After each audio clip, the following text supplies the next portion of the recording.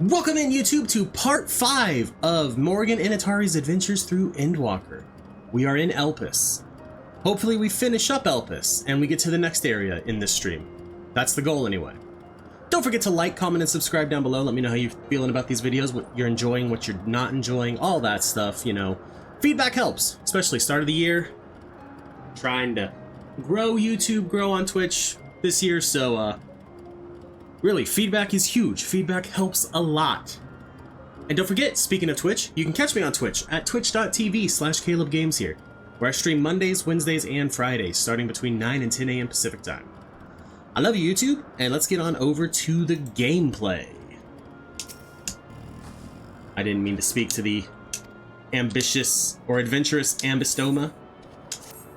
Ponder, warrant, cherish, welcome. That's the wrong capture. There we go. Let's cover that chat box. There was nothing in it, but... Well, we mustn't keep the others waiting. Let us return to Anagnorisis. Okay. Let's just get on our bike. It'll be that much quicker.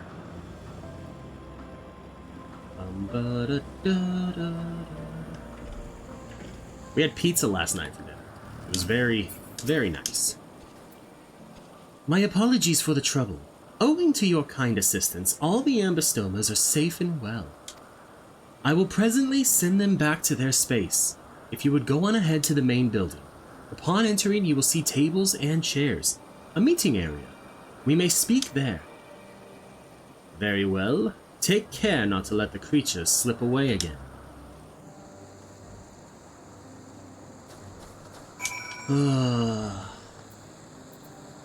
Must Hermes inconvenience Emmett Selk so? All he wants is for... I'm trying to find the voice range for him, and I'm just not doing great. It's worth a shot, though, right? Oh, shit, we can actually go in this building. I had forgot about that. Well, Mr. Selk, what'll it be? What are you buying? This appears to be the place. It does indeed. And here is where we part ways. No. We will be discussing highly sensitive affairs. Only a select few may be privy to such knowledge, and that does not include someone who cannot or will not divulge their origins. Interesting. What? Will I have to remove you by force? I want to see you try, old man.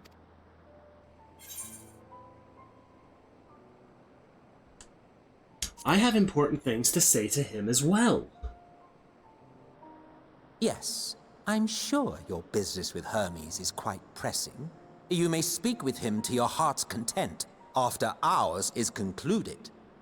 No. I do not object to her attendance. Ha! Fuck you, Emmett. Hermes, this is highly irregular. Perhaps, but I believe she can be trusted.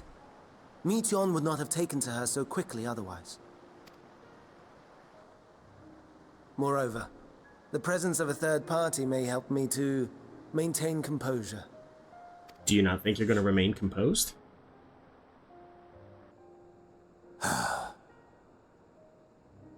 As you wish, then. Behave yourself, do you hear? Bro!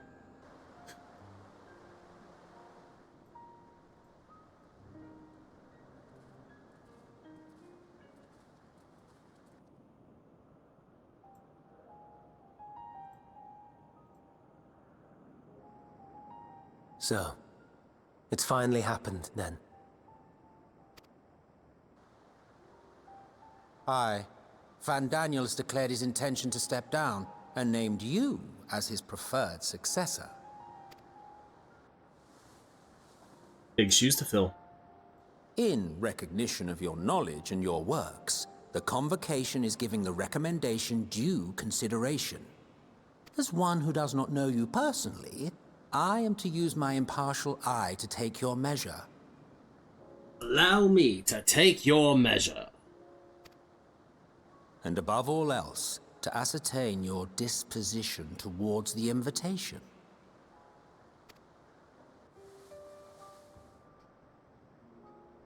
I understand that you and Fandaniel are close. He himself was once chief overseer of Elpis after all. I should not be surprised if you knew before anyone else that he wished to relinquish his office. I did. He told me that when he fulfilled his purpose, he wished to pass the torch to me. A torch you seem none too pleased to accept. Are you so averse to serving on the convocation? Why you gotta say it with such a smile, Emmett? No, it's not that. Then what is it, Hermes? For a humble researcher like myself to even be considered is an honor beyond words. No. What troubles me, what I struggle to come to terms with, is the very fact that Fandaniel is stepping down. Oh?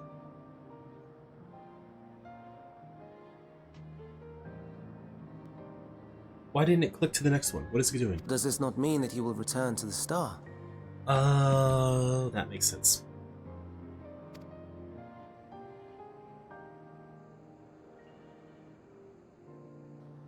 Of his own volition, yes, like so many others have before him.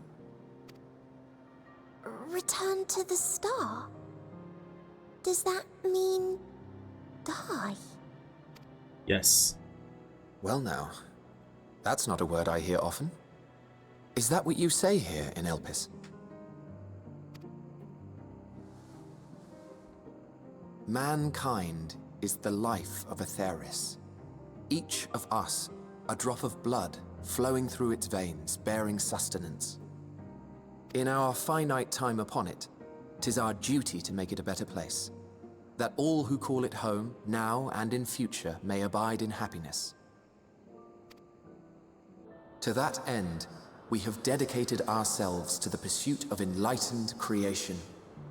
And by our efforts did we transform this once untamed wilderness into the peaceful paradise you enjoy today. To return to the star whence we came is a privilege afforded to we who have so loved and nurtured it. A choice embraced by those who have lived their lives to the fullest, in service to our world. And when they depart upon this journey, it is beautiful, always. The 14 are no exception. 'Tis believed no occasion is more felicitous than the fulfillment of one's duty. Our office becomes our lives, and to retire is to return, or so the majority of us hold. Some few have elected to eschew custom. Oh? Mayhap you feel Fandaniel's deeds do not warrant his return. Yet you should know his accomplishments as well as any. During his time, he conceived of countless outstanding concepts. And channeling the wealth of experience he attained here in Elpis, he brought forth many new specimens. Hey! Thank you for the resub, Dr. Shrew. Matt, Happy New Year to you as well. Once again, when you resub, Bay is on screen.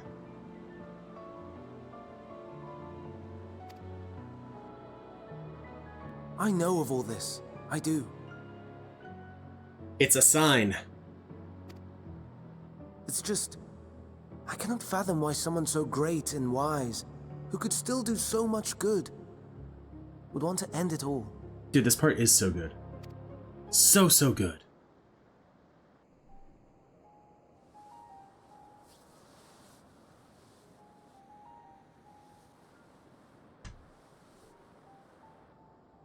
Etion's clearly uncomfortable. No.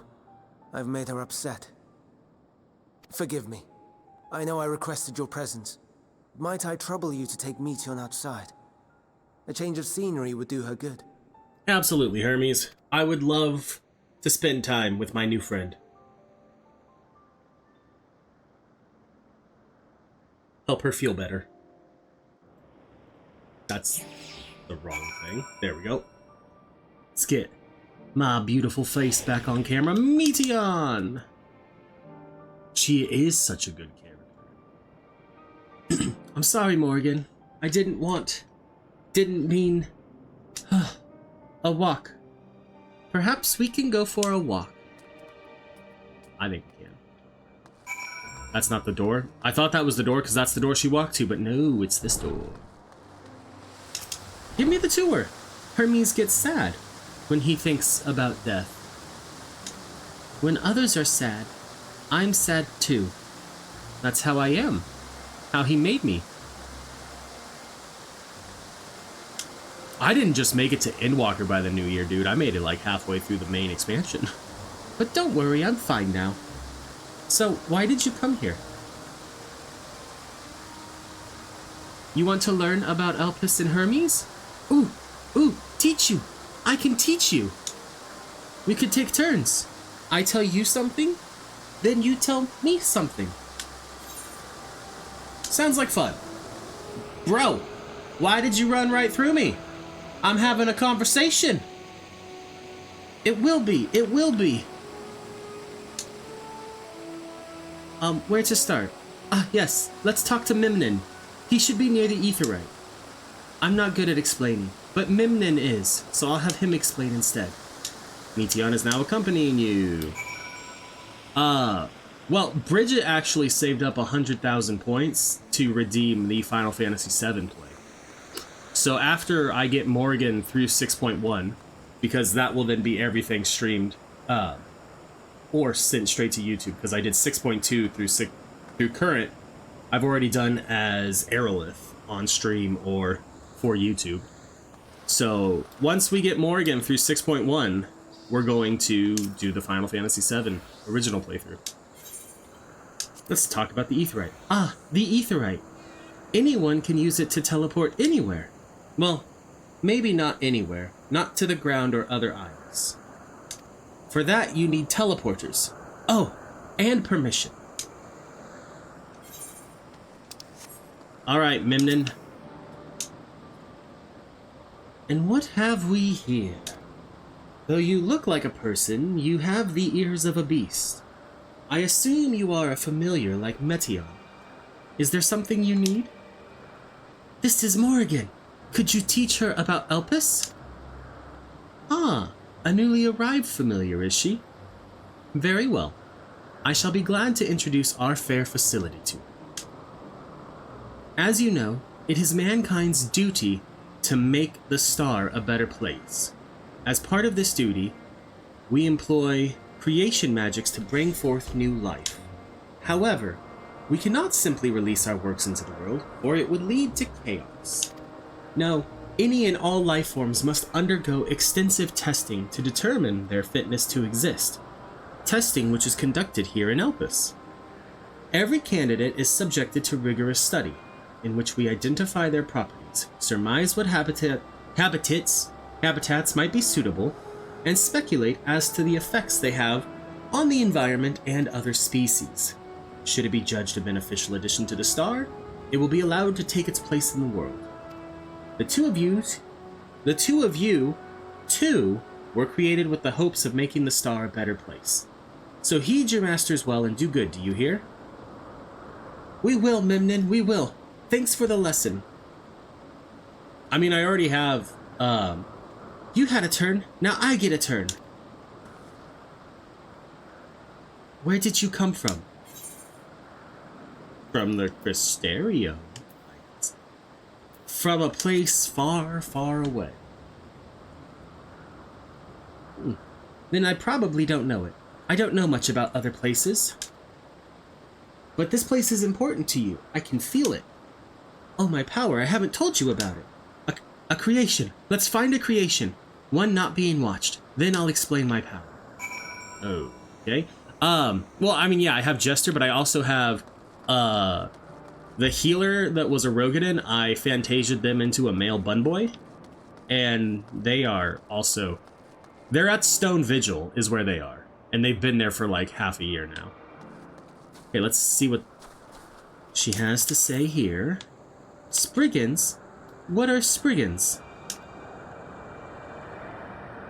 Well, they're the things that I can't get my camera to look at.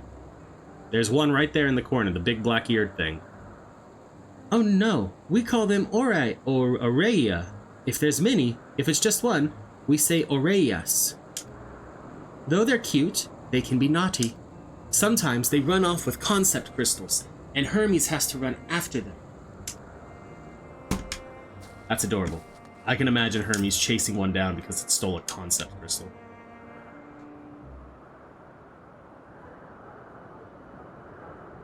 This thing looks angry.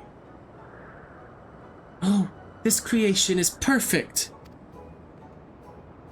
But I don't remember seeing it before. Perhaps it's new. Anyway, I'll try reading its mind. That's my power.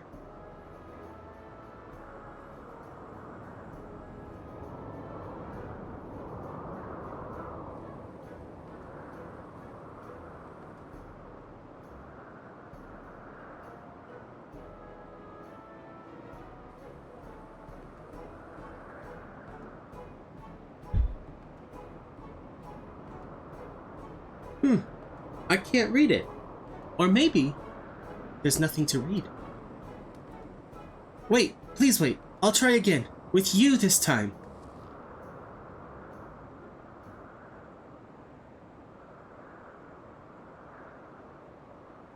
Greetings. Can you hear me?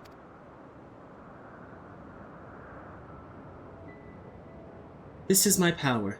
I can read the emotions of those around me and project my emotions to others in return. I am not actually speaking to you in your mind. Rather, you are converting my emotions into words and intentions, a process performed subconsciously by intelligent life forms. This ability is vital to my mission, for it allows me to interact with intelligent beings even should they communicate via unknown languages or other nonverbal means. As a consequence, I am clumsy at speaking. Yet though I struggle to express myself in this fashion, Hermes wants me to speak as much as possible, for everyone has thoughts and feelings that they may wish to hide. I harbor an affection for you, one that is difficult to define. Aside from the fact that you share common traits with us, your thoughts are complex, prismatic, like the good, augments in TFT. They draw me in and leave me wanting to know more. Yeah, sounds about right, then. Out of respect for your privacy, I will refrain from using my power when speaking with you. Nevertheless, I want you to know that I wish to be your friend. This song is so good. If you are still here, Matt, it's Dynamis on the soundtrack. Did you hear me? Good. Now it's my turn again. So, what are you good at? I am good at fighting. Particularly making every enemy want to fight me alone. Oh, fighting. That must mean you're strong. And this one's also good. This one is called The Last Stand.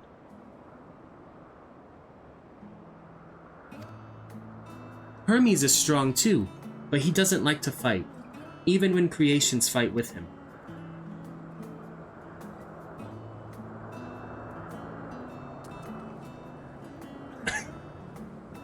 This bird, man! I think we might be bothering it.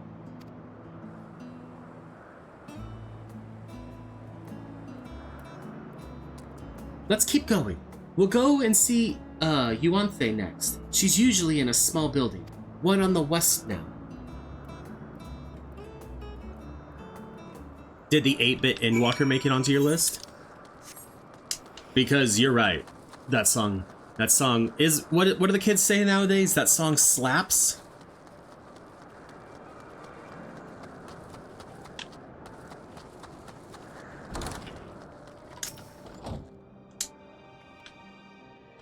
Well, well.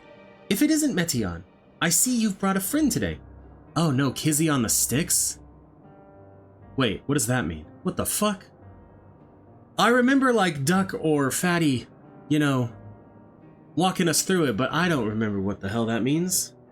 It sounds bad. It means no cap. Oh god. Which that means true, because cap means like, nah man, that's fake. Well, well, if it isn't Metion, I see you've brought a friend today. Greetings, Yuanthi. An apple. Could you make an apple?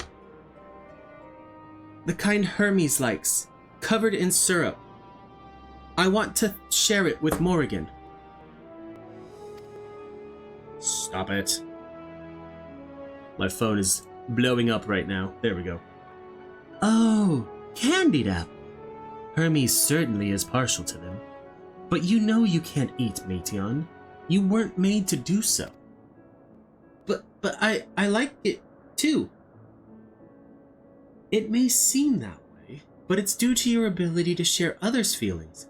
You've taken Hermes' likes for your own. In any case, I can't prepare an apple right now, but I'll bring one for Hermes soon, I promise. I wonder if he ever gets that apple. I'm sorry, Morrighan. I wanted to show you my favorite thing. Then I could ask about yours, but I failed. I'll tell her what I like. What I really, really like. Oh, that's what you like.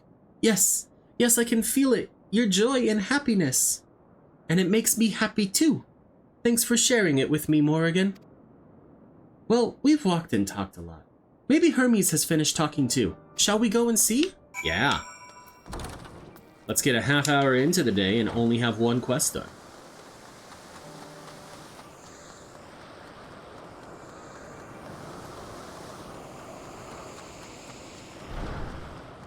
Hermes! Ooh, voice acting? Do we get to hear... Nope. There you are.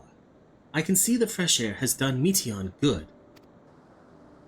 Morrighan wanted to learn about you and Elpis, so I taught her.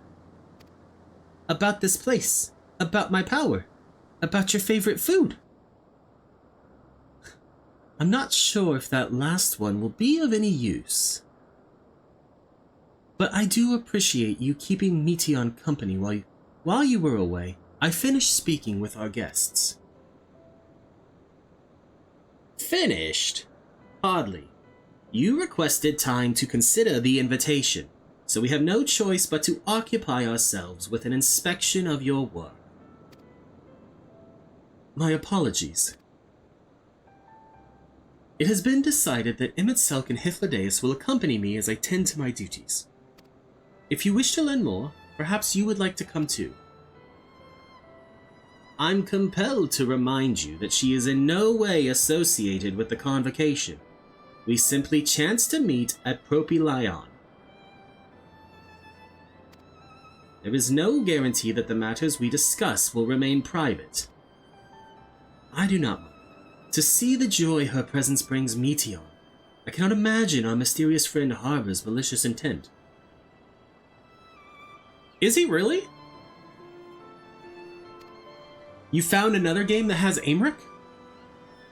Morrighan is kind. Really. Truly. She taught me as much as I taught her. You're coming, of course, to watch Hermes. You're bound to learn lots and lots.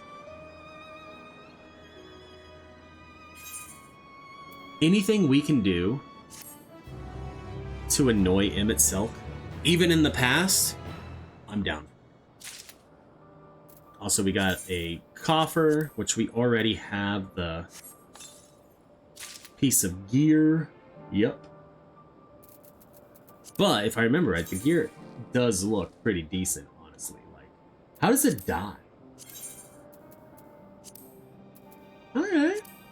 That's not bad. I might keep that as a glam. Welcome in, Eka. Thank you for hanging out and stopping by.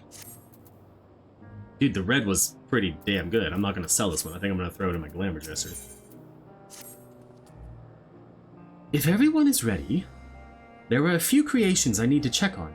First, we shall return to the spot where we found our wayward ambystoma. Where'd my mouse go? I put my hand where I thought my mouse was and clicked, and there was no mouse. Have care when you step outside the hub, for there may be more unruly creatures about. Well, thank you. I appreciate that, and I appreciate the follow. I like to try and do character voices, but, you know, it's all in good fun.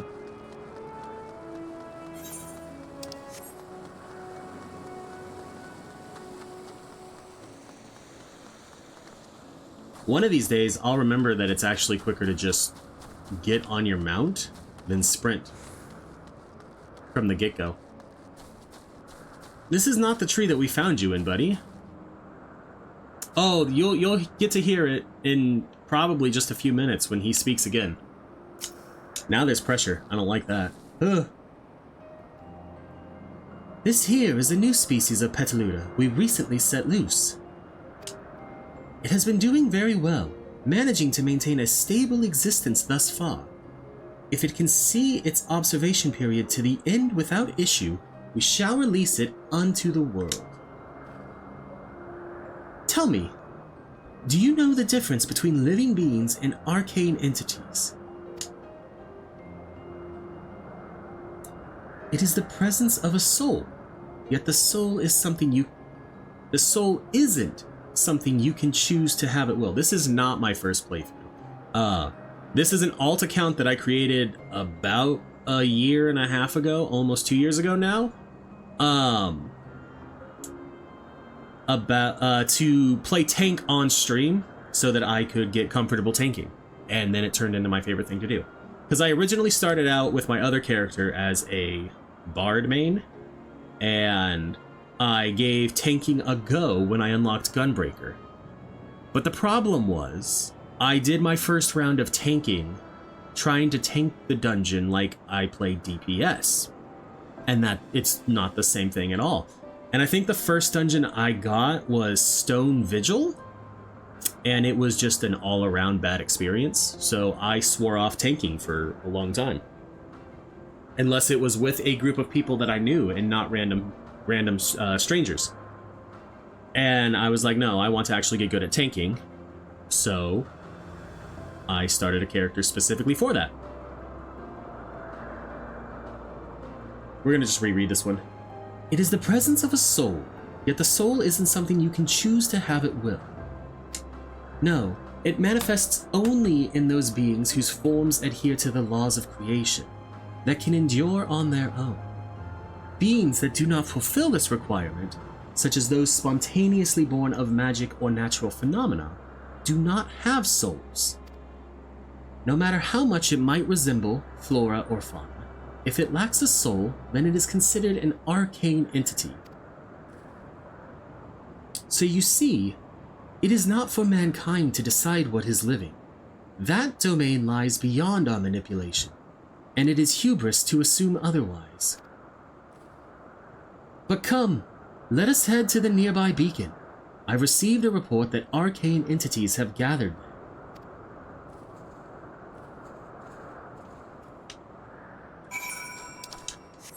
And I think I originally started, or decided to make this character because my wife got the game and she wanted to tank. And I wanted to be able to help her, like, learn it. And so I was like, okay, if I'm going to help her, I need to make sure I know what I'm doing. And so that's why I went that route. And then by the time, you know, I got like Paladin up to 60 and then picked up Gunbreaker again, I was like, oh, I see everything I did wrong, you know, like not using a single mitigation. Ah, yes, Lightning Pneuma, just as the report said. Although we call this structure a beacon due to its form, it's in fact a magical device. By manipulating the balance of elements, it keeps the isle airborne and maintains its climate thereupon. In the course of its operation, it often sees an internal shift towards a given element. Matt, I think that's what we did though, because I'm pretty sure you were running DPS for me. And I think we kept saying the healer wasn't healer. Like, we never said it to the healer, like we were in a voice chat and we were just bitching back and forth to each other. In the course of its operation, it often sees an internal shift towards a given element. Right now, that element is lightning, which draws the Pneuma here to replenish their ether. It appears Meteon is busy. Would you care to assist me in her stead and feed the Pneuma? By using this lightning converger, you can harness ambient lightning and focus it into a ball. A veritable feast for our dazzling friends. Go on, give it a try. Oh, did I miss something that I was supposed to respond to? Oh, no, sorry. You were saying I can reply back when I finish reading story. I mean, I can, but... Do I use it here, or do I use it on one of them? I'm gonna assume there.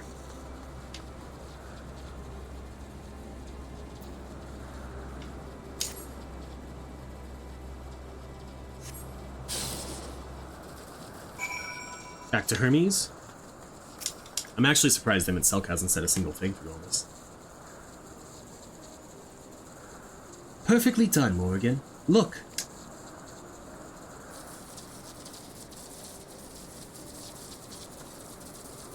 See how they gather to feed, how they express themselves through their actions despite their lack of words.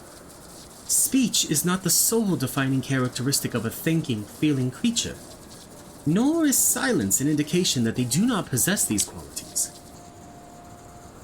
Be it a soulless arcane entity such as the Pneuma, or an ephemeral life form such as the Petaluda, all seek to perpetuate their existence, to survive. Is Meteon a living being?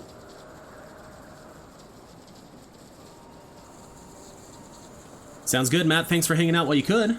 I appreciate the alert. And you go enjoy Dark Souls and Amric's voice actor in another game. A good question. I can answer it from a theoretical standpoint, but ultimately it falls to the Bureau of the Architect to pass judgment. Which is what Hythlodaeus seems to be doing right now by talking, trying to get a feel for it.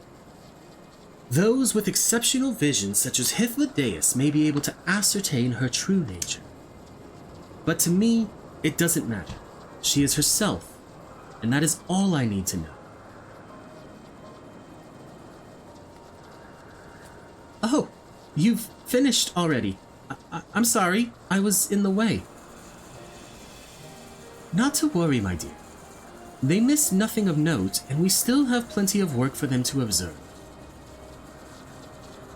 Next, we will head east to the Morning Dew.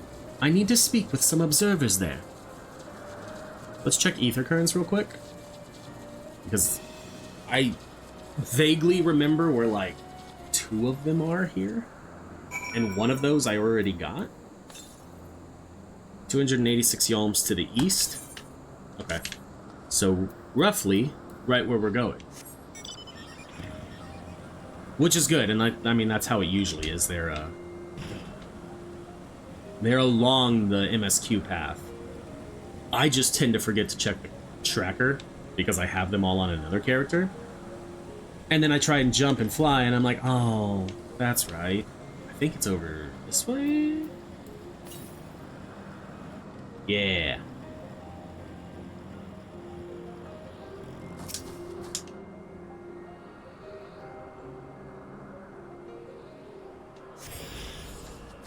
Okay.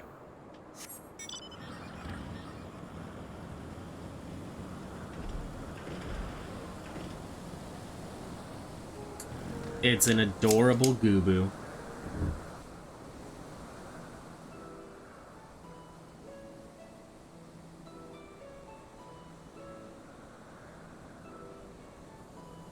Amazing, is it not?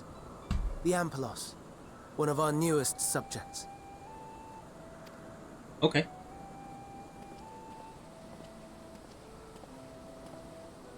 So, how are we coming along?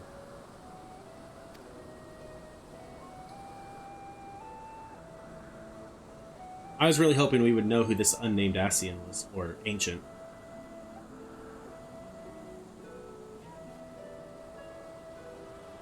Oh, the Elpis flower!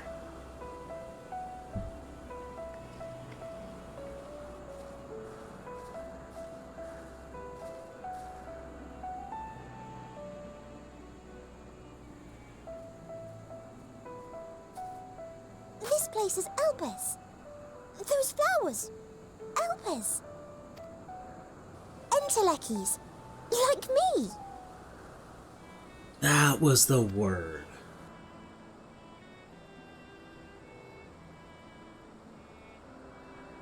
They are a product of Elpis, and so named for their birthplace.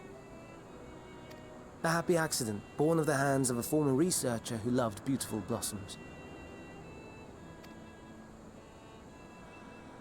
Unique for how they change color, to reflect the emotional state of those nearby. I actually think that's really cool. Though be it here or elsewhere, they are seldom seen in any hue save purest white. Well, what if I told you I have one that is pretty much always seen in gray? Reflect the emotional state, you say? By what means do they achieve this?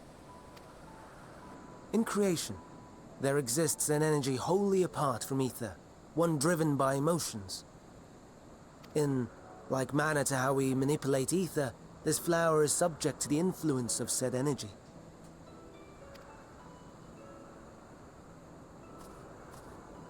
While it has no will of its own, it is sensitive to the prevailing emotion in the vicinity, and reacts by altering its color and vibrancy.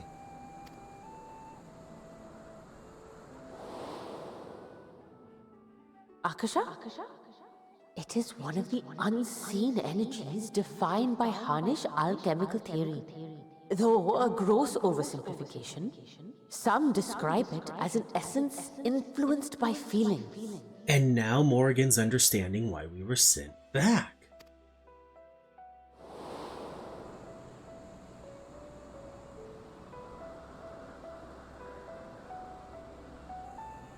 Akasha.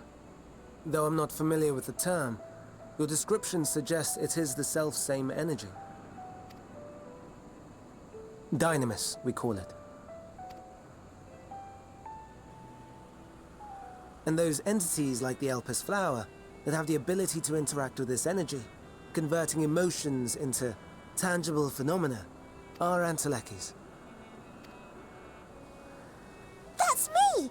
That's me! An Enteleki! That you are, my dear. And no ordinary one at that, but the first possessed of free will. Wait. A form of energy other than ether? Dynamis? I've never heard of such a thing.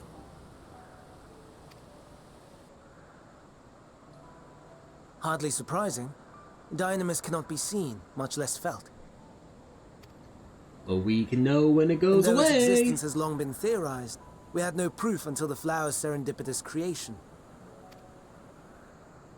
What's more, Dynamis is far weaker than ether. Under normal circumstances, its effects are drowned out by the latter, on account of which, beings comprised of and reliant upon the ether, like you and I, are unable to make practical use of Dynamis. 'Tis a truly esoteric thing, known to but a select few scholars. Sounds like current day still. Intriguing. Then, given the limitations you described, why create Neteon?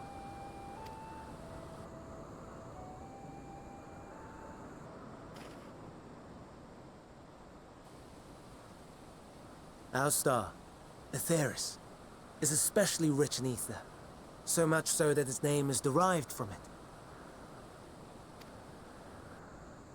However, when we consider all energy in existence here and in the vast space beyond, Dynamis may account for as much as 68.3%. The more abundant form by far. Were we able to control it, we could open the door to limitless possibilities.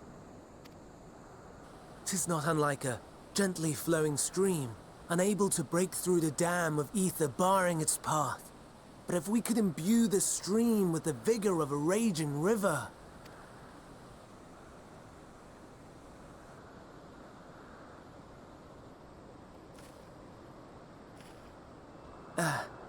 Not that I have such grand ambitions. You sure? Nay. I merely wish to create a being that could traverse the great expanse.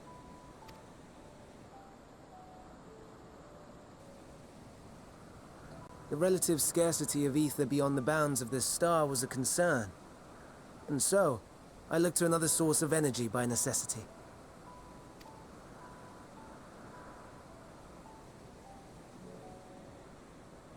That being Dynamis. No wonder her ether is so thin. Precisely. Yours is thin too.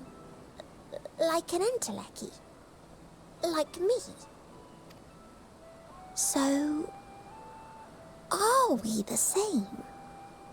Endwalkers. Does it give me an option? I don't see why I couldn't be one. I have been known to transcend my limits with nothing but determination. If I'm thin, it's because M itself didn't do a proper job. We're going with the funny one. Anything to annoy M itself. Well, aren't we ungrateful? Mayhap I should revert you to the pathetic, faded thing you were. A deficit of ether alone does not an Endwalker make. It would, however, make it easier for you to interact with Dynamis. Okay. And limited though its influence may be, this quality could prove the difference between victory and defeat. You do well not to underestimate it.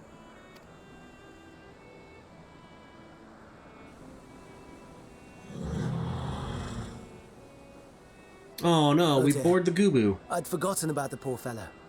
You must excuse me a moment while I go and verify a few more things. I need to go use the bathroom really quick. So, as this cutscene ends, me complete the quest, bring my webcam back, and we will be right. I'm gonna wait for it to actually get to the screen. Okay, just wanted to make sure there wasn't like another cutscene hiding there. Okay.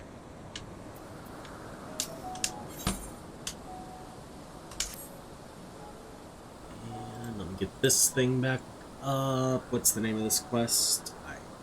It's the one that we get from M itself, so probably their greatest contribution. Not that I or anyone else would be able to make use of it, even if we knew. But it irks me to discover that there is an entirely different form of energy, and no one told me.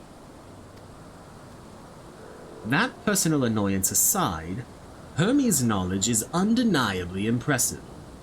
Given that there are none among the 14 who specialize in the Celestial, he would be a welcome addition. Assuming he can be persuaded to join, that is. I still can't understand his hesitation. Why did you join the convocation, Emmett? Oh, you wish to know why Emmett Selk was chosen for the convocation. I should be glad to share the tale. It began when... Not another word. Lest you've forgotten, we're to learn about Hermes, not me. My misspent youth is not your concern. It kinda is, though, Emmett. I really want to... Hold on. I can talk to you again. What do you got? What now? I want to learn about the convocation. Tell me. Tell me more! If you would accompany us, I suppose you should at least know that much. The Convocation of 14 is a governing body that determines myriad policies. Our goal is to ensure that all is right in creation, that our star may know a brighter future. As the name suggests, the Council is comprised of 14 offices, each of which is held by an individual chosen for their surpassing abilities. Depending on the office, one is required to either be an authority in a certain field or possess skills that would facilitate the performance of their stipulated duties. The former category includes Mitron, specialist in aquatic life, Logrith, specialist in terrestrial life and husbandry, Halmarut, specialist in fungal and plant life, Emeroloth, specialist in medicine and healing, and La Habrea, specialist in creation magics, who has brought forth phantom beings of the highest complexity. As for the latter category, there is Ultima, advocate of the arts, Igiorm, champion of enlightenment and rhetoric, Hashtarot, preserver of discipline and order, Imit Selk, keeper of the ethereal realm or underworld in the vernacular Fandaniel, pursuer of extant phenomena, and Azim, traveler of the world and counselor to the people. What? Should I be revealing such details to you? Don't be silly. Even children know this much, and you would do well to remember it all. Alright, that was a lot. My apologies for the wait. I have inspected the Ampelos to my satisfaction. All is well with the creature, and I dare say it won't be long ere it is released unto the world. Another creation, however, reportedly isn't faring so well. The Charybdis. That is what we shall attend to next. If you would follow me, my friends, we shall return to the main isle and head north.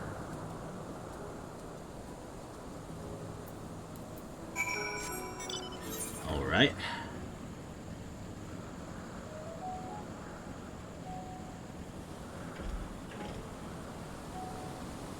I don't know why the first time I played here, because you've never been able to just drive off the edge or run off the edge. Like, the game has invisible walls like this. I was terrified that I'd be able to do it here.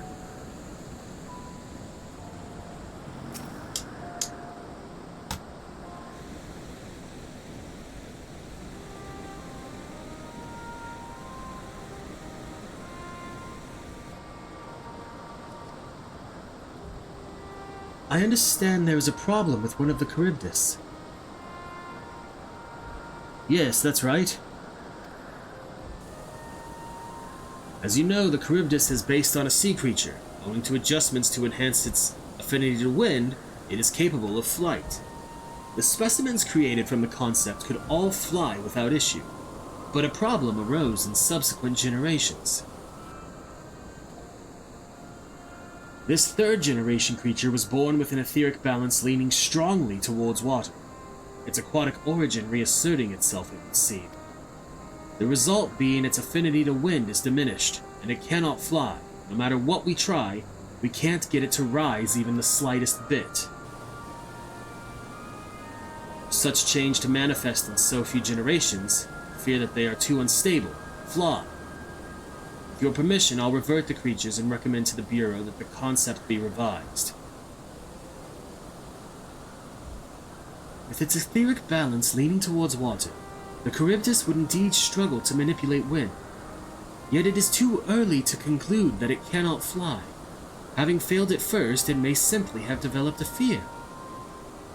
I shall transform and fly with it, helping it to manipulate wind until it finds its wings.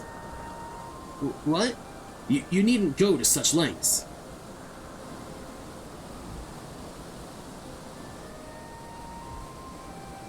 You don't know? Oh, but of course not.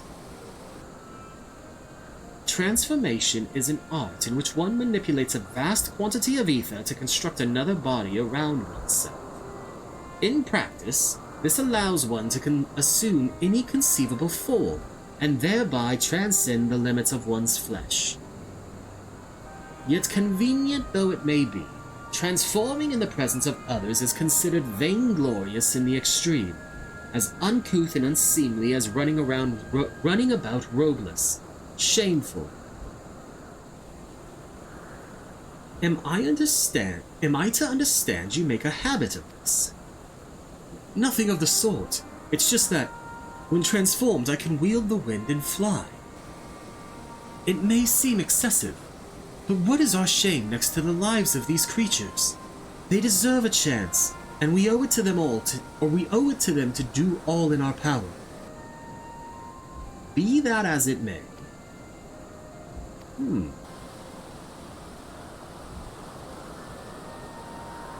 Yes, I believe I have a solution. Itself, may I trouble you to move that Charybdis away from its fellows, somewhere out of sight? The look it just gave it.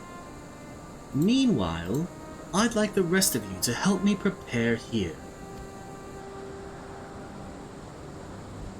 What mischief are you scheming now?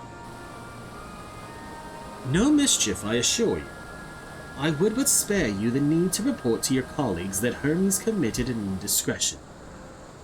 So have a little faith and run along.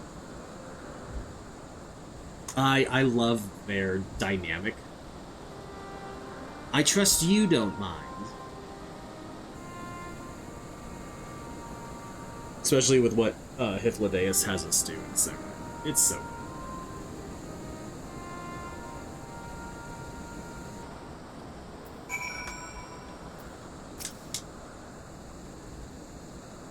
Imit's Silk is out of sight. Good. Let's speak of the plan. It's a stroke of genius, really. We have Imit's Silk train the Charybdis.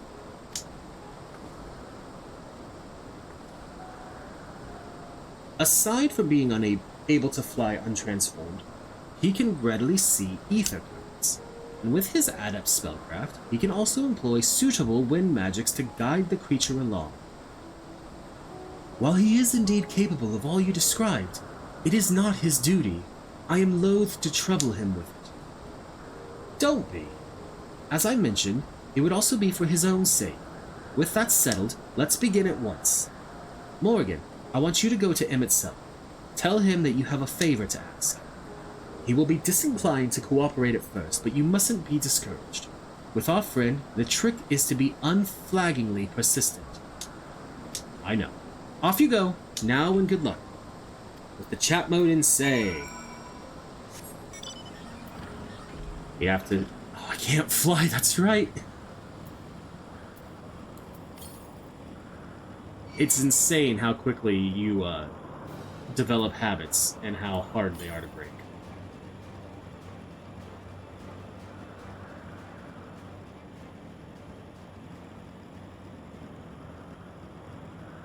All right, Emmett.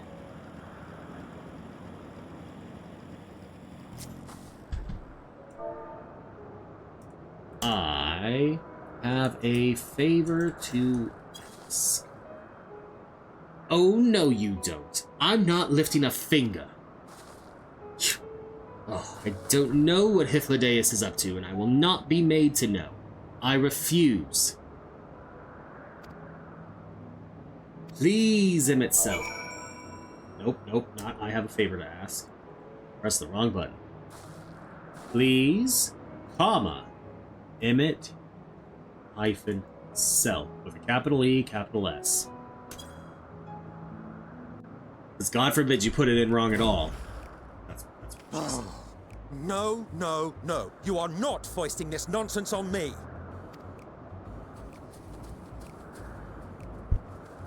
I'm given to understand you have the power to help the Charybdis, and should be quite willing to do so.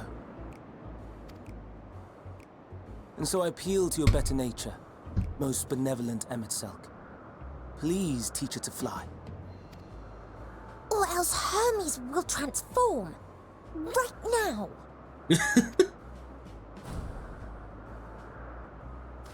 Now, there's no need to go quite that far. Altruism is its own reward, as I'm sure he would agree. I doubt that highly, but okay.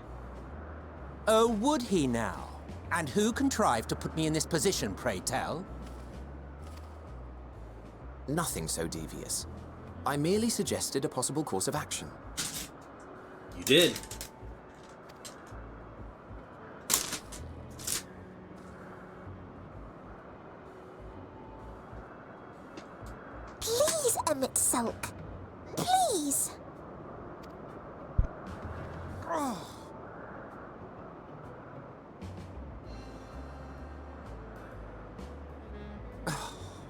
not come all this way to play nursemaid to your creations.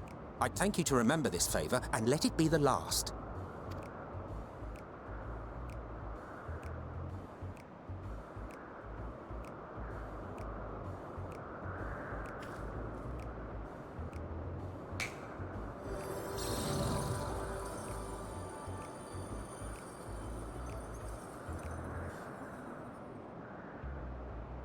I will aid it once it has taken to the air. It falls to you to shepherd it skyward.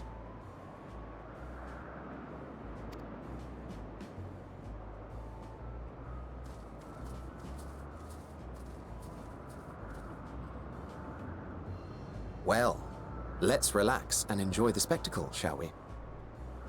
Hell yeah. This will be good, Hythlodaeus.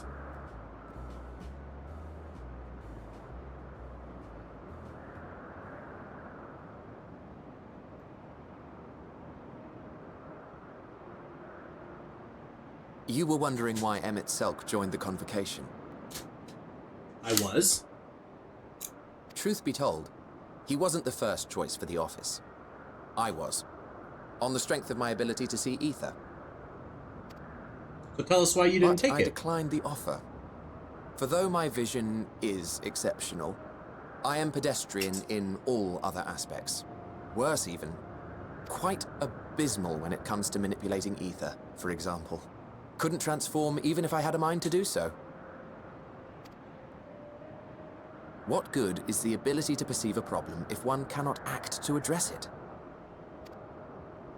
Emmett Selk has no such shortcomings. He excels in vision and manipulation both, the latter to an extraordinary degree. If there is a mage more powerful, I do not know of them. Y'shtola. Because she helped us kill him. Thus did I recommend him for the office in my stead. And I wasn't the only one. Far from it. Countless others vouched for his skill and character. People the world over, to whom he had previously lent a helping hand. Oh, how surprised he was. Claimed he hadn't done anything remarkable for anyone. Modest to a fault. He deserved every bit of acclaim he received. Yet he may well have gone unappreciated were it not for a mutual friend. A singular soul who can't help but involve herself in the business of others. Where she walks, excitement is certain to follow. Her antics irritate Emmett Selk to no end. But much of his grumbling stems from genuine concern. That's why he can't stand me. When our friend calls, he never fails to answer and lend his talents.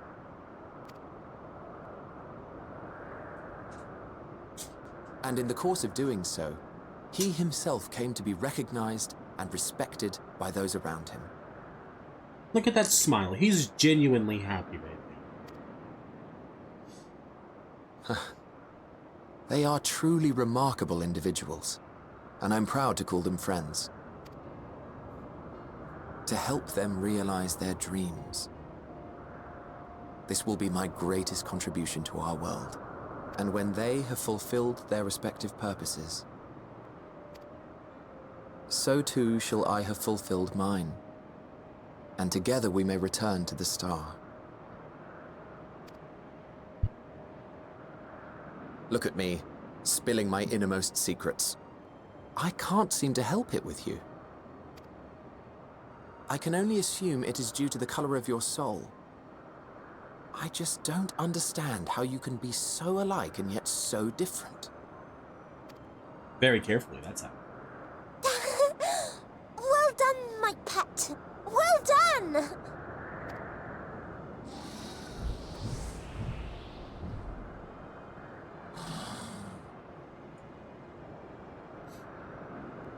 Ah, yes.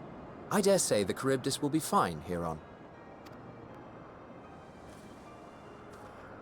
Why don't you go and signal to Emmett Selk? Let him know that his arduous task is at an end. Yes, let me yell at him. Tell him to come back down to Earth, O great and benevolent Emmett Selk.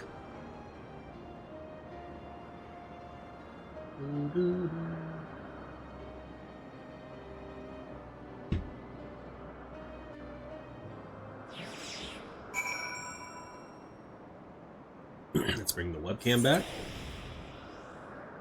Alright. Slash wave to emit self from the edge of the aisle. Can I target him? No, so we just stand here and wave!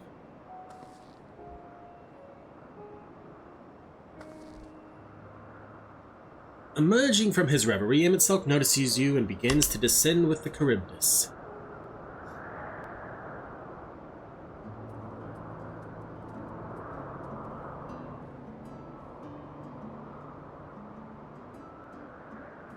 I have no words to express my gratitude. Thanks to you, the Charybdis has learned to fly.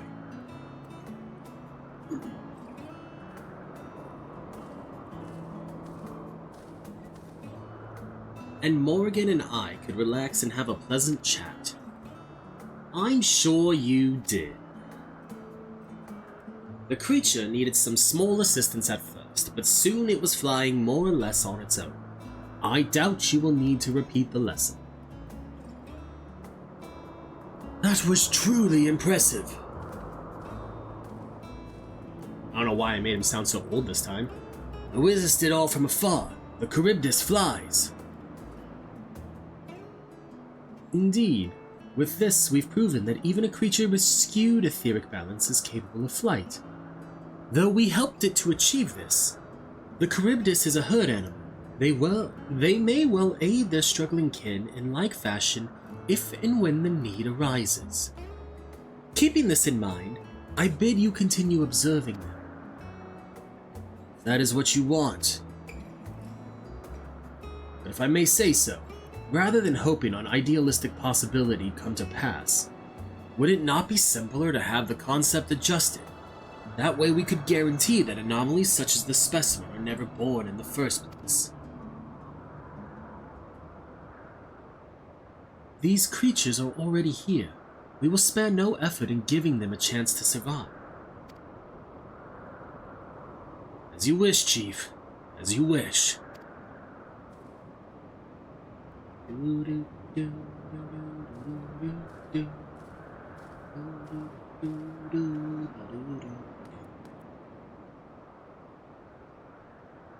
Hermes?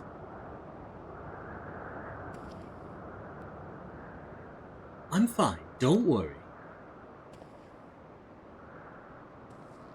Well, that concludes all of my present tasks.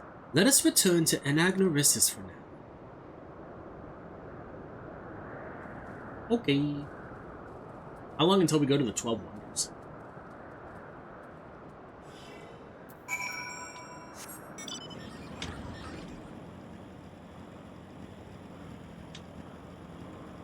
Probably actually would have been quicker to just teleport. But, oh well.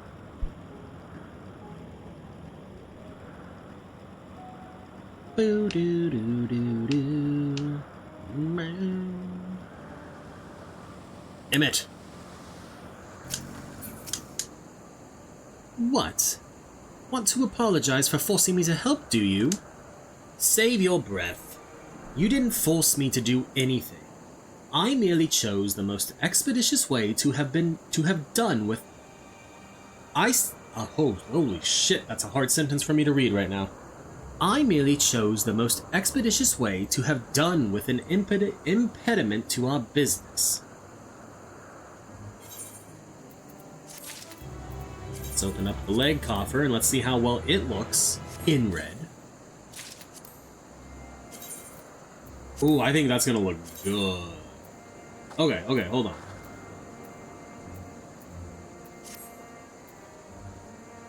Save.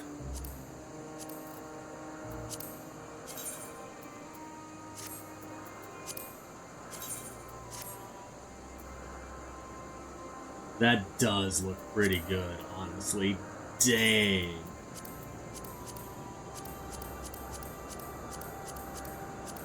Even some of these greens look good. What about the blue? Okay. Okay.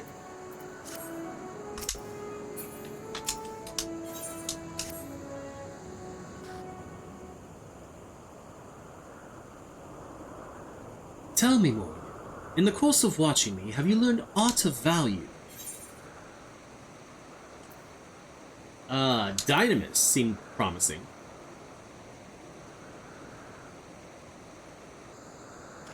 Dynamis, you say? Curious that such an obscure phenomenon should be of interest to you.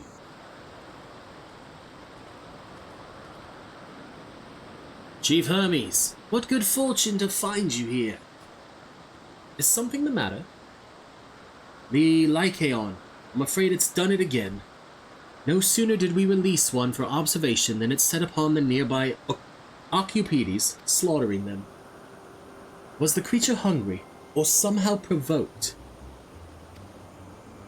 I had just fed them myself, and the Occupides were keeping a wide berth. It is the nature of the Lycaon that is to blame, their innate viciousness. Temperament aside, it is an outstanding creation, perfect in form and function. Though it may not be suited for release, I have no doubt that the Bureau will accept its concept for preservation. In any case, there's no point in postponing the inevitable. Doros will revert them all once the paperwork is in order. Where is the scene of the incident? Just off the path to the 12 Wonders.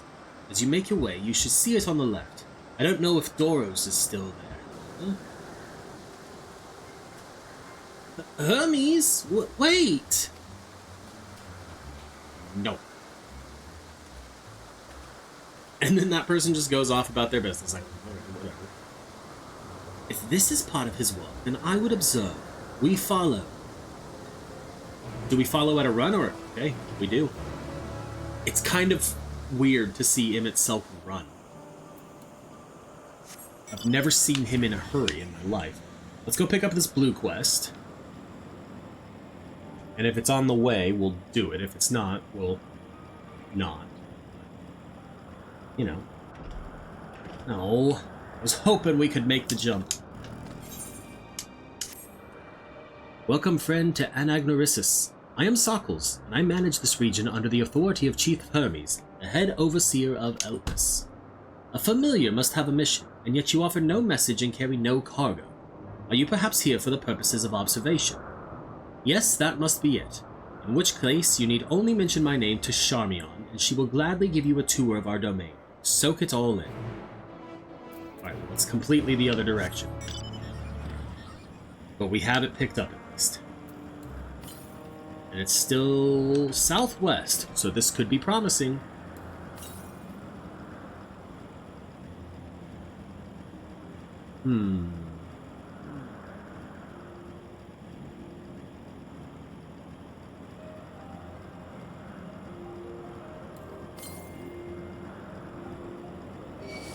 Straight to... Oh, that was... That...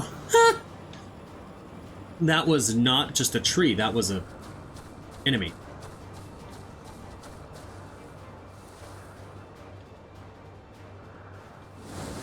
Why? That wasn't even aimed at me. You just wanted to... Okay.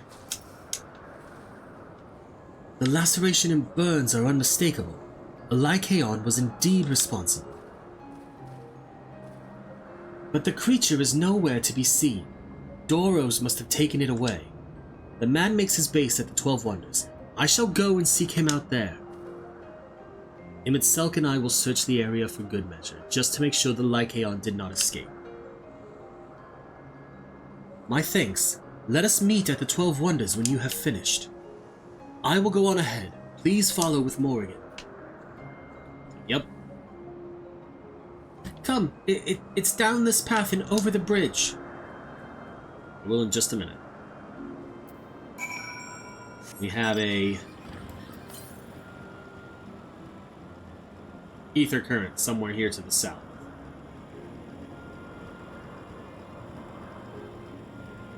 Holy crap, how far this way do I have to go? There it is. Oh, come on. Hit! There we go.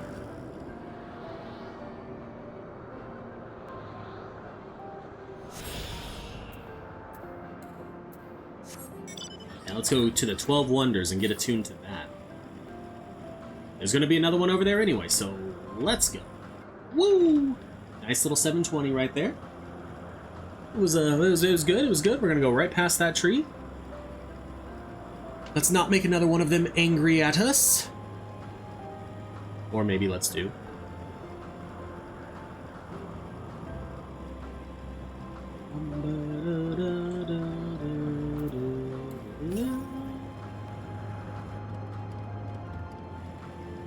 Oh, it's right up there. This is number 4? 1, 2, 3, 4.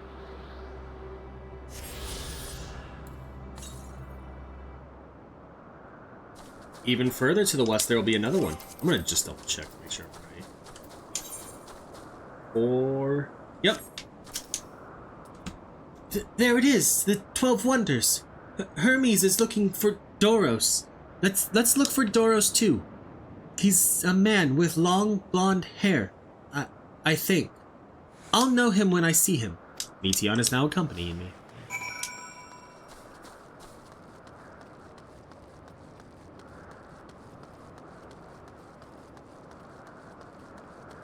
It's not gonna be the dark-haired man. It's not gonna be the blonde-haired woman.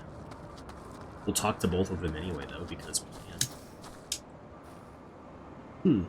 If you're with Meteon, then I assume you're on a errand for Hermes. What can I do for you? Sorry, wrong person. We're looking for Doros. Ah, I see. We do have similar hair, so people mistake us from afar. I hope you find him soon. Once I get back and record today's results, I should finally be able to put that report to bed. Not Doros. His hair is long, but the color is wrong.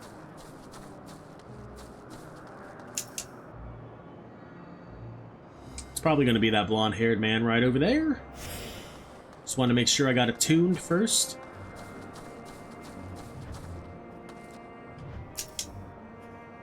Doros! That's Doros! Well now, if it isn't Meteon, what brings you here?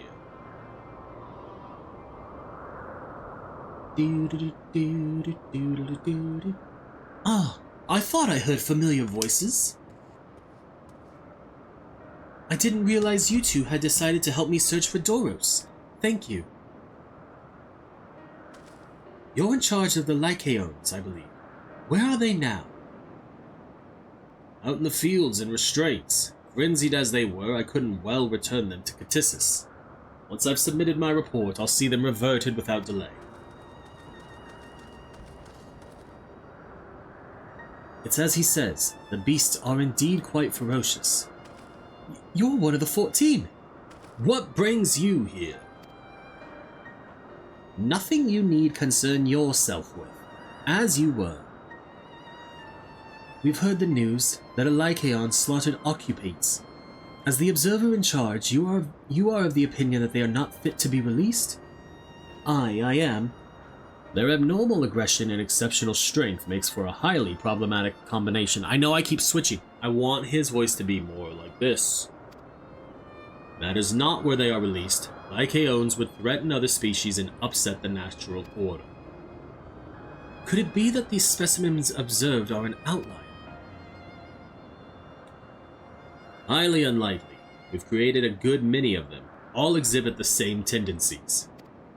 Even when we used Kairos to begin with a fresh slate, their behavior was unchanged. Kairos? A memory reconfiguration system. The Chief himself created it. It allows us to erase or alter memories that we may observe creations in different environmental conditions without needing to remake them from scratch. Quite impressive, and potentially dangerous. Depending on the intensity of the etheric emissions, Hashtarot may wish to have words with you. Rest assured I've kept all values within prescribed limits, and to prevent misuse its applications are limited to those authorized by the Chief Overseer. Do not misunderstand. To manipulate a subject's memories is an intrusive act I deeply abhor, but it is still preferable to execution. Come now, Chief. Let's not be so melodramatic. What was born of ether is simply being reduced to its original state. I know the distinctions concern you, but we mustn't lose sight of the bigger picture, making rational choices for the sake of a more prosperous star. If a creation cannot be properly studied, even with the aid of Kairos, we remake it. If a creation is deemed a detrimental existence, we unmake it. It is all for the greater good, and none question the necessity of such routine processes. I understand these things, I do. I would never think to unleash a clear and undeniable threat unto the world. Yet, insignificant though their individual lives may be next to all creation, it is all the Lycaons have. Before we seal their fates, we owe it to these beings to exhaust all options, to ensure that nothing has been overlooked. If you insist, let me provide you with a full report and we may take it from there. I do insist. Would it be possible for us to attend the discussion, that Emmett Selk may better carry out his duties? By all means. Pray show them to the meeting room.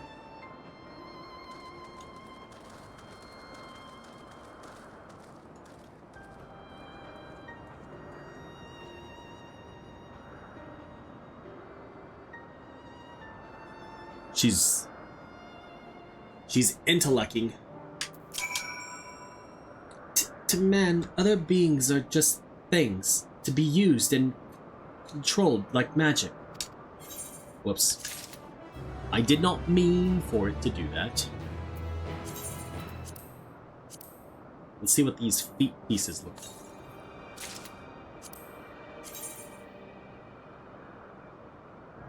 like. Alright.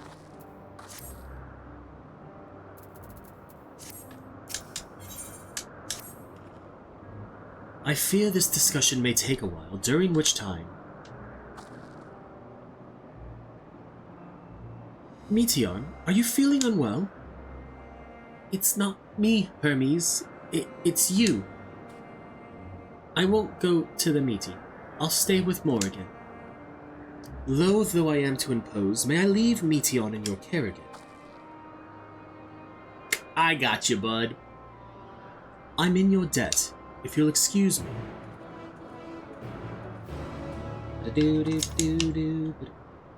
Can you help me with something, Morrighan? The meeting will make Hermes sad. I want to cheer him up with a flower. Hermes likes flowers the most, of all creations in Elpis.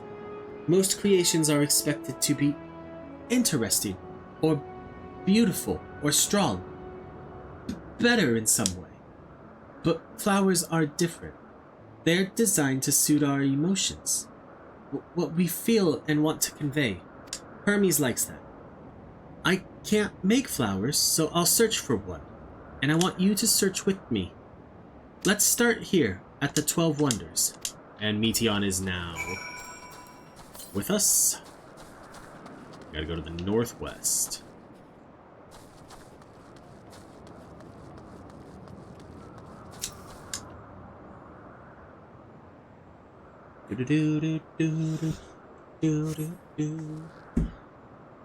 Vibrant purple flowers, bigger than your hands, adorn the trees. Oh, so big and bright. I love them. But they might be too bright. You have to think of the recipient. That's what Hermes said.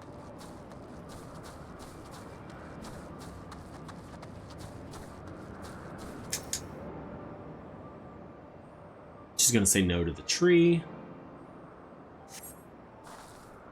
A tall, slender tree rises before you. You crane your neck to look for flowers. No flowers. If there were apples, we could have covered them in syrup. Let's head outside next.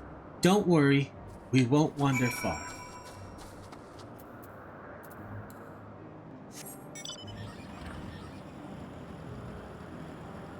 To the flower bed.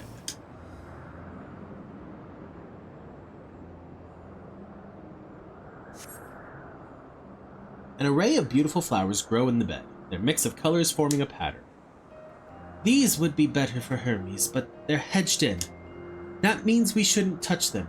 They're either under observation or poisonous. You know how many times I've just jumped through and ran through those? I now wonder if I should have thought better. Oh, it's a Ked trap.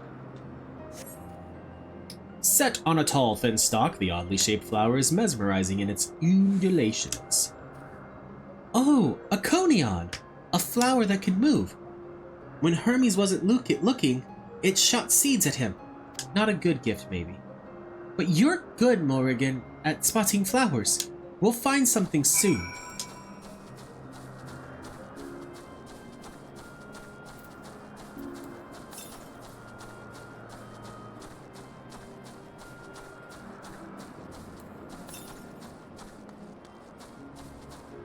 It's gonna be somewhere right over there that we're looking for our ether current.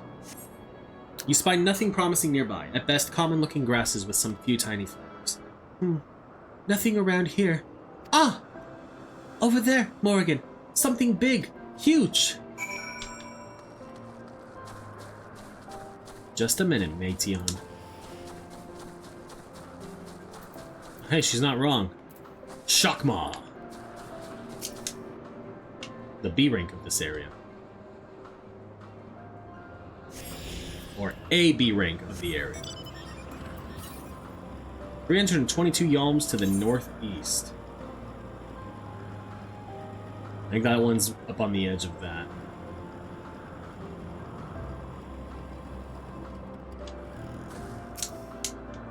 Malodorous grass.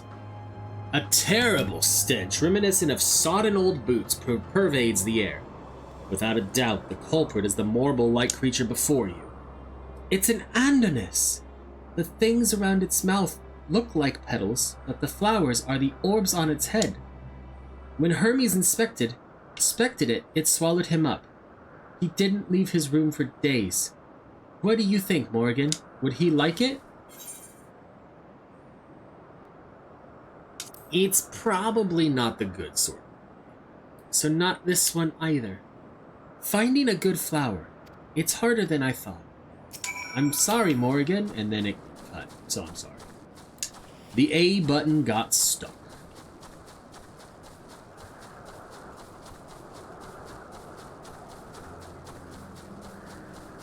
Lush fields.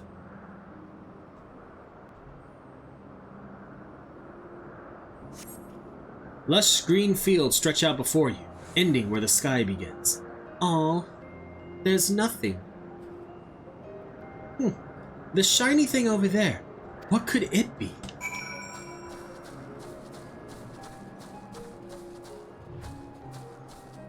More Elpis flowers. I wonder if these are always here.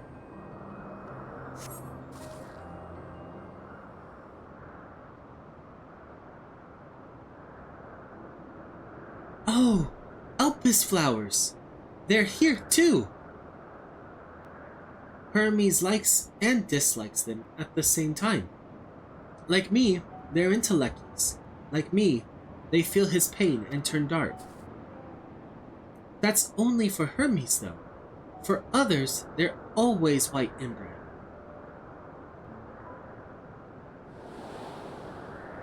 Not always.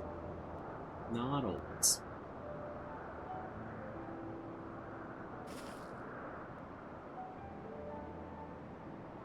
Truly? The flower was dark in your home? Then, do you have it too? A dark emotion?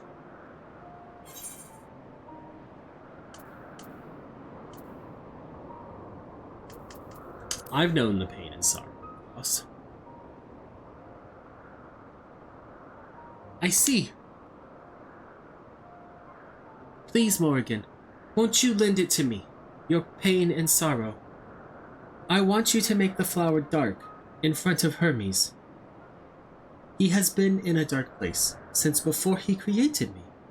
He needs to know that he isn't there alone, that others are sad too. Pfft, I got you. Truly? You'll do it? Yes. Thank you, Morrighan. Thank you. It means more to me than I can say. I can't wait to see how Hermes reacts. Let's go back and fetch him. Woo!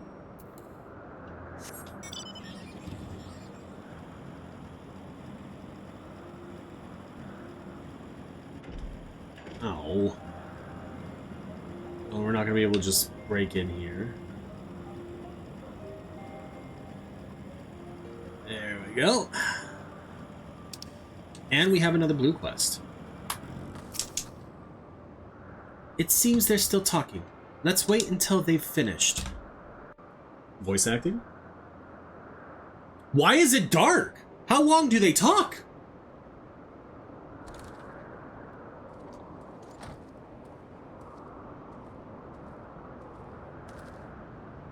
Hermes!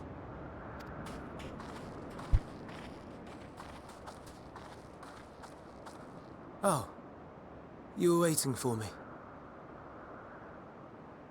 Yeah, bud. You've finished talking? Yes, we've come to a decision. It's not a decision you like, though. I can hear it in your voice. My thanks for keeping Meteon company. Yeah, bud. I got you. Selk and Hythlodaeus have already retired to their rooms. There is room for you too, if you would follow me. Wait! I want to show you something first.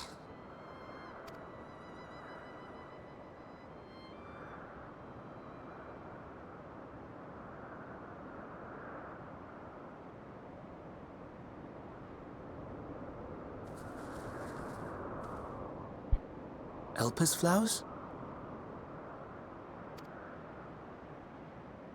Go on.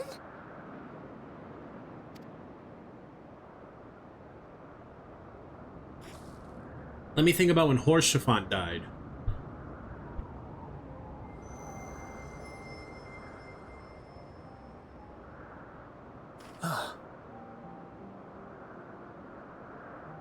You're not the only one, Hermes. Others feel sad too. You're not alone.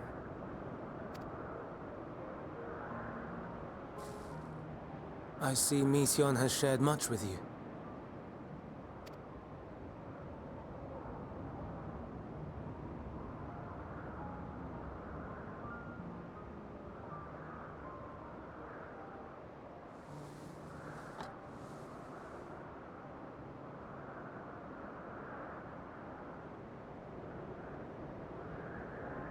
May we talk a moment? Sure, buddy. What's on your mind?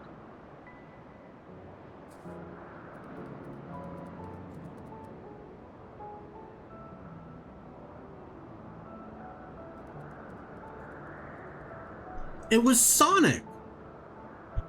I do not think it wrong that we live for the star, that we strive to make it a better place.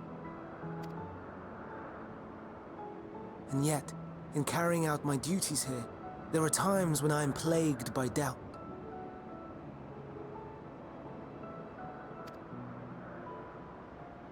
Do you recall what Hythlodaeus said when we first spoke of my nomination? Death is the privilege of those who have fulfilled their purpose, a choice they embrace of their own free will, and when they depart, it is always beautiful. Perhaps it is, but only for man. Creations that he deems useless are discarded with nary a second thought. Some scarcely born into the world, afforded a handful of breaths before life and potential are abruptly extinguished. We make an effort to spare them the pain, but they sense what awaits. Rage and anguish and cower in fear. And it is not beautiful. Yet no one cares. No one. So fixated are we upon the duty that we do not pause to question the method. Pain and suffering, confusion and despair, writ plain in the eyes of those poor creatures. Yet no one sees. We turn a blind eye and carry on in blissful ignorance. Nor to miss. And always, always the blossoms shine pure and white. A contradiction so blatant I could scream. Want to scream. How can you all accept this aberration? Then I wonder, am I the aberration for thinking thus? And I am filled with dread.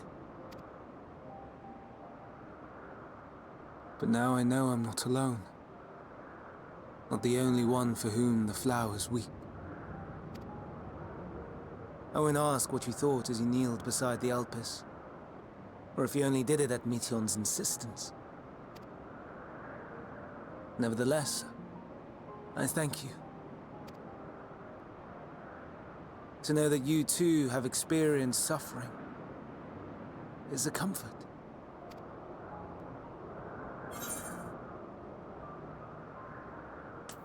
Let's have no more brooding, eh?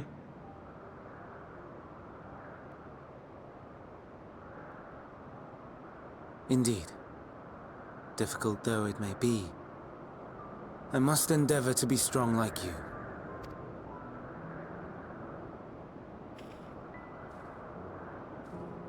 The stars in the heavens.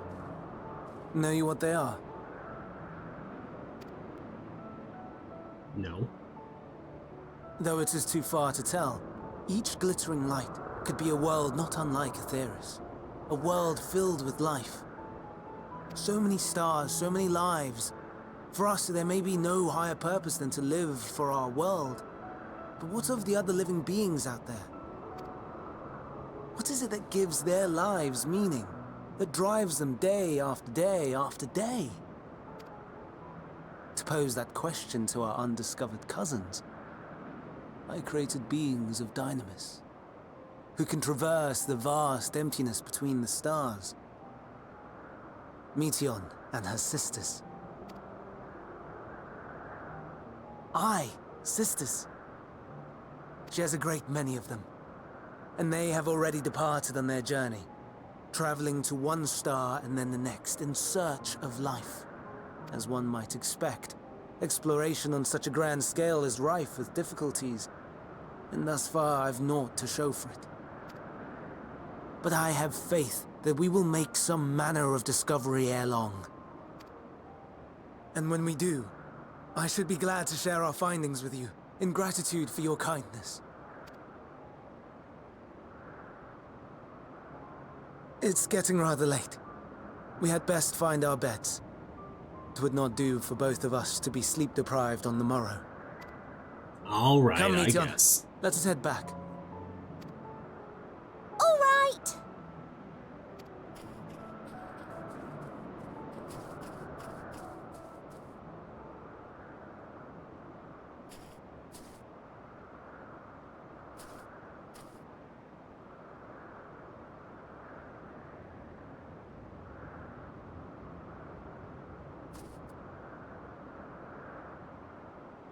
She got a transmission from her sisters. For a transmission.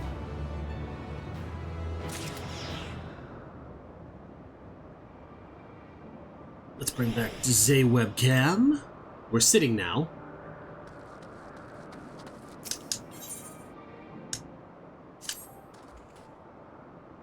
An all too brief interlude, perhaps, but it is time I attend to my next task.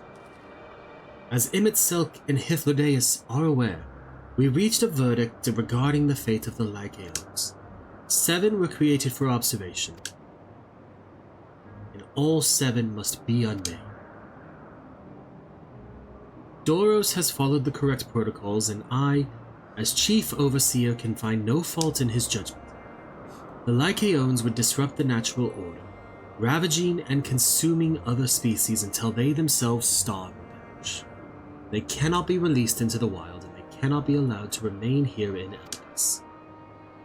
I intend to petition the Bureau of the Architect to have the concept preserved as a restricted purpose hazardous life form. Hythlodaeus has pledged to support me in this endeavor. Yet whatever the Bureau decides, the existing Lycaones have served their purpose. Doros has already isolated the creatures and is preparing to carry out the necessary measures. I will join him forthwith. It is my duty to witness the conclusion to this study. If you are resolved, then we have but to accompany you. Of course. Let us be off then. We return to the main isle. Well, let me pick up this blue quest. I'm gonna interrupt your conversation, thank you.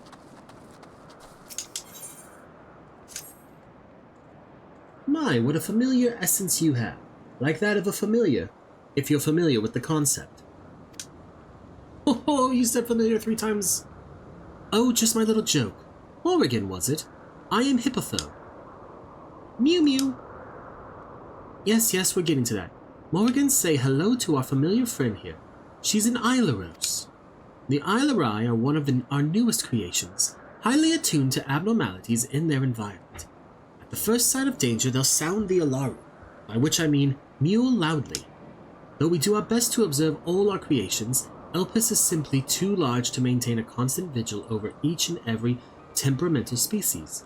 A more efficient means of detecting conflict between creatures was in order.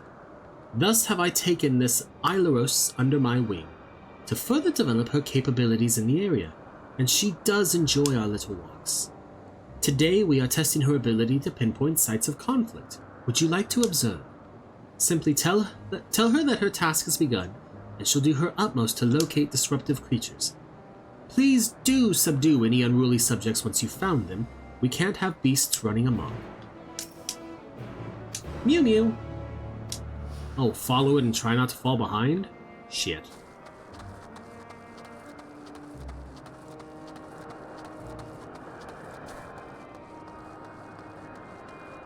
I didn't realize this was going to be a follow.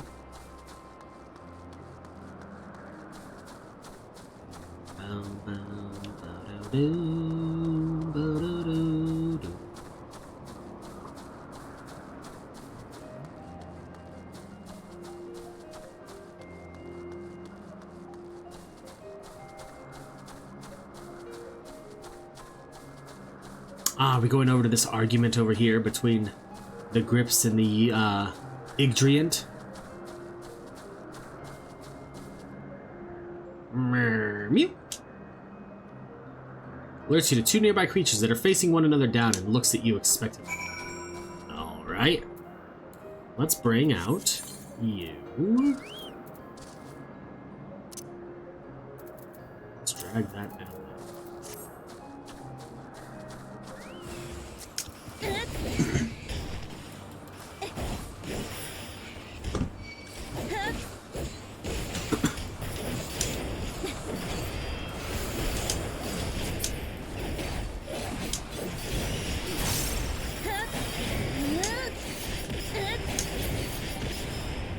Okay.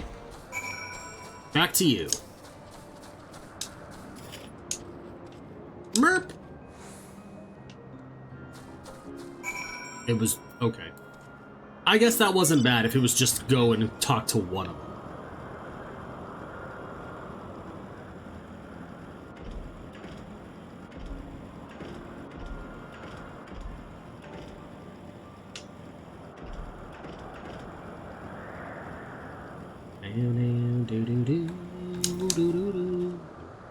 She seems quite content, but in the name of science, what were the results? Well, she led me right to it, as I expected. Well done, little one. Magnificent creatures, the both of you. It's a shame we cannot give you a pair of tiny wings and a bell too, but it's against protocol, I'm afraid. The Alaroi are enchanted with theirs at birth, so they are able to acclimate properly. I'm certain you have your own unique potential to rise to. However, in fact, why not join us for another phase of testing?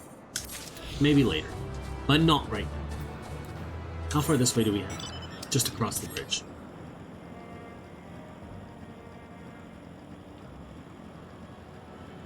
I wasn't sure if it was going to be worth it to, like, teleport back. Kind of thing.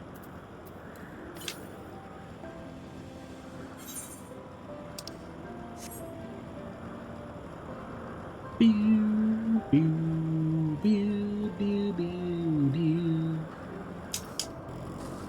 Whoa.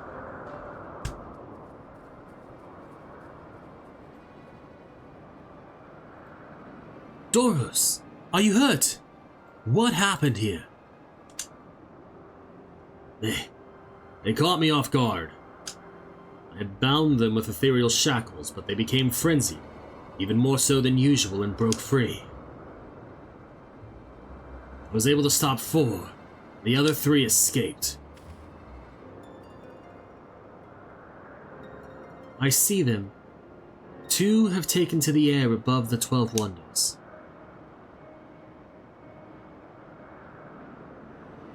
And the last is up ahead, lurking in the fields. You and Morrighan handle that one. The pair in the sky you can leave to me. Okay. If this is how it must end, then so be it. I will render assistance to Emmett's cell, unneeded though it is.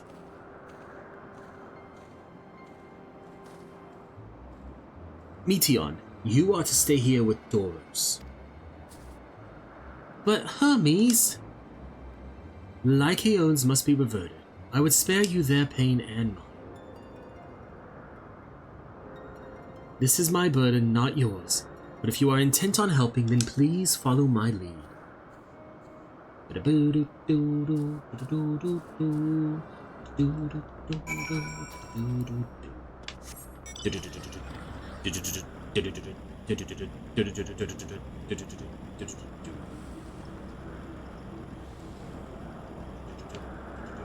Ooh, these ones can fly.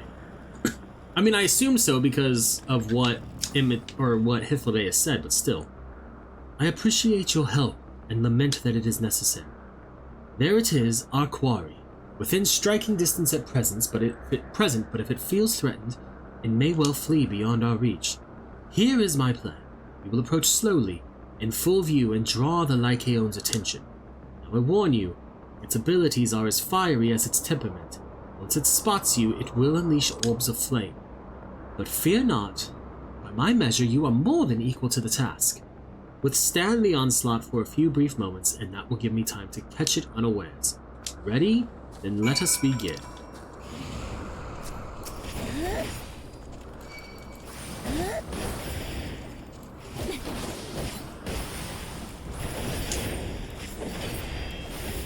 Damn!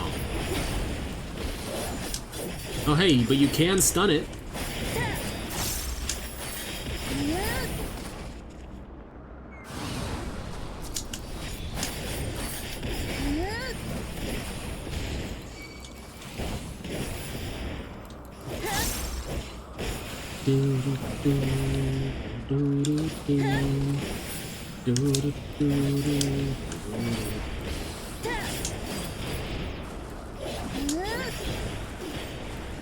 Alright, Hermes, has this been long enough?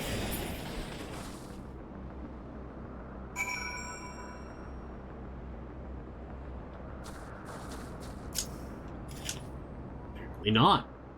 Because he hasn't moved.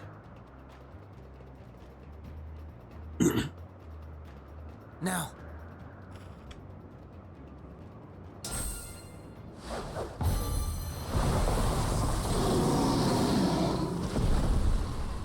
Oh. Just one shot it, huh?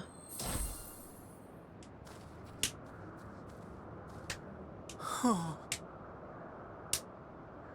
Forgive me. Please, forgive me. May you and your kin find peace. Wherever your souls may drift in the underworld, may you find tranquil seas.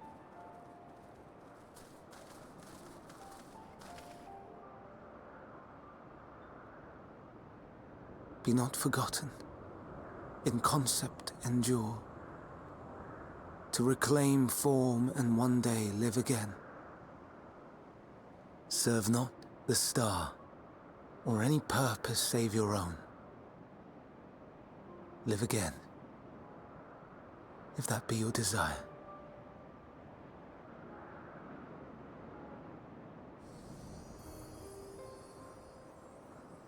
You do feel bad for him. If that be your want, we are worthy. But leave your suffering behind. Lay down your burdens, be born anew. Fly high. Fly free.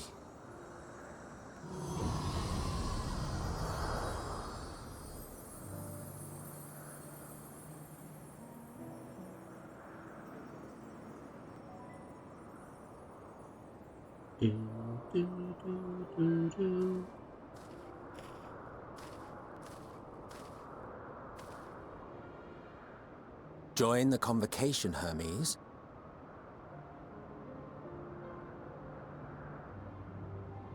You do not belong here. Leave to replace another. To be replaced. It changes nothing. Tell me, do you think it right that we sacrifice all these lives for the sake of the star? And when the star has reached perfection, what then? If all who are satisfied choose to die, shall we all die in satisfaction?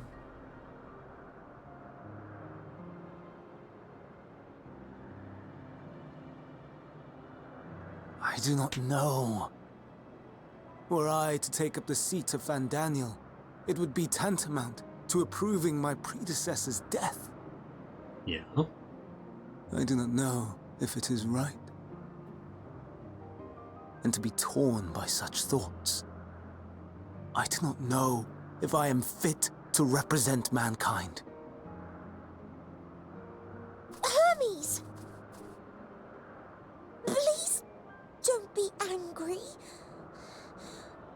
It hurts so. Aww. Forgive me. If you would still consider me in spite of everything, I beg some time to gather my thoughts. Meanwhile, Hythlodaeus, I fear I must trouble you to attend to the others. 'Tis no trouble at all. Take as long as you require.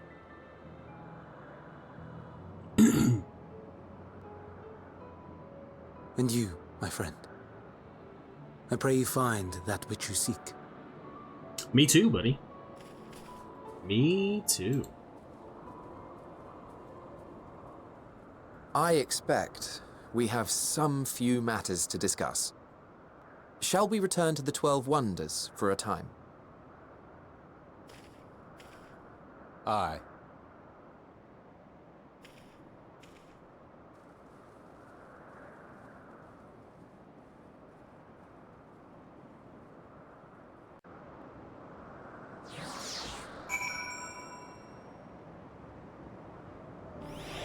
Oh, it took us straight back there anyway.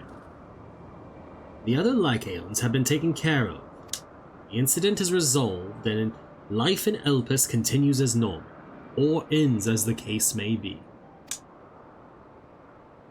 Rationally speaking, I understand Hermes' argument. No matter how well deserved the rest, there is a pang of sadness when a colleague leaves us. Yet never has a departure caused me such grief as Hermes appears to feel. What must it be like to experience such torment? That's an excellent question, buddy. We, however, are going to take another break really quickly while I go get me lunch. I already have most of it made. I just gotta put it on a plate and bring it in here. I'm gonna run a 3-minute ad break though, so do be prepared for that. Mostly to keep pre-rolls off because they're back on. So break start, and I will be right back. Now the camera's angled too far down, even though I'm sitting, I haven't adjusted. Okay.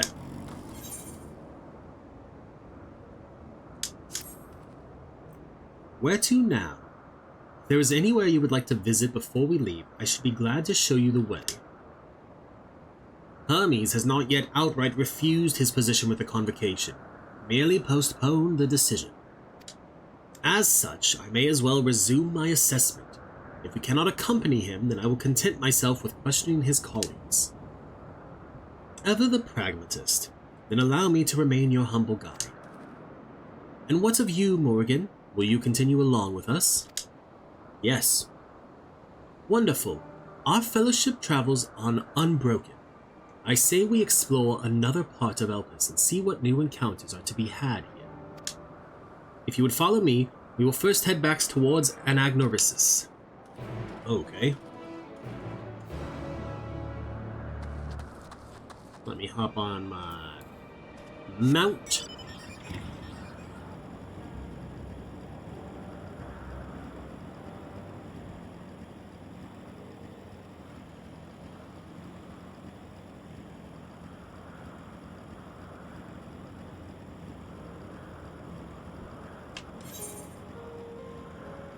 I was gonna say, we're not heading all the way back, right? But it probably would have been quicker to teleport over here. Oh well, we get to enjoy the nice scenery that is Elpis. On a clear day, not fucking fog.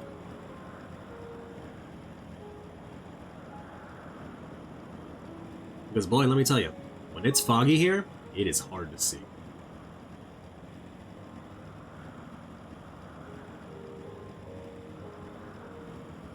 Alright. From here, we follow the path northwards to Notonius. There we will find one of the Neas which facilitate travel between the islands of Elpis. First-time travelers must be accompanied by someone with the requisite permission, which I have previously been granted. We only need to use the device together once, and henceforth you will have leave to use it freely. Shall we? We shall.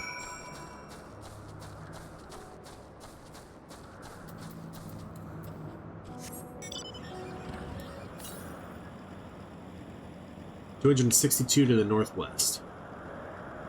Okay, well, it's either going to be on that island, or on that platform, or up top there. My guess is more towards the up top.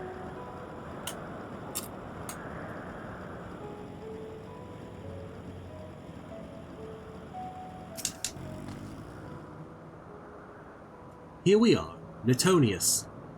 This Neas will take us to Calamelios Zephyros, the western island.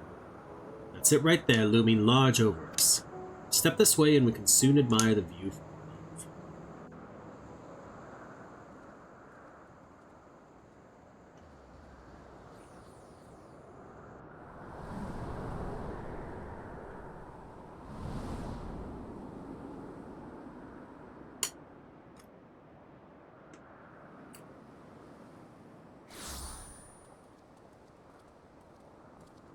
I present to you Calamelios Zephyros. Here you will find a number of testing facilities, as well as the observation hub of Poiton Oikos. Right then. Let's begin by...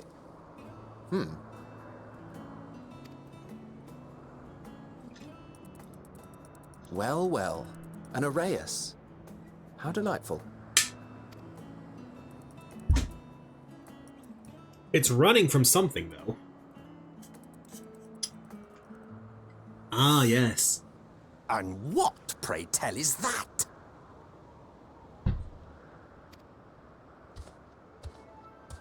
Ah, that's a new species of shark. We approved the concept but a few days ago.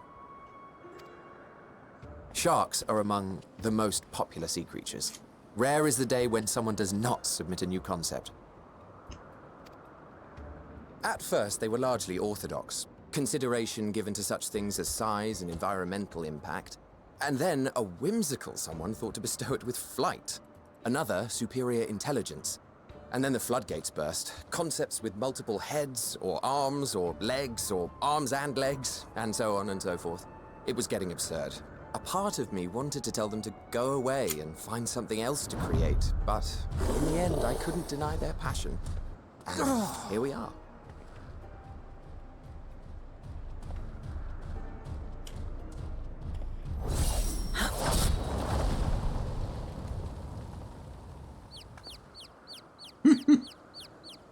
The little chocobos. That was too close. Are you unharmed? Crystal Mommy! Well now, if it isn't a pair of familiar faces. Banar, that we should meet you here.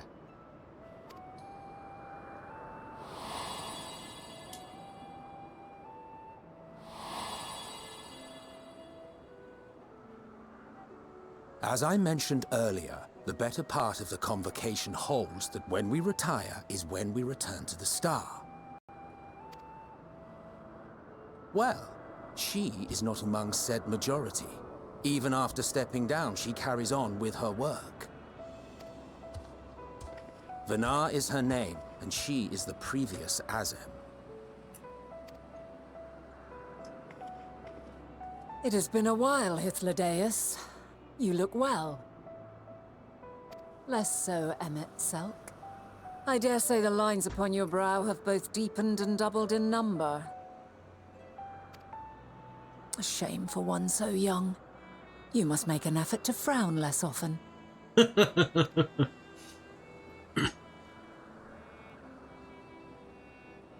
Easier said than done, thanks to your unruly successor. How is she, if I may ask? Incorrigible as ever. Rushed headlong into a volcano on the brink of eruption just the other day. I should be glad to share the tale in its entirety later, if you're so inclined. I want to hear it now. What did I do in the past? What volcano did I jump into? Oh, you know I am. Now then, you are?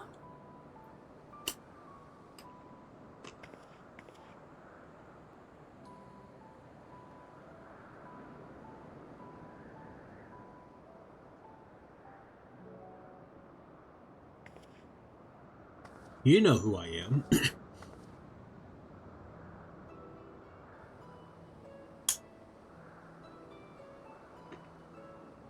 I say, have you perchance come from the future? What? I do not believe we have ever met, yet I sense my magic upon you. Therefore, if I wove the enchantment, I could only have done so at a later point in time.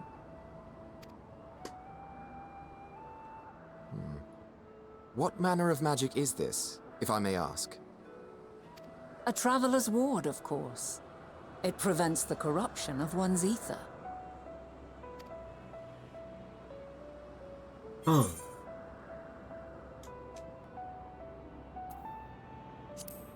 That does rather sound like the Blessing of Light. I see you are not ignorant to its presence. And while there are many protective spells, the one you bear is unmistakably mine. Hold on. From the future? That's absurd.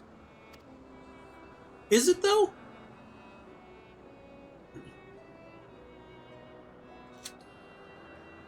What is it? Are you unable to speak of the matter? Yeah. The reality to which you must return exists as a result of the final days. You cannot reshape the past to undo the tragedies of the present.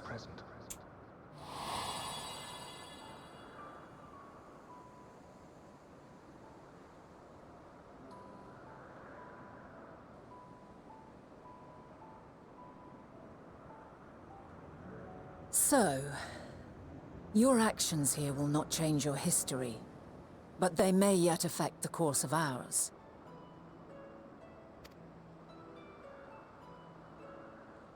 How very exciting. I'm quite fond of delving into the unknown, and there's naught more unknown than the future. True that.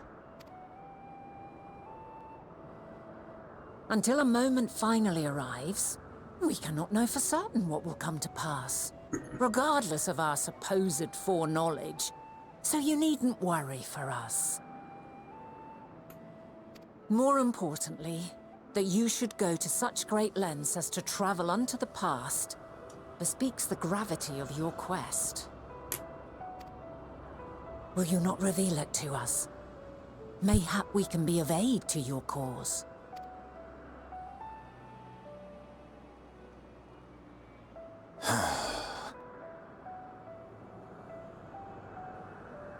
If this is true, then you've been keeping quite the secret to yourself. I had no choice. As a representative of the Convocation, I will hear it all. Your identity, purpose, everything. Okay.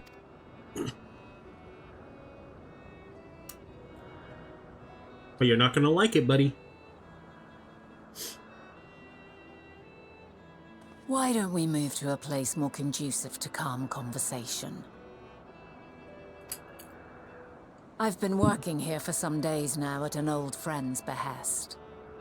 If it is agreeable, we may make use of my accommodation at Poiton Oikos.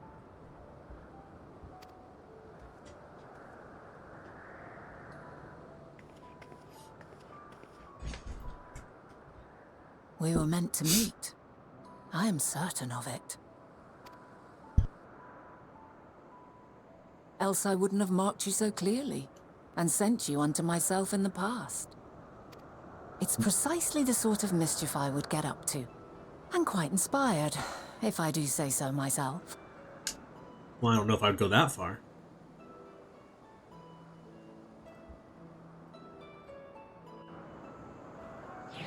Okay. Let's bring the webcam back. I apologize. My apologies, but before we move along, a colleague has tasked me with a matter which I'd rather not leave unresolved.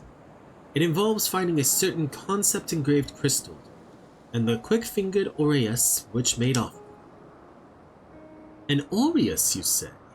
I think we might have seen the culprit before being distracted by the business with the shark. Would you like us to follow its ethereal trail? That would, of course, lead us only to the aureus. There is no guarantee that it hasn't dropped or stashed away the crystal you seek. Please, even that much would be enormously helpful. While you are hunting down the thief, I can follow behind and scour the forest floor just in case. Could I ask you to join the search? I would appreciate another pair of eyes to cover the land to the west of here. I really hope that my microphone has been on for that. Many thanks. There's a small bridge leading into Poiton Oikos. Let us meet up there once we've exhausted our efforts. Okay.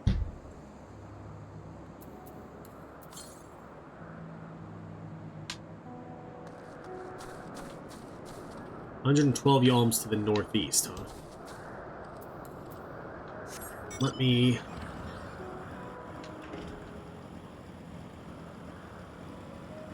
find it.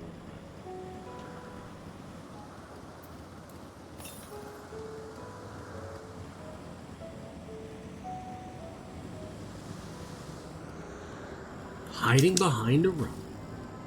How dare.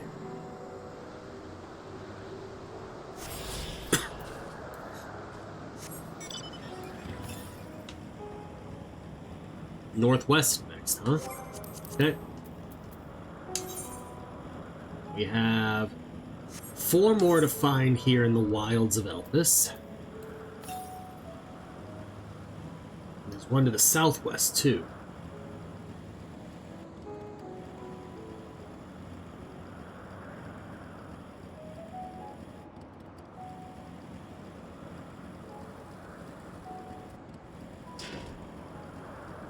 Concept crystal. Oh, I see it! Please don't take me into a cutscene. Just please, just let me get to the ether current.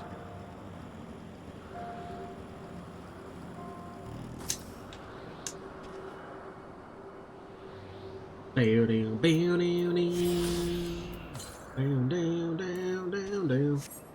Alright, northwest.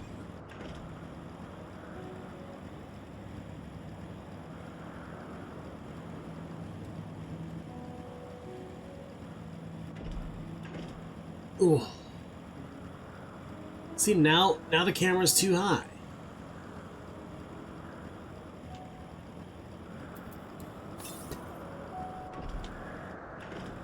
To the north.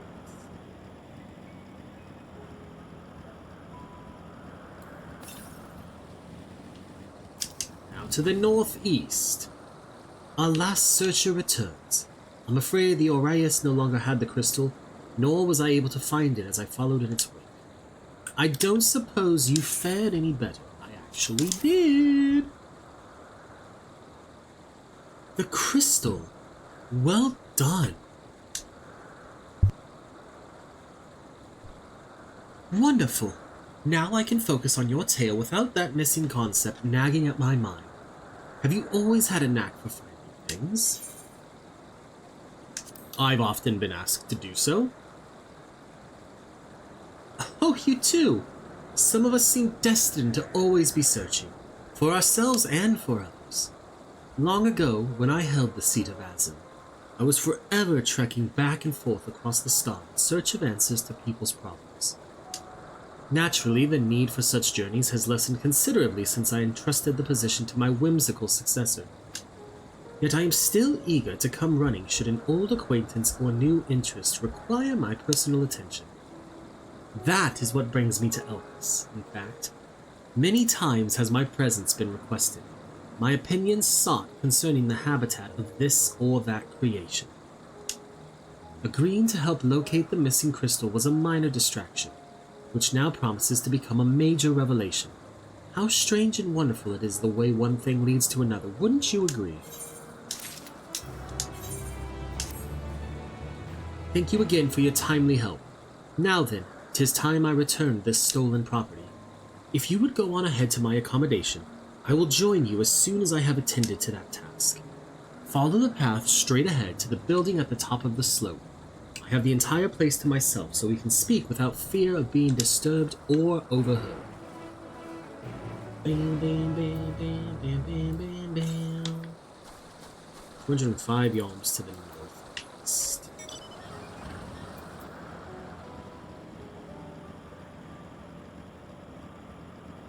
At the very least, I should attune to the crystal first. Too far. Oh, it's because. Why are you trying to have me talk to him?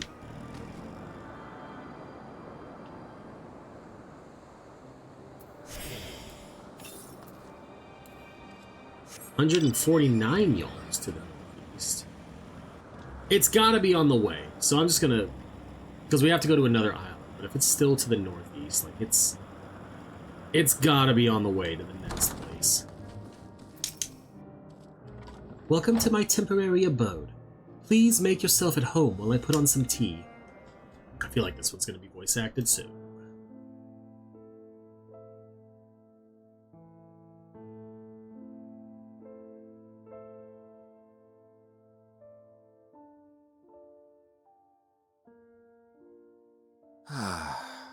A wonderful aroma.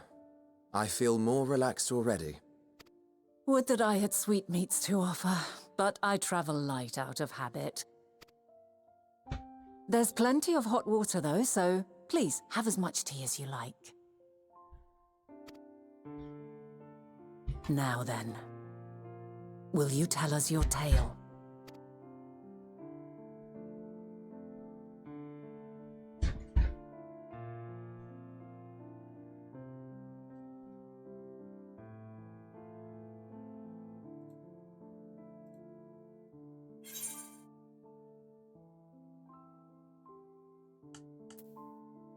A calamity called the final days.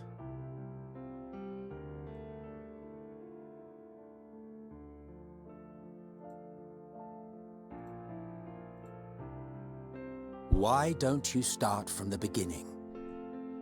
Well, what?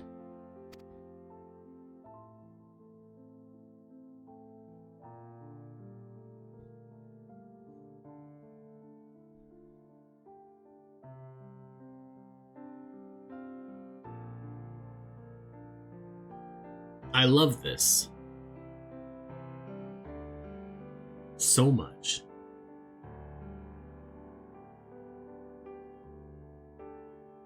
Because he gets so offended. Eidolon became the crystal. She talked to me. She reached out to me, gave me her blessing. There were the Ascians, the Unsundered. We fought with La Habrea.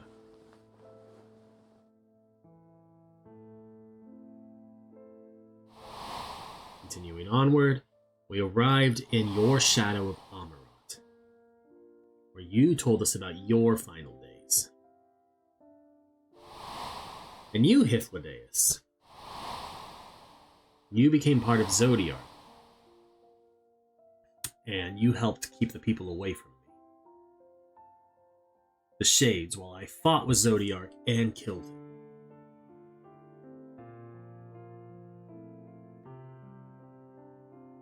Preposterous. Utterly preposterous. While not the words I would have chosen, I too have my doubts. Much of it borders on the incredulous. What of you, Vanar?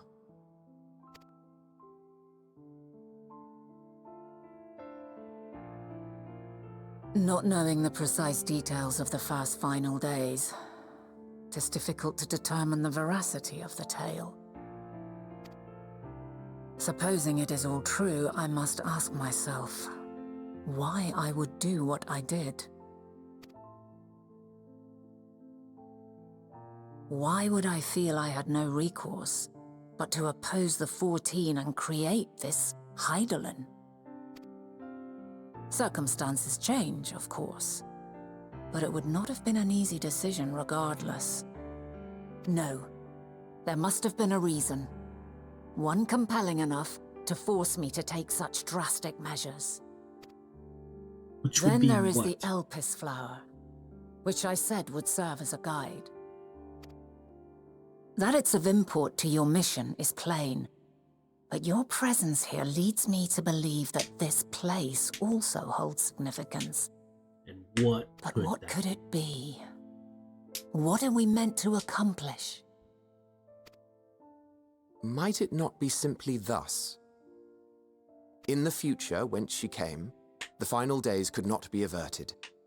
Mankind has no choice but to flee the star. By alerting us to that eventuality, perhaps you wish to pave the way for other futures. Theoretically speaking, it is a possibility. Yet if that were my primary objective, I see no reason to guide our friend to Elpis specifically. The capital in Amarot, or even my own home would be more logical destinations. True.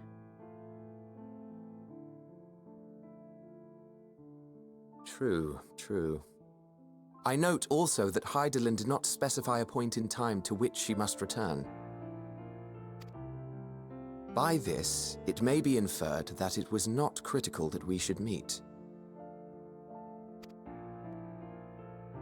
Alternately, she had reason to believe that our paths would converge, coincidental though it may seem. Fair. This is quite a puzzle, and we do not have all the pieces. Hardly any. But we do have one immutable fact. If the final days are indeed as described, they will bring death to all that I hold dear.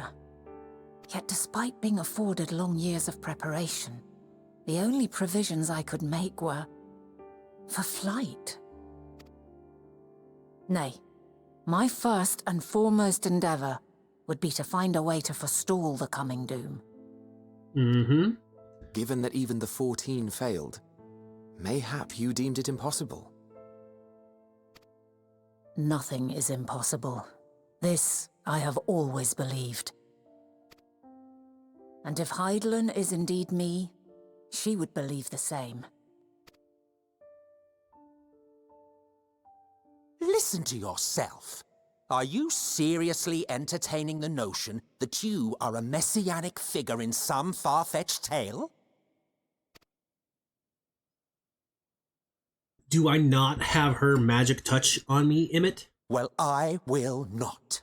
I refuse to accept that our world could be undone by some unforeseen calamity. I also take offense to my portrayal as a megalomaniacal madman. To sacrifice oneself for the star is a noble act, and I would hold those who gave themselves to this Zodiark in the highest esteem. That's kind of the thing, though. Yet, you claim I recreated Amarot and populated it with phantoms of our people? A bizarre indulgence that would be insulting to their memory. Worse still, I even invited you there. Literally invited my own downfall. Why would I do something so idiotic and inexplicable? Because you didn't think I would be your downfall.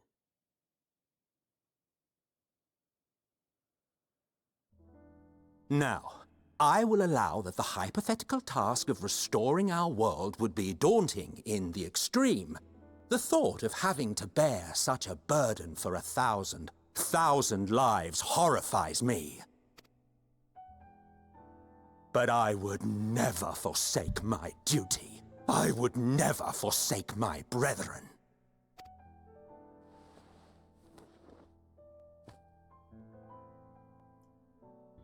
You do not know me. I've had my fill of your fiction. I will return to my duty, and you will not bother me again.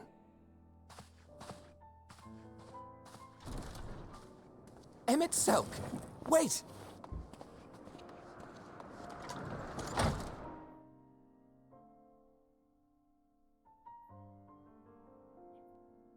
You've seen much of Elpis already. If you have any observations to share, I should like to hear them.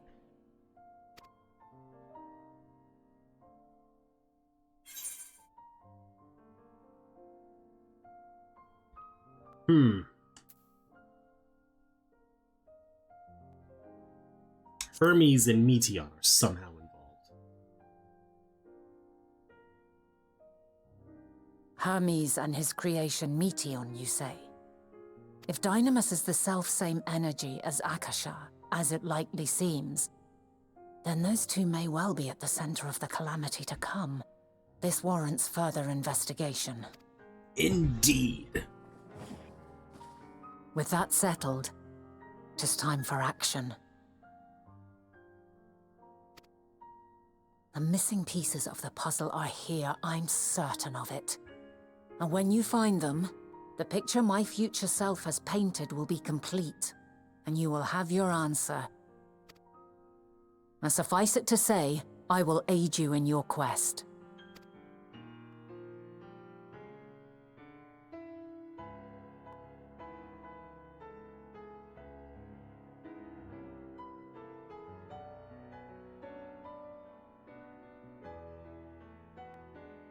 Have faith.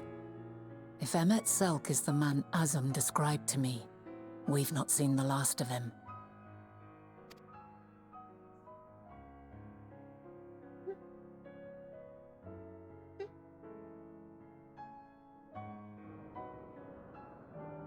Okay.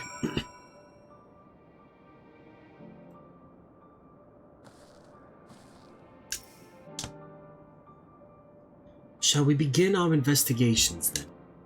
I am acquainted with Hermes, of course, but only as a visitor received by the chief overseer of Elpis. Of the man himself I know only that which is called common knowledge. Thus I suggest we fall back on the tried and true method of conversing with the locals. The observers who live here can surely tell us more of Hermes and Meteor. I have a good idea of where we might begin. Do you? Vanar.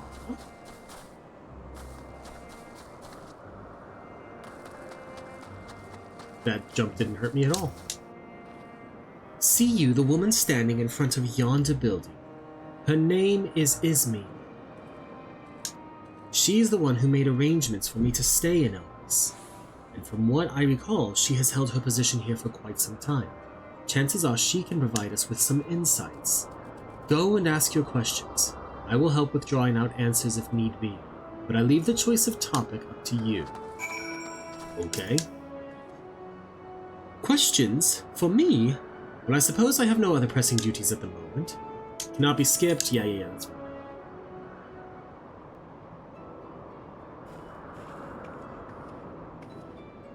Greetings, Ismene. My friend here is desperately curious about Chief Hermes, and I was wondering if you might indulge her. Certainly, Mistress Vanar. Anything to be of service. What do you wish to know? What are Hermes' interests? His interests? Well, he is an authority on flying life forms, and has expansive knowledge of living creatures in general. Is that what you wish to know? How would you describe him as a person, as a colleague? He is a quiet man, reserved you might say, and occasionally somewhat poor with his choice of words. His reticent nature, however, does not prevent him from carrying out his duties as chief overseer. I hope that answers your question. Was there anything else? How long has Meteion been here? I cannot rightly say. As the chief's personal creation, Meteion has not been subjected to observation and study like other concepts. So one day she was simply there.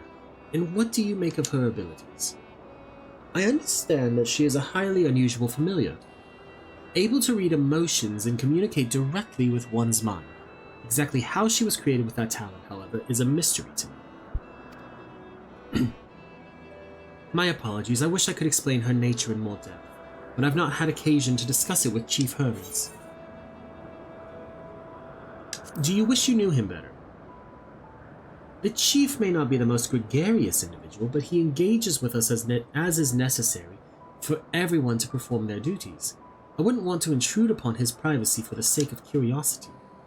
Though if you wish to learn more about Meteion, you could try speaking with Timaeus, another expert in the creation of flying concepts. He should be conducting his observations on the banks of the stream, somewhere to the east. Oh, and unless you take a particular joy in rambling discourse, I suggest you keep your questions concise. We shall keep that in mind. Thank you for your patience and your insight. Think nothing of it. If there is aught else you need during your stay, please do not hesitate to ask. Come, Morrighan. I think we've taken enough of Ismin's time. Agreed. Let us go to the bank. Oh, wait. Literally right here, huh? Our investigation is off to a fine start, wouldn't you agree? From here, I propose that we split up. I shall continue making inquiries with the resident observers, if you could track down the colleague Ismin mentioned. While I do feel compelled to interject once or twice during that previous conversation, you seem more than capable of drawing forth the answers you seek. All I ask is that you watch your footing around the stream. We can meet back here once you've finished speaking with this Timaeus.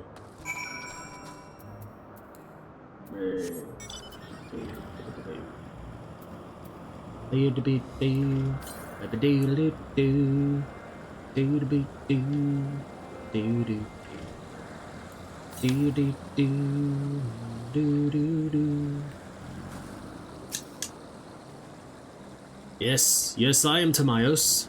Oh, please keep your voice down, you'll startle the birds. Yeah, I know, these can't be skipped. So, what is it you wish to speak about?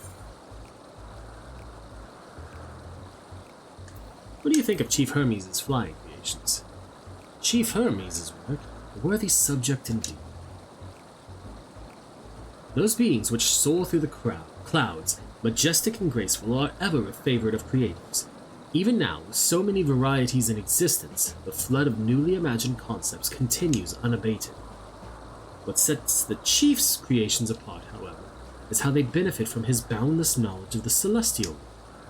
Birds that climb so high that they disappear from view, others which traverse the boundless sky in moments, and all without riding the currents. I know of none save he who can conceive of such models. Even we who prize elegance of form above all else are dumbfounded by his genius. Meteion too is a marvel. My opinion on that matter would be superficial at best. Despite my admiration for Meteion as a concept, I have never delved too deeply into the inner workings of her nature. I know that she has a gift for communicating via emotions, but otherwise her abilities are a mystery to me.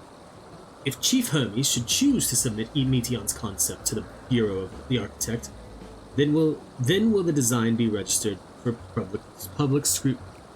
Analyzing a colleague's creation before that step is frowned upon, to say the least. Of course, if he came to me, a fellow artisan looking for advice, that would be an entirely different story. do you know of Dynamis and Intellects? Because I feel like if we said we could tell him more about Meteon's nature, he wouldn't like it. Dynamis and Intellects. Those terms do sound vaguely familiar. Was there not a flower made here in Elpis which exhibited properties of one or the other? It must have been centuries since I last heard anyone speak of such things. Has there been a resurgence in interest? No. Then why bring up the subject? I'm flattered that you sought my insight, but I cannot afford to neglect my duties for the sake of idle chat. Now I really must attend to my observations. Surely you have your own tasks to attend to. I do.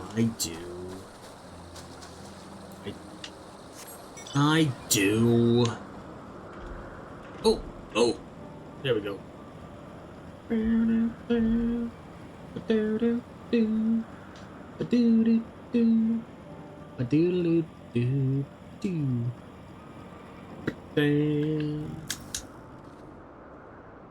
Back already? That was quick work. You were obviously clever enough to head off any of that rambling Ismene mentioned. So have you any new findings to share? Yes, sort of. I see. Even an expert in the field had little understanding of Meteon's capabilities, let alone an awareness of Dynamis. My questions resulted in much of the same answers. Hermes' colleagues view Meteon as his personal project and provide no details beyond those which you just told me. Yes, we've made some progress here, but more information is needed if we are to reach any definitive conclusions. At present, the strongest link we have to the final days is the power of Dynamis, and the Intellects which can control it. Yet most scholars are only vaguely aware of these terms, let alone study them in any depth, except for Hermes, it seems. Thus, I am inclined to stay our current course and learn all that we can about Chief Overseer and his familiar.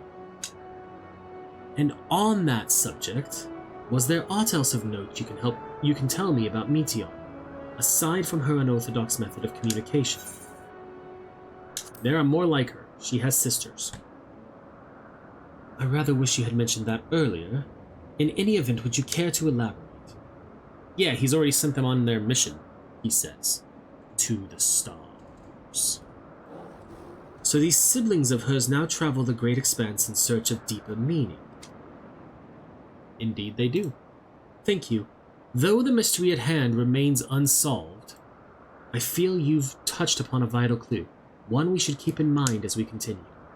Next, I propose we take ourselves to Peripecia Crystalline, not far from here. Just follow the path to the west.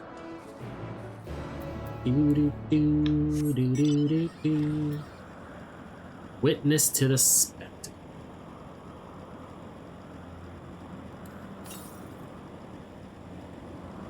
Ooh, there's one over here somewhere to the southwest.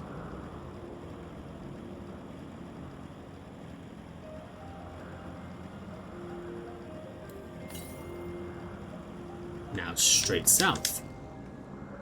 This tower and the one further along are both part of Peripecia Crystalline, the facility where they archive all of Elpis's observational and testing records. Despite how they appear from the outside, the interior is actually a vast area of magically interconnected spaces, which, while fascinating, is not the reason we are here, is it? I shall cut my architectural lesson short and see what those two archivists have to share. If you could find someone to speak with over at the other tower, I shall join you there in number.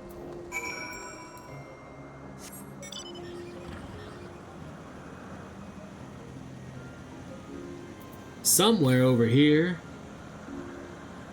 6-4 Yalms that way, is our next thing. Oh, you have questions for me? Certainly, just a moment while I conclude my current appointment.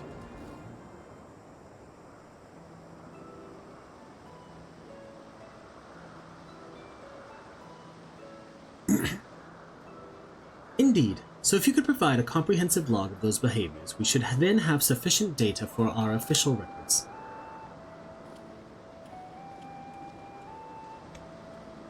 Now, what was it that you wished to speak with me about? I'd like to talk to you about Hermes and Meteon, the Chief Overseer's personal research project, and by that I assume you mean Meteon. I did just say that, yes. Such undocumented studies are difficult to track. After all, hardly a day goes past without seeing a research trailed by one creation or another. I'm afraid I cannot tell you exactly when Meteon appeared, only that she now spends much of her time at Chief Hermes' side. Although, I do recall an interesting tale my dearest Galen shared with me.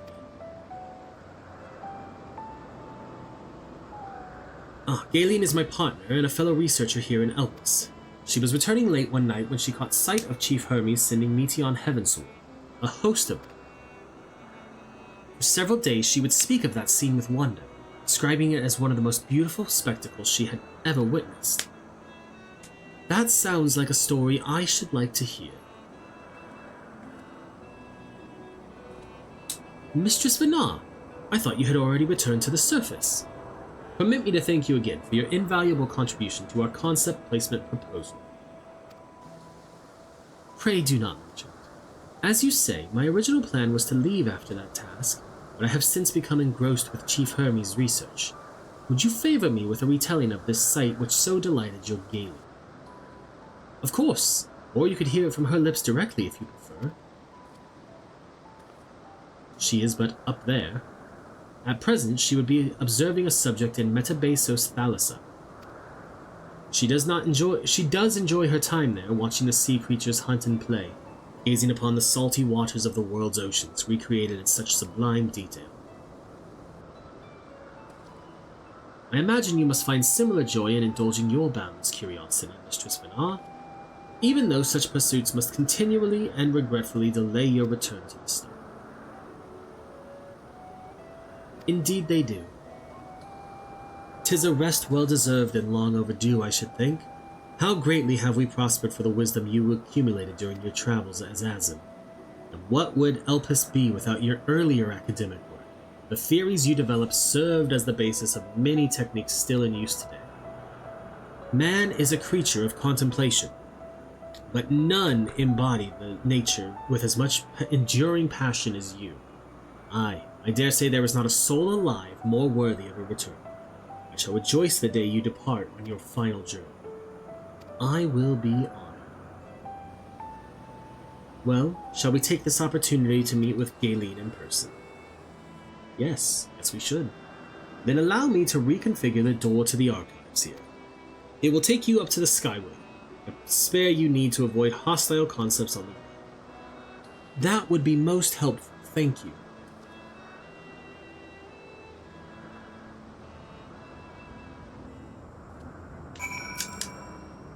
I have opened the path to the Skyway. Once you pass through the door, simply walk straight across to the next tower, and ask for admittance to the upper tier. Aileen will be eager to share her tale with you, I am sure.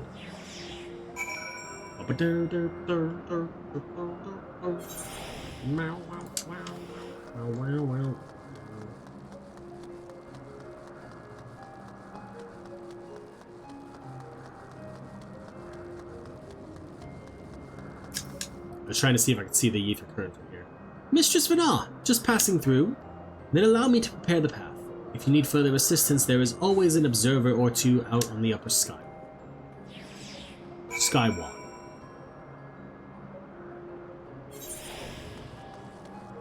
Oh, now we're even higher up. Oh.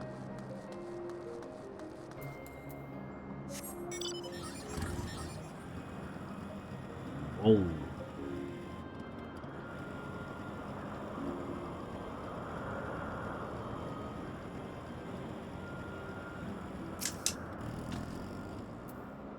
Mistress Venar, I was not told to expect.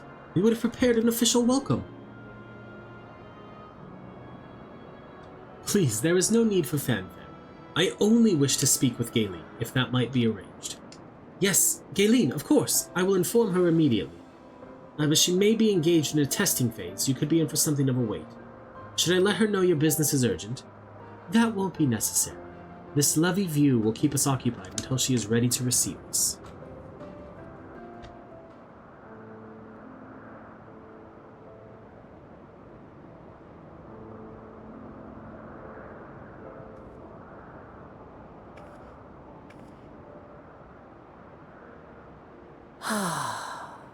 a delightful breeze, and a breathtaking view. Indeed.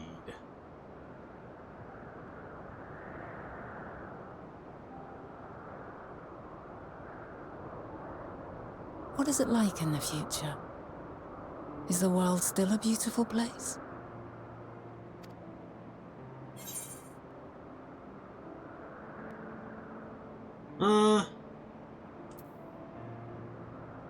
Some parts yes, others not so much.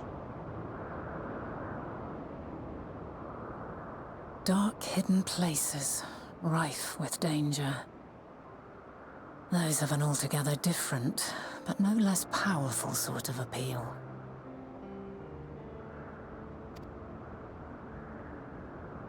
While we wait, will you not tell me about your adventures? Well, not the portentous events which led you here, but the simple delights all your own. By learning about the future world, I may gain insight into future me's plans. But more than that, I have an interest simply as a fellow traveler. Short of going somewhere oneself, there's naught more stirring than hearing another's account.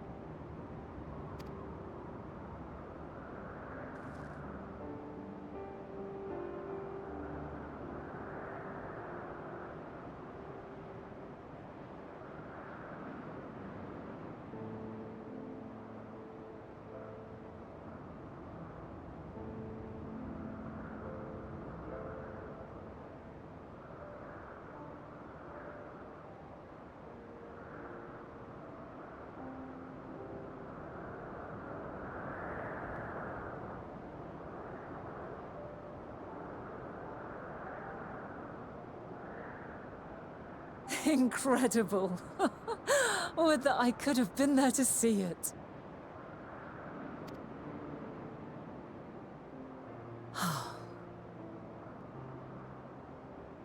Yours is a harsh and unforgiving world.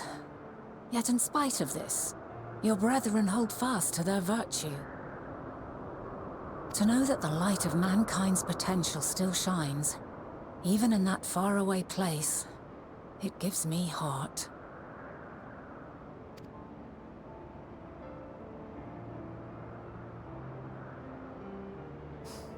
Thank you for regaling me with your tales. I will treasure every word.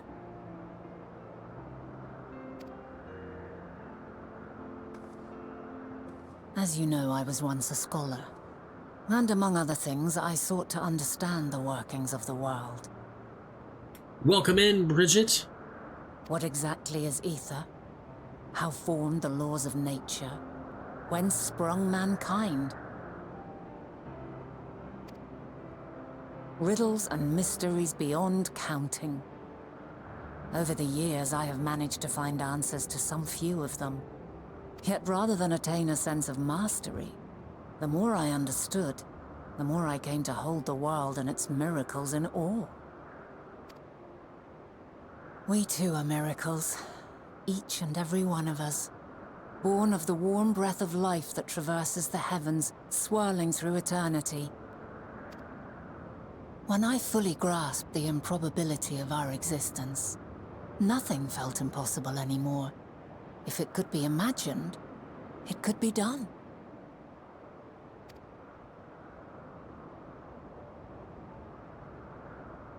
A passion swelled within me, an epiphany dispelling all preconceptions of what was natural and true. And a presence without, immense yet intimate, fate perhaps, holding us in its tender embrace. As reassuring as it was intimidating, how keenly aware I became of creation's fragility, built as it is upon precarious happenstance. I was overcome with an irrepressible urge to know the world more intimately, to hear its voice, feel its breath.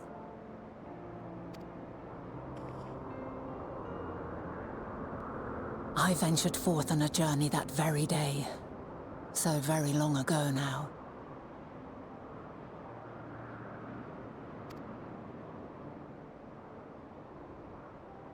Freed from presumption and prejudice, I saw the world through a newborn's eyes.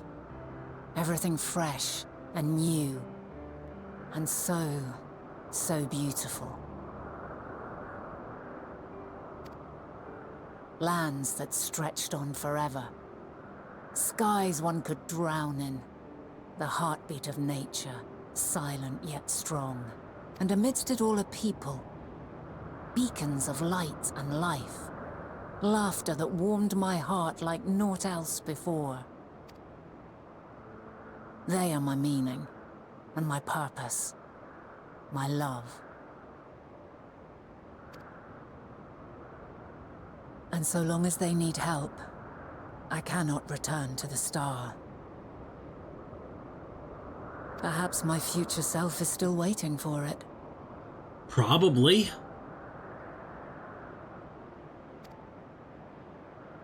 A moment she can let go and walk unto the end. Safe in the knowledge that man will find his own way.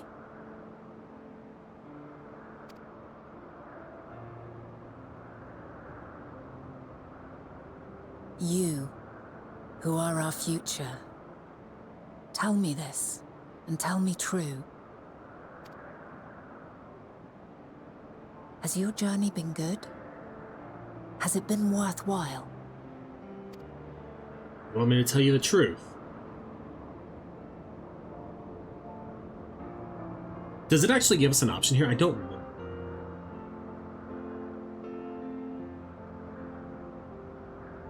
Right? There's so much foreshadowing. My observation subject was rather irritable, and it took a while to settle it down. No need to apologize. Your work takes precedence. Besides, we had a pleasant conversation in the meantime. Did we? You're too kind. Now then, I'm told you wished to ask me some questions. Indeed. I've an interest in one of Hermes' creations. Meteon. You witnessed a host of them take flight, yes? Oh, that! Yes, I did. 'Twas in the dark of the morn. I'd left the Thalassai after nocturnal observation. As I walked along, I spied a bright light climbing high into the southeastern skies. Then, in an instant, it was gone. Like a shooting star, only rising rather than falling. But then another shot up. Then another, and another. Intrigued, I made my way to the edge to investigate. And who should I spy on an isle to the south but Hermes and Meteon, the Matea, rather. There were lots of them, and I realized they must be the shooting stars that I'd seen. A dazzling spectacle indeed. Have you spoken with Hermes about this? Oh, yes. The sight left such an impression on me that I approached him about his mystery project the very next day. Alas, he said that he couldn't reveal anything just yet, that he needed to conduct further tests. It shouldn't be long now, though. He often returns to that isle, and I have a feeling he's nearing a breakthrough. Oh, yeah?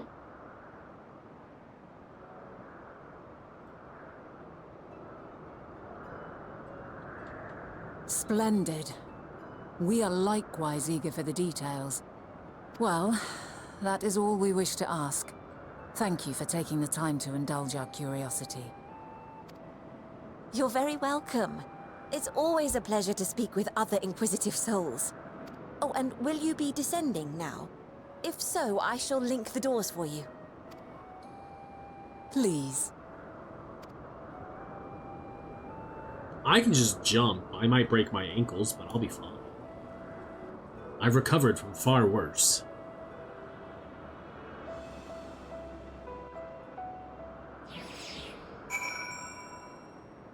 So another piece of the puzzle falls into place. From what we've learned thus far, I think we can safely conclude that Hermes hasn't been revealing the details of his research to others, which suggests that either someone will appropriate his discoveries and make use of them, or that Hermes will have a hand in causing the final days. Since we have no reason yet to suspect the former, we should consider the latter the more likely possibility. Proceeding under that assumption, our next step should be to divine why, or even if he might desire such a terrible fate for us. Okay, before we start the next quest, I need to go to the bathroom super quick, so we will be right back. Yes, Bridget. We have told them who we are. Because you basically tell them as soon as Vinod meets you for the first time. Because she's like, yo, you're from the future. Because the Traveler's Ward you have on you is my magic. But I've never met you before, so how could I have put it on you? I should like to visit the site from which Hermes sent forth the meteor. If we are fortunate, we might find some hint of what drives this research of his. Galen said she spotted them in the southeast. Rising from an isle she could see from the edge. If we stand at that same vantage point, it should not prove too difficult to locate the isle in question. Let's take a look, shall we?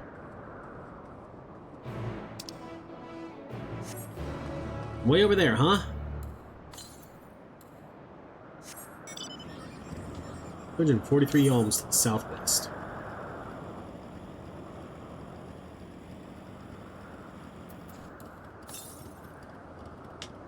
$145 yalms to the south.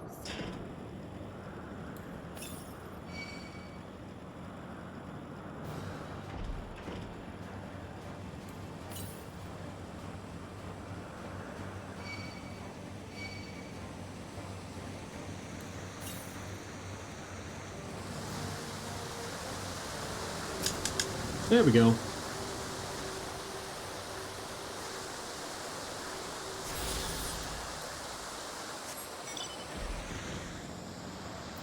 And then our last one, I believe, is still to the northeast, yeah. And I think that one is our actual last one. No, we have two left still.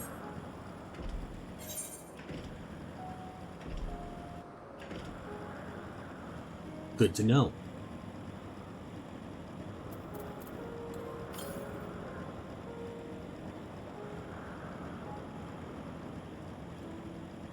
Such big horns you have.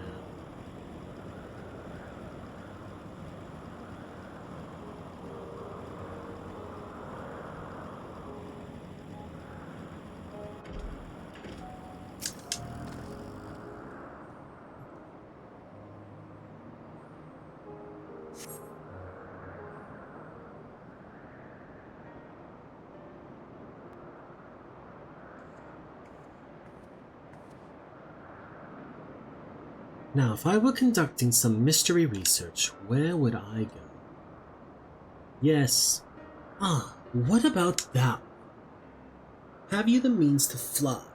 'Tis quite a distance away. Inconvenient, but hardly an insurmountable problem. To me, Argos.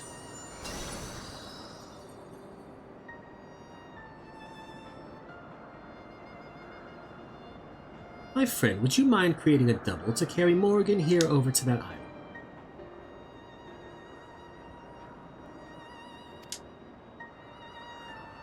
Stubborn creature.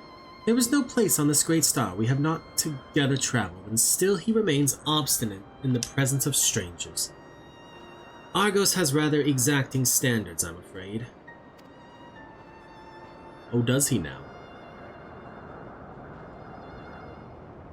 What? You've ridden him before? Ah, your before meaning my after.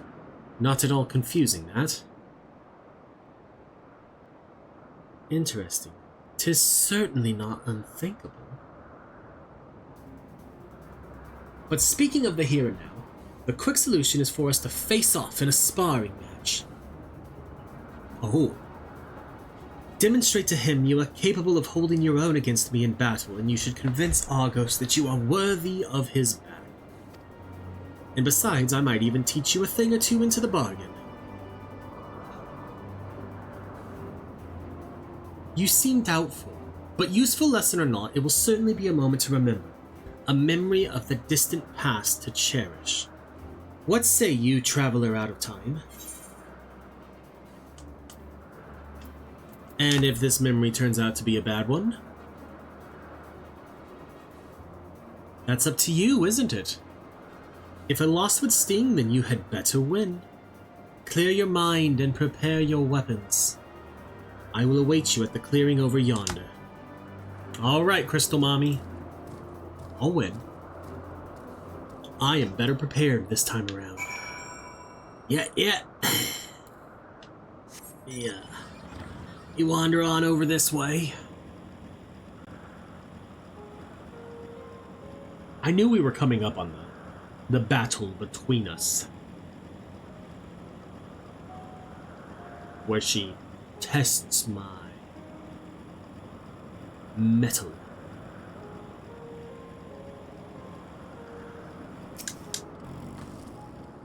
Shall we begin? Be warned, I will not go easy. Yeah, that's fine. You get to change class, you know, you get to be a paladin, a dancer, and a white mage, and I'll just sit here and be a gunbreaker. Let neither side hold back. I don't plan to.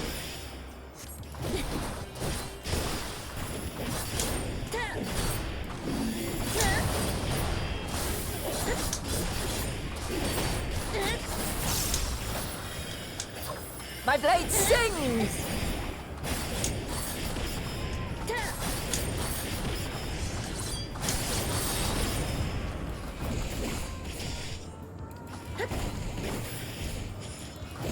Yeah, but I don't get to change mid-fight.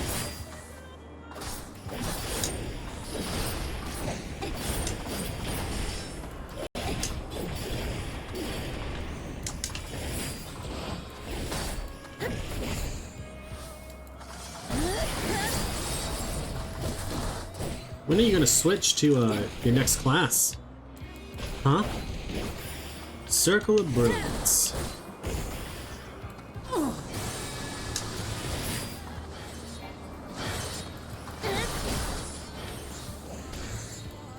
My blade sings!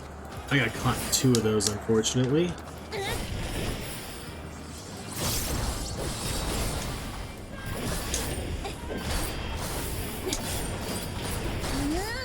Impressive. I shall have to try something different.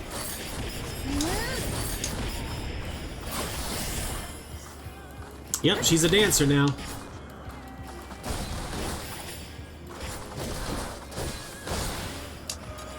No quarter.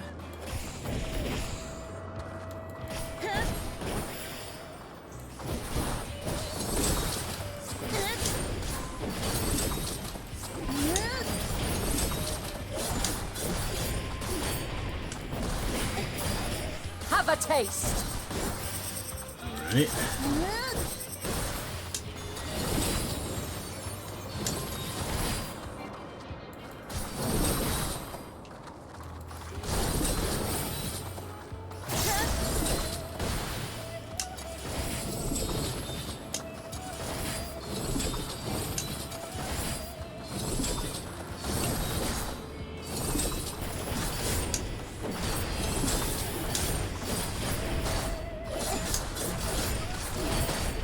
I see you won't be easily overcome, but neither will I. Are you changing to white mage now? You are.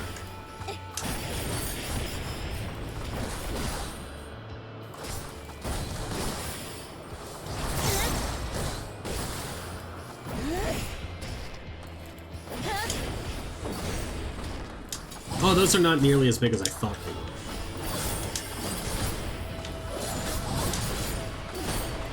Prepare yourself.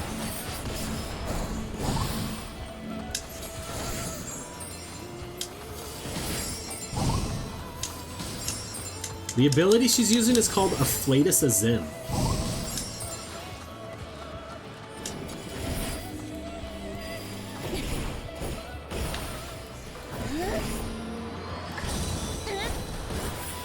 Welcome in, Sogo, and a happy New Year to you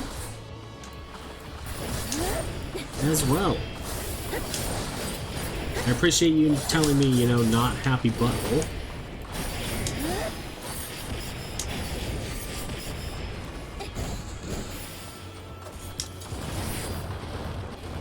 Oh, fuck.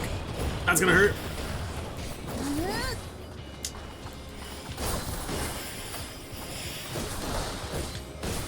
Very well. Let us move to the final trial.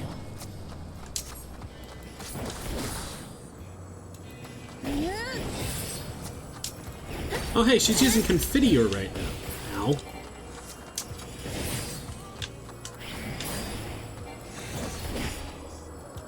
Oh, no.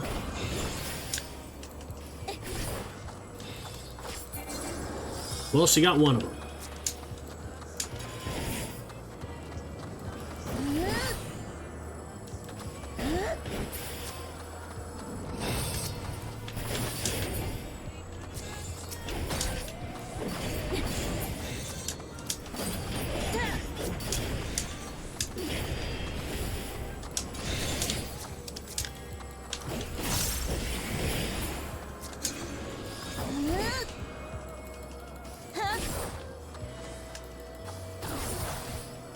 No, I saw a post that was like, make sure when you tell people Happy New Year in Spanish that you make sure you have the little thingamabob over the N.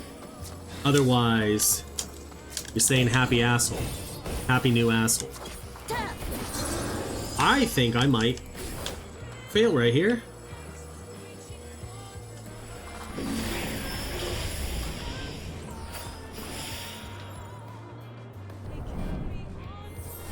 Break your chains, shed your burdens, and show me your strength of will!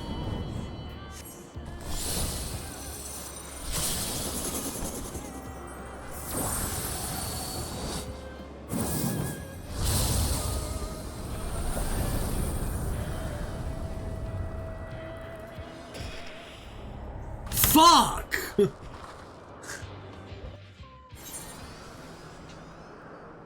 I don't want to have to redo the whole thing. Oh. Okay, I think the red ones increase it by a lot. Let neither side hold back.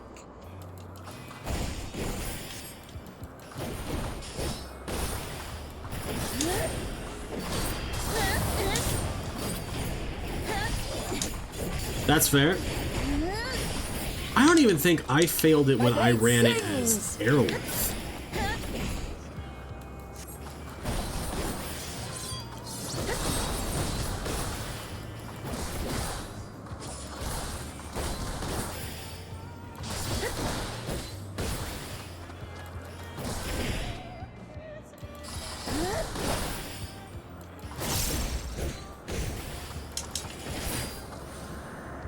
If we, for some reason, fail it another time, we're gonna drop the difficulty.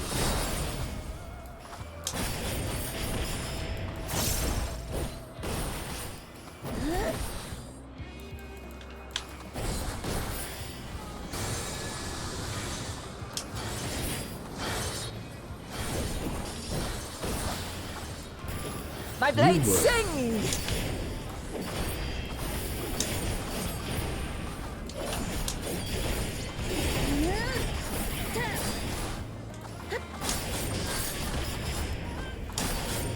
Impressive. I shall have to try something different.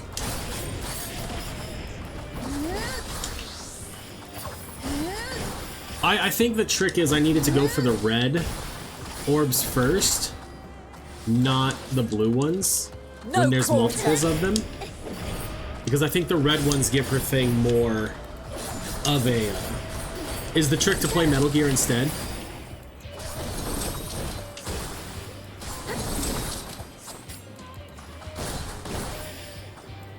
Hurtful, but still good.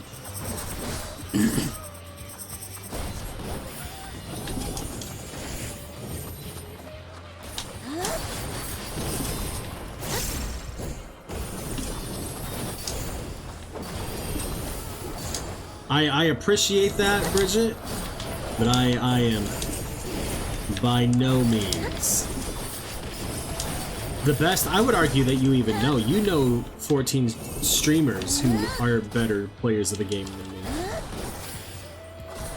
I see you won't be easily overcome, but neither will I.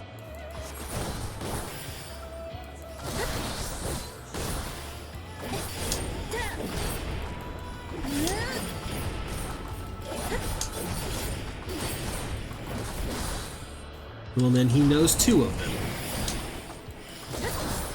Okay, we should be fine right here in the very middle. Yep.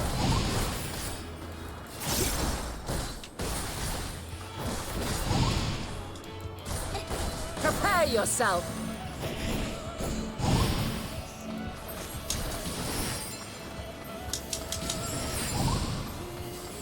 Okay, yeah, but we're not running them legit. We're running them lead.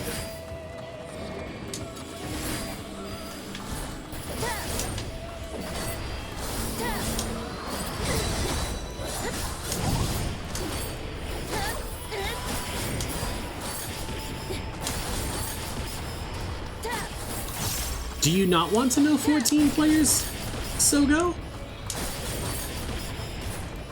She's not wrong. We are pretty dope.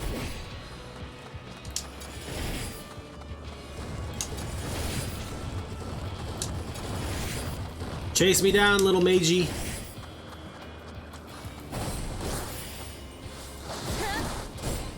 Very well. Let us move to the final trial.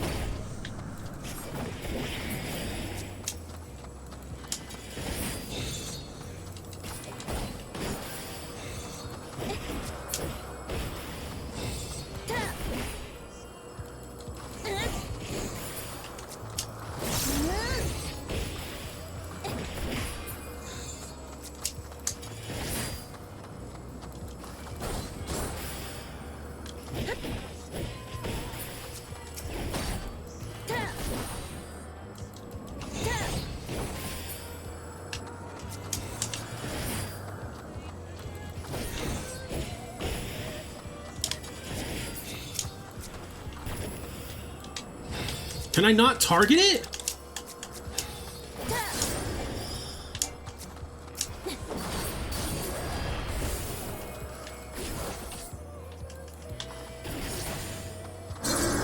Fucking hell.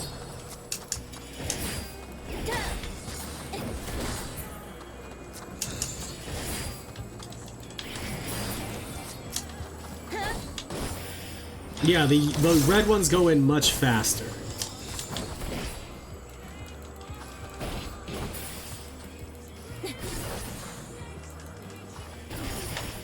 Nope, that's another fail. Fucking hell!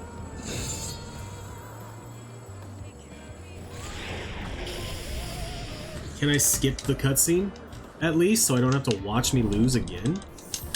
Break your chains, shed your burdens, and show me your strength of will!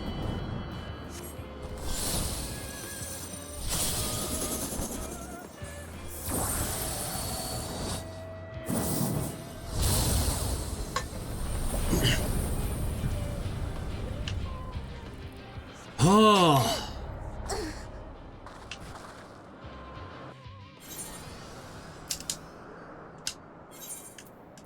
I just want to be done with it now, so we're going very easy. Fuck it.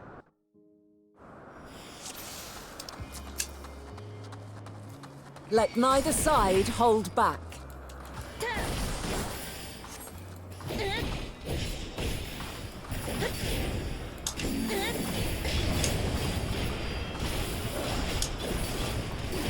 It was entirely the red one that got away from me. My blade sings! Because for some reason, I had targeted one in the back, and I need a new fucking controller. Because it's been doing that more often lately, too.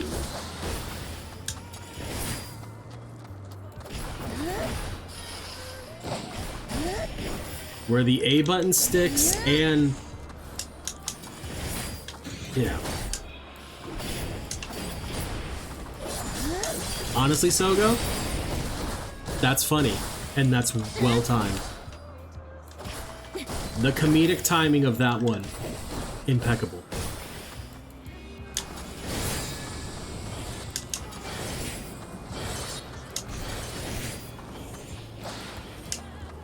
My blade sings!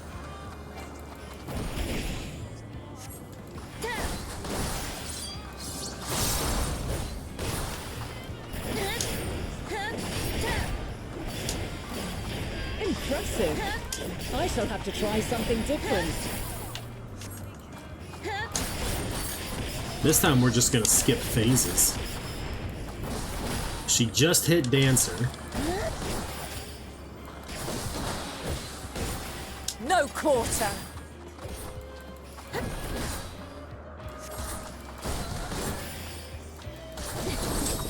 It's because I just want to be done with this. It's fucking time consuming.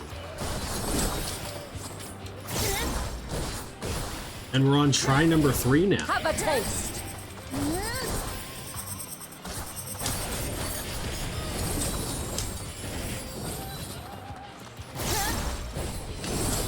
At this rate, we aren't even going to see that phase because we still have to go through White Mage, or does it just skip White Mage?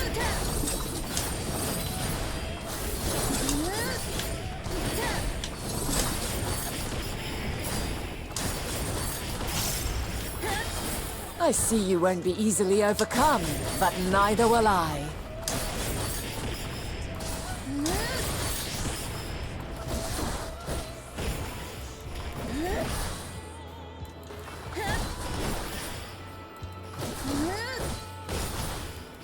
Or do we have to sit here at the 1.1 while she... Really?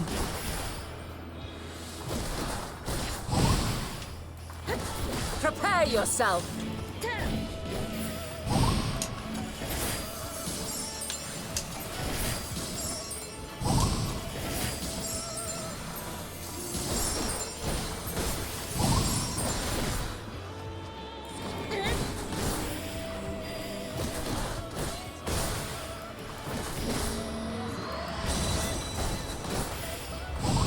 It does indeed, Bridget. It does indeed.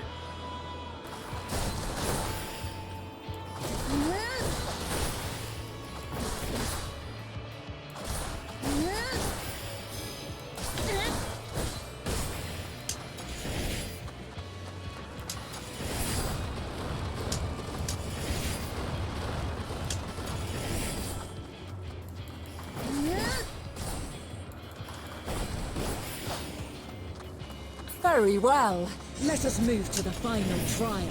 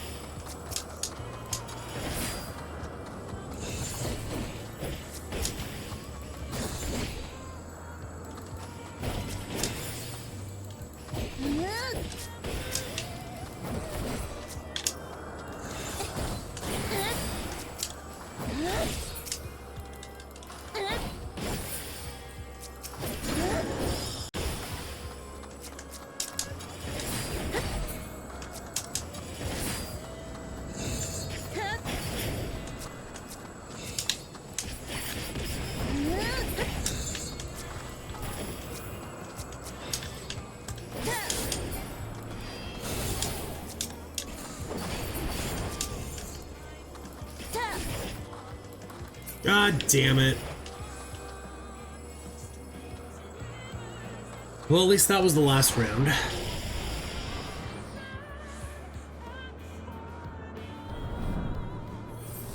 Break your chains, shed your burdens, and show me your strength of will. Except this time we transcend and we don't die to it.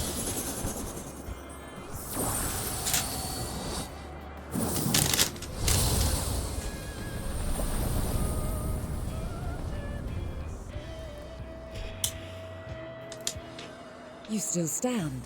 The people of your time are more resilient than I had dared hope. I have seen enough. Yeah. Good. That was frustrating. That was very frustrating.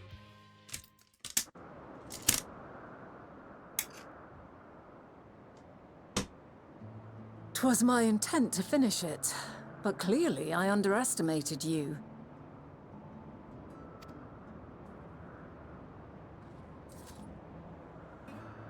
One would think I never learn. I made the same mistake with Azem when we first sparred. Despite being less than half my age, her strength was astounding. Indeed. I am As her is shard. yours. 'Tis plain you have weathered considerable hardship. Far more even than your tales would suggest. It seems we have both learned much on our journeys.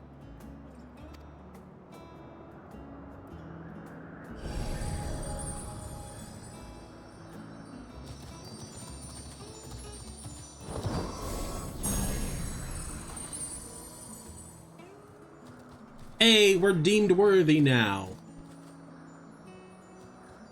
Well now, I dare say he is warmed to you.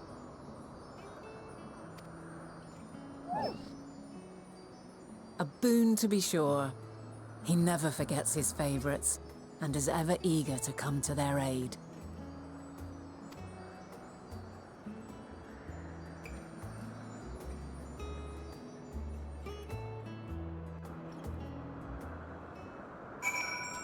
He did have a little bit of a creepy face, though. Like, that was kind of odd. Argos will soon have us standing on the very spot where the Meteor made their departure into the night sky. With luck, we will learn something of Hermes' intentions. My hope is that we find no connection, no festering wish for oblivion. Then we might have Hermes and his considerable expertise working for us rather than against us. Let us move over to the edge before mounting, shall we? That will allow Argos to catch the currents rising up from below and give us a smooth ride over to the eye.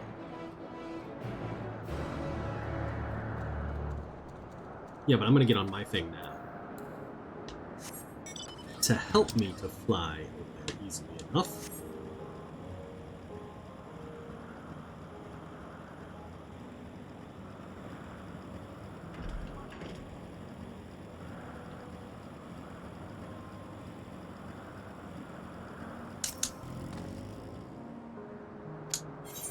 Ride Argos. It's a long flight. Are we going to talk about anything? Isn't this pleasant? Argos certainly seems to think so.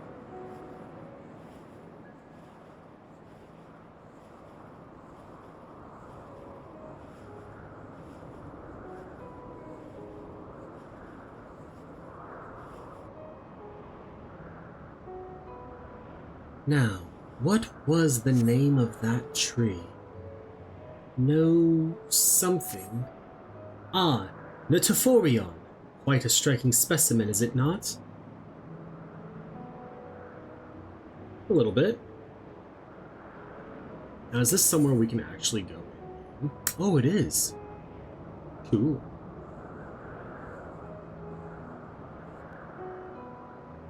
Brace yourself for landing. I wouldn't want you tumbling down at the last second. Last moment.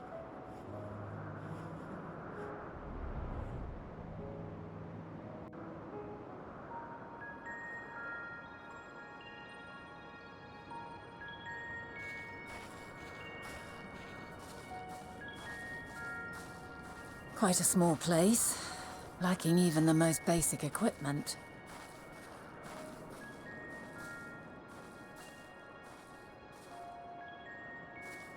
The present may yield no clues, but we may yet try perusing the past. Have you done this before? I have. But never on my own. So you cannot control the power freely. Worry not. I shall assist you. Come and stand before me.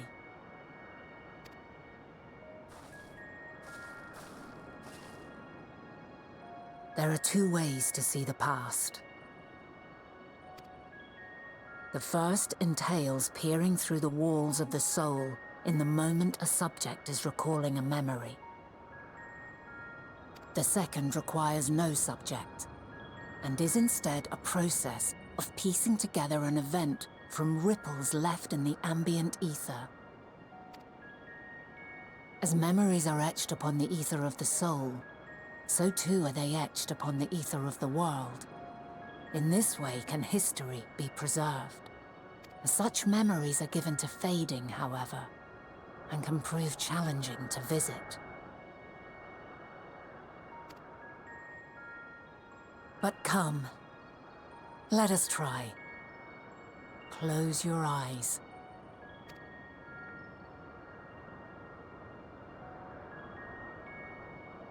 You can't tell, but my eyes are closed.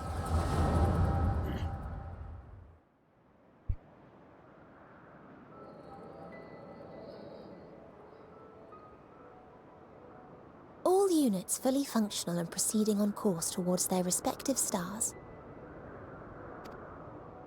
Estimated time to completion of survey is 108 cycles. End of status report. Severing connection with shared consciousness.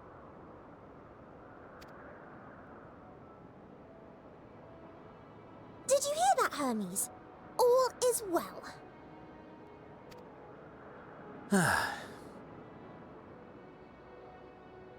Yes. Good tidings at long last. Every step of the way, I've been reminded how little we understand creation. How the universe defies imagination. But soon we won't need to speculate. We'll know the answers. What others live for. Indeed. And we'll owe it all to you and your sisters.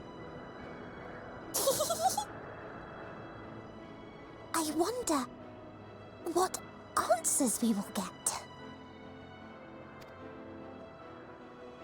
Whatever intelligent beings that exist out there are bound to be vastly different from us. Diverse in form and culture, possessed of unique ways of thinking. Their conception of life and its purpose will be no exception. Completely and utterly unlike ours. Utterly unlike... how?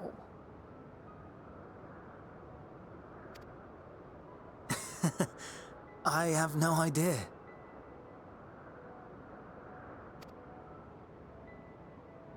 Yet whatever answers we receive, I will not dismiss them out of hand. No, I will think earnestly on them all. And I will share them with our people, that together we may contemplate our own existence. Perhaps then our star will become a better place. Not only for man, but for all life. Meteion, though I gave you wings to soar the heavens, I did not teach you how to walk the earth. So loath was I to bind another living being. In the course of your long journey, you will learn from those you meet, learn to walk and run and so much more. And when you return, older and wiser, we will have a celebration to mark your homecoming and coming of age both. Will there be apples? Covered in syrup? And how are you supposed to eat them? Rather than food, perhaps...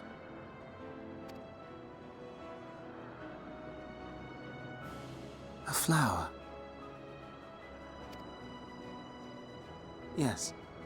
Upon your return, I will gift you a beautiful flower.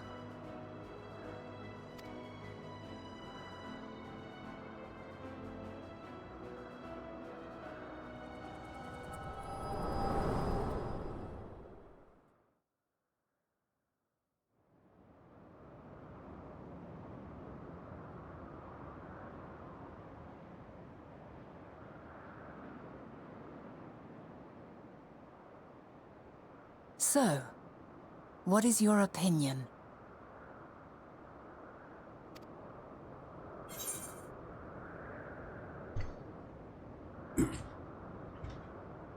He is a gentle soul, and yet...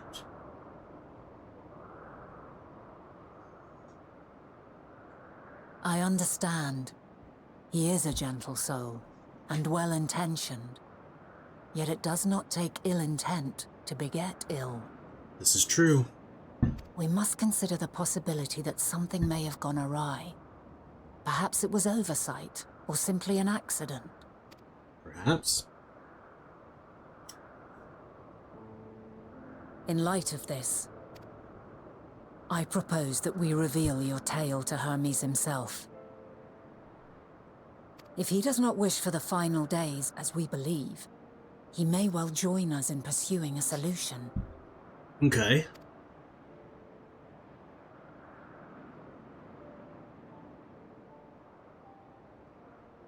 Then it is settled. Let us seek out our friend with all swiftness. 'Twould not do to let such a pure soul be blackened by tragedy.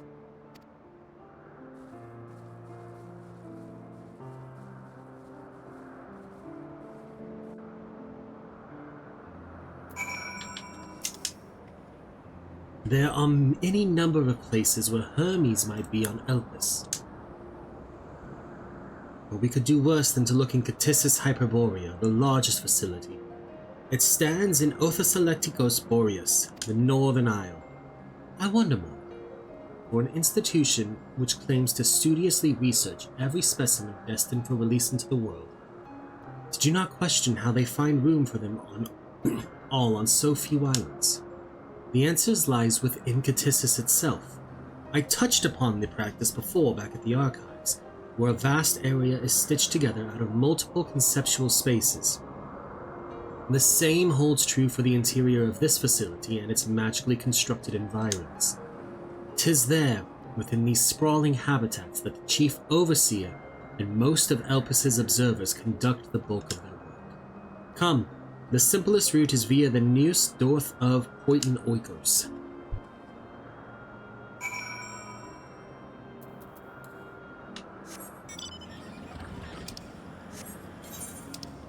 You know what? We're gonna teleport to Poitin Oikos first.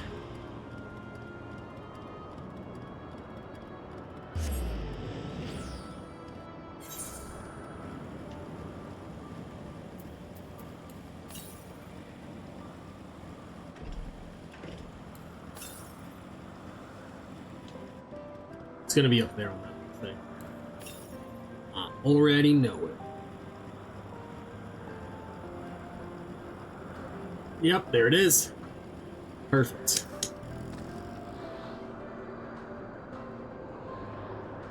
And then our last one, I think, is like way over there. Oh no, it's not. I lied. It's like straight north.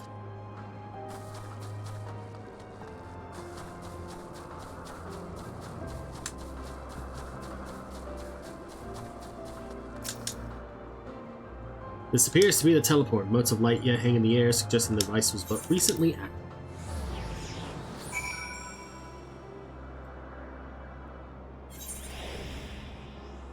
Why do I have it?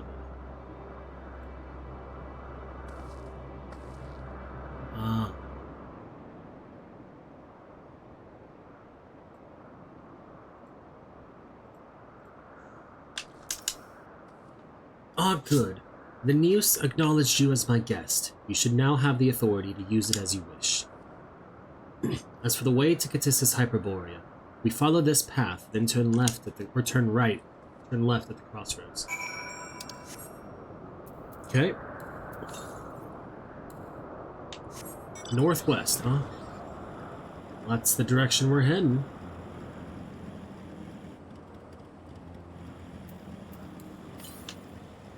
Oh, I see it.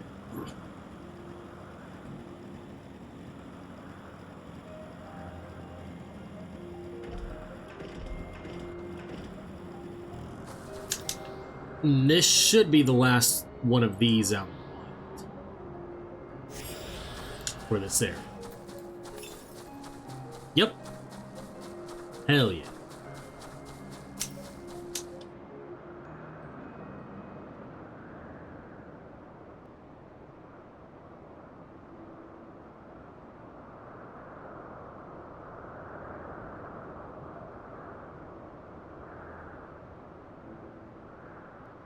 Here we are, the grandest research facility in Elpis.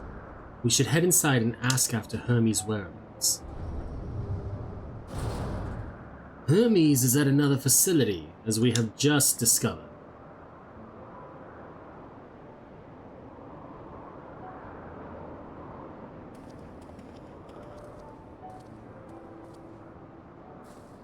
Furthermore, we've confirmed that his studies into dynamics, as well as his creation of Meteor, were entirely private pursuits.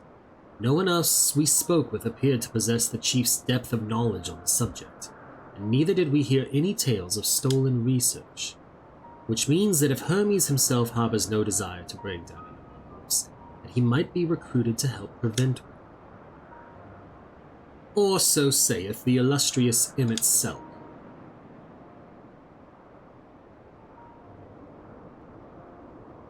According to your story, the 14 divined the connection between the celestial currents and the final days, but were never able to pinpoint the root cause of the calamity. With our people's greatest minds, not to mention Hythlodaeus' sharp eyes, committed to the pursuit of a solution, such an outcome seems inconceivable. The only possible explanation is if the nature of the catalyst was so inexplicable that even we failed to perceive it.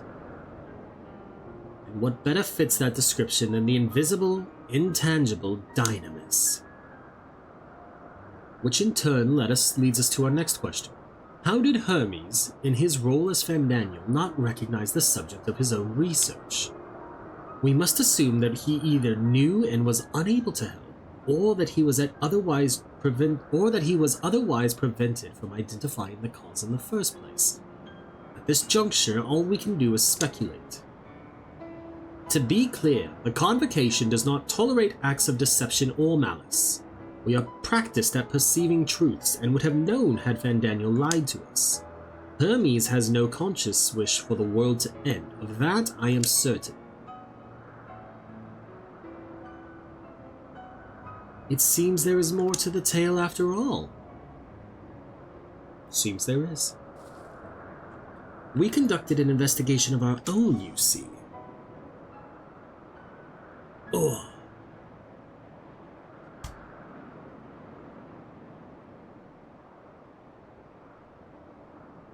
How comforting.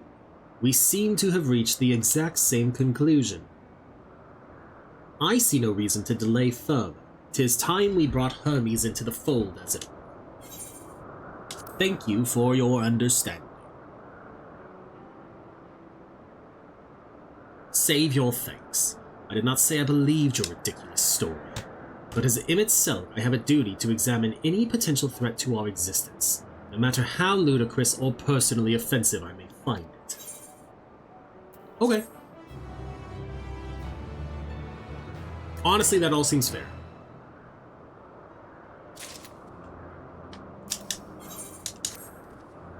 I think the time for leisurely exploration is past.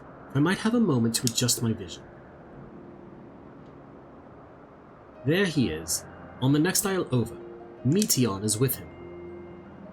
Hermes appears to be in the midst of an observational study, but I suggest we hurry over before they venture elsewhere. Head straight down the path. We can teleport to Mesopsis Euros from the device at the bottom of the slope.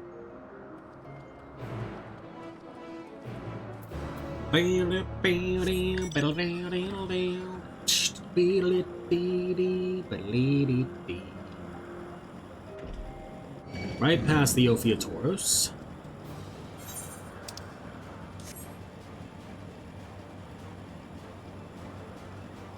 To the Mesopsis Euros.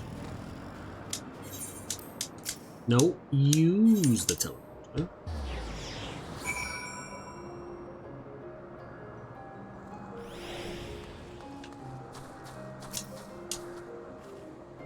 They are close by, within the Hungering Gardens.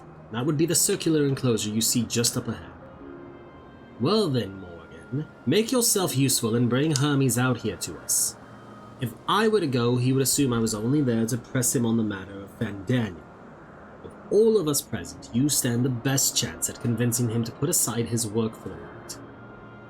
But the creations in there are not exactly... Then again, perhaps Morrighan can handle it. She did survive a bout with Vanal after all. Off you go to find Hermes, but do be prepared to come to blows with the garden's denizens. Psh, I'll be fine. Thee can't hurt me. Bleep, bleep, bleep, bleep, bleep, bleep, bleep, bleep, bleep, bleep, bleep, bleep, bleep, bleep, bleep. Oh shit. I didn't know I was gonna have them be forced upon me. I'm sitting here like, there'll be no problem, I can handle them.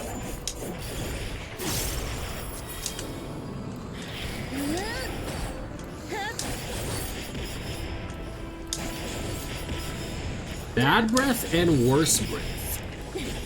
Okay.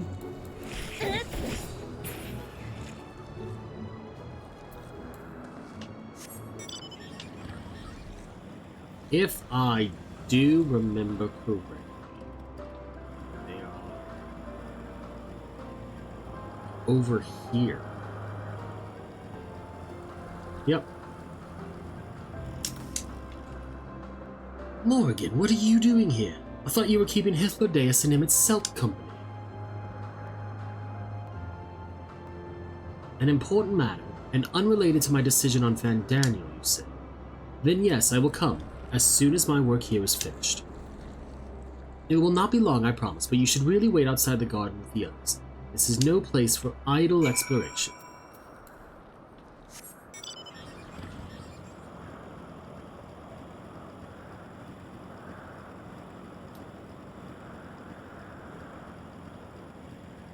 Right?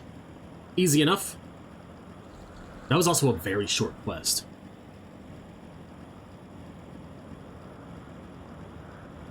And I'm not going to complain about short quests.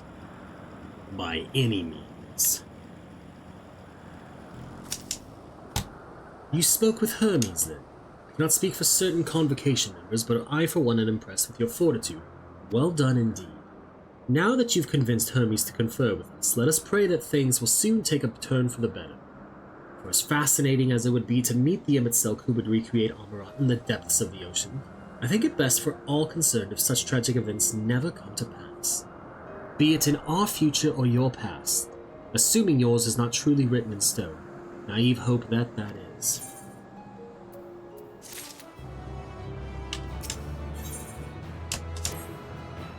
Hermes said he would not be long, yes? Then we shall wait here until he emerges.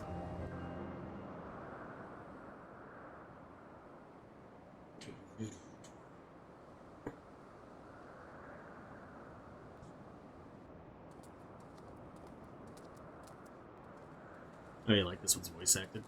My apologies for keeping you waiting. I understand there is a matter you wish to discuss.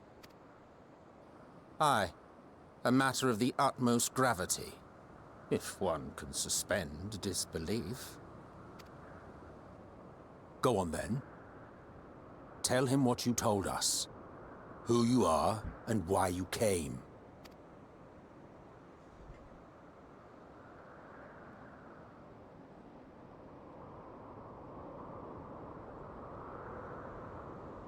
The final days.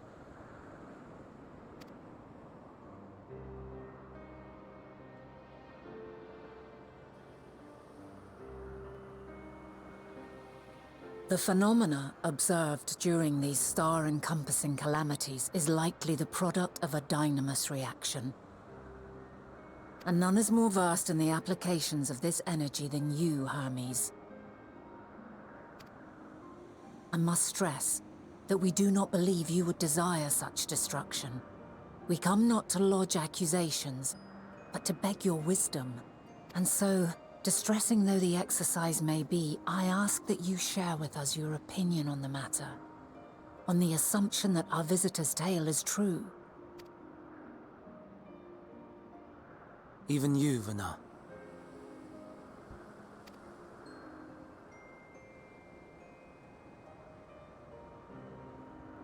As you say, the phenomena observed in the two calamities may both be attributed to Dynamis.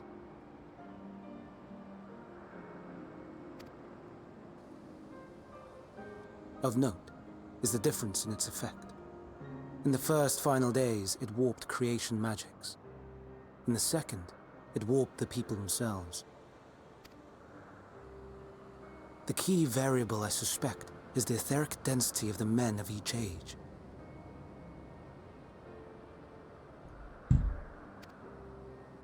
As you know, ether, in essence, negates Dynamis.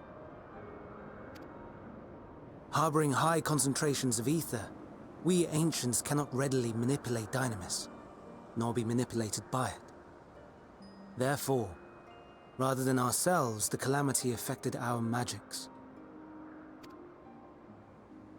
In contrast, having been sundered, the people of the future are composed of but a fraction of our ether.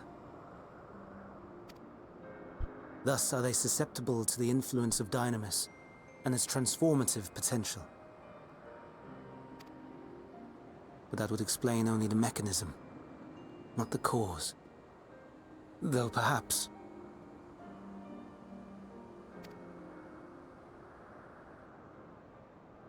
What is it? Even should it be a hypothesis, we would hear it.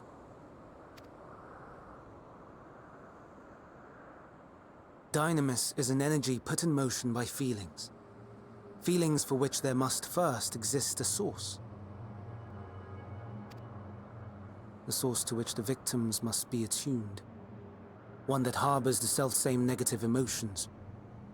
Elsewise it could not be the agent of such extreme change. So it wasn't the stagnation of the celestial currents. Interesting. Someone, or something, is instigating the star's demise.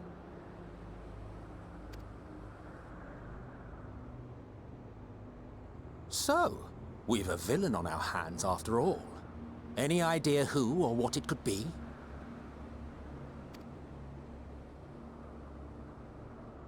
The celestial currents comprise the outermost layer of the star's ether, encasing it like a protective sphere. According to your tale, it was where the currents were weakest that the phenomena first manifested. If the inciting factor came from without Aetheris, then its effects would first be seen in those locations.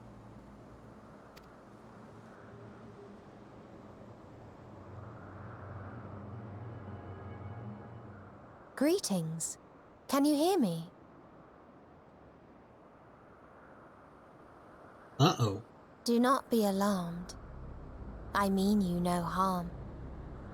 Why the I wish music only then? to hear your words, share your feelings, know your thoughts. May we please be friends? Meteion. What is it? Executing scheduled task, suspending individual self and connecting to shared consciousness.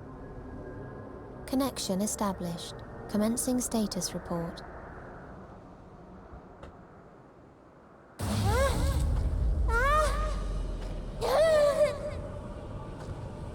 It hurts!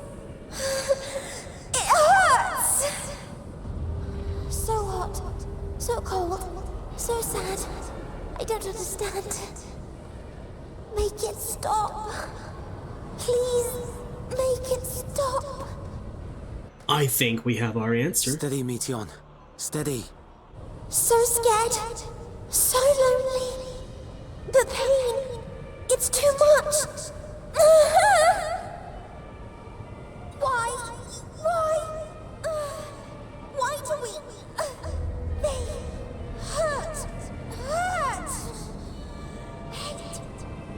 Hate. This is wrong. All wrong. She's gone? But how?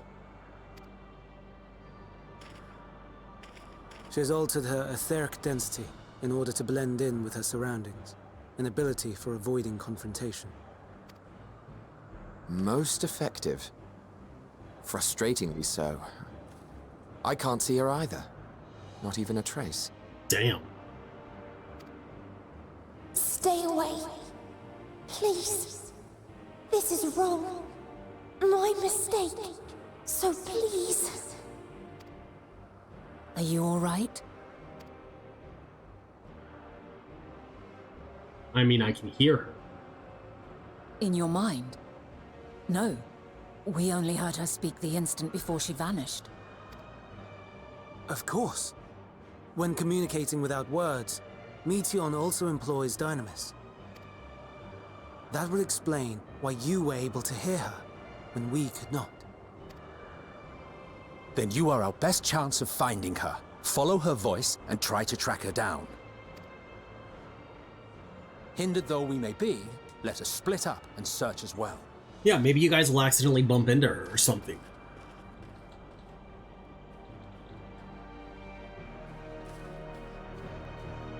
Alright. Before we start this next quest, though, I need to use... Oh, we just started. Before we continue this next quest, I need to use the bathroom, so I will be right back. Now we need to find Meteion. If I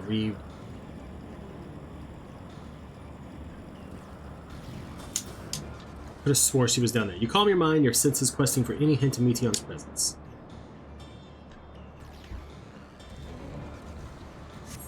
But you fail to hear her voice. She must be elsewhere.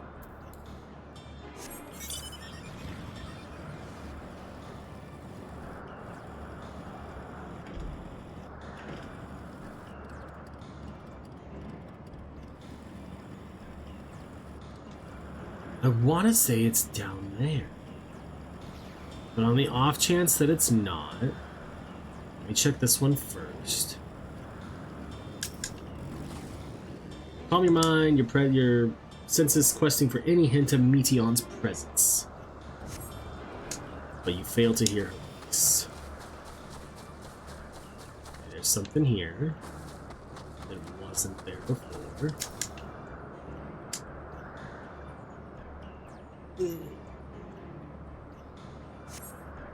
It seeps into my mind. Our voices reporting. No, Hermes mustn't hear them. I have to run, to hide. Meteion's anguished voice grows distant as the source seems to flee down the slope.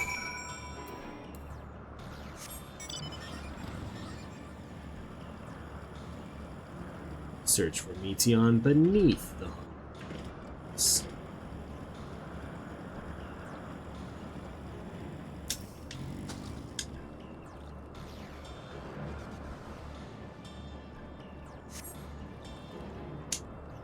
Strain to catch even the slightest sense.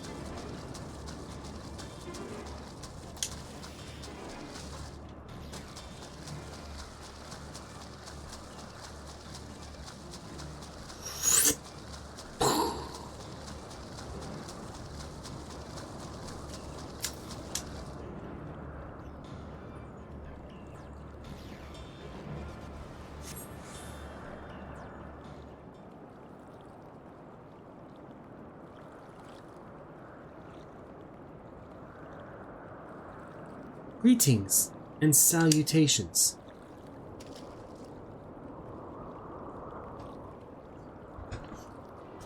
Commencing report. Oh no, we can't tell them that. We must run far away. Damn. That's too far. Please. Don't follow me. As you sense her climbing to the top of the ridge. I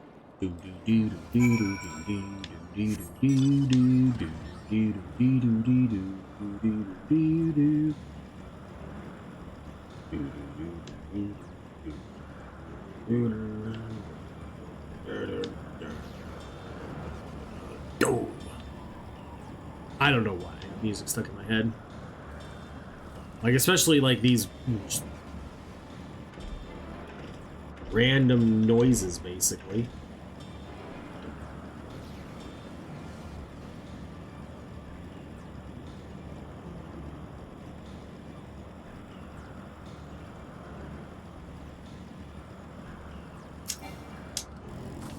Suspicious disturbance. Whatever could that? Nope.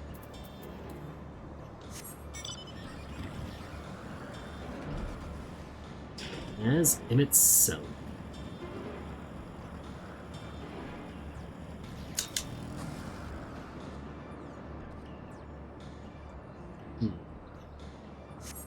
How did it come to this? Is this the reason we traveled to the stars? Why we sought out other life forms? Is this it? Is this the answer? No, it cannot be. It cannot be!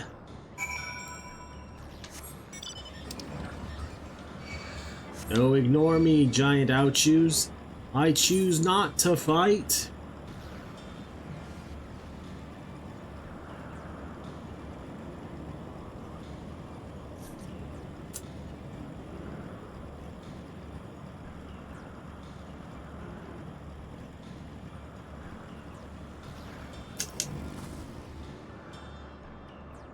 I don't foresee this being the correct one first try. Nope. Of course not.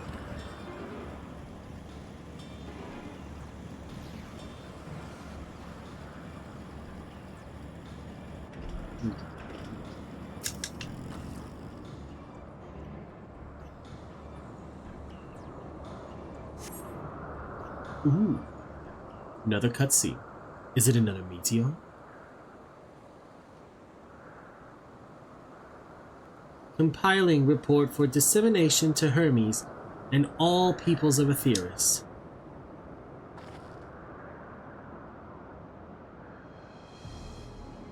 Processing expedition data, preparing profiles on intelligent civilizations, formulating answers to the question, finalizing report. No, Morrighan, you mustn't listen. Let me listen, Linda. It's wrong. It's all wrong. Meteon's anguished voice flees towards the lake. Any sign of Meteon? Panicked and confused, which will make it all the more difficult to predict her movements. Hermes, what do you make of this situation? The Media are linked to a single mind, a shared consciousness with which connects them across any distance. I suspect something has happened which disrupted its usual harmony. How might we access this shared consciousness of theirs? Much as you would approach any sentient being, directly. In the Media's case, that means speaking to any incarnation within physical reach. So unless we can track down the Meteon we just lost, we have no means to communicate with her. No way of knowing what befell her sisters. No way to provide directions or guidance. Then we had best set our musings aside and concentrate on how we might find her. Agreed, Emmett. But once you're actually speaking things that make sense.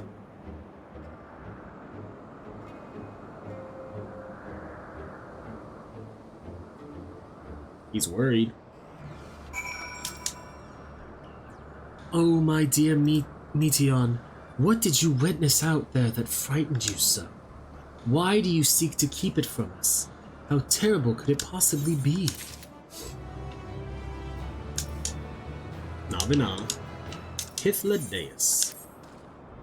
Correct me if I'm wrong, but Meteon renders herself invisible by matching her etheric density to that of her surroundings, does she not? If so, could we then disrupt her concealment with a survey of ether? Much how Emmett's self solidified your presence when we first met you. Don't be absurd. I can hardly channel ether to a recipient whose whereabouts are hidden from her. Which is why we must all work together. Morrighan will continue to search in the same manner as before. but this time with you in tow. Once she ascertains Meteon's likely location, you proceed to reveal our wayward familiar with a swift ethereal downpour.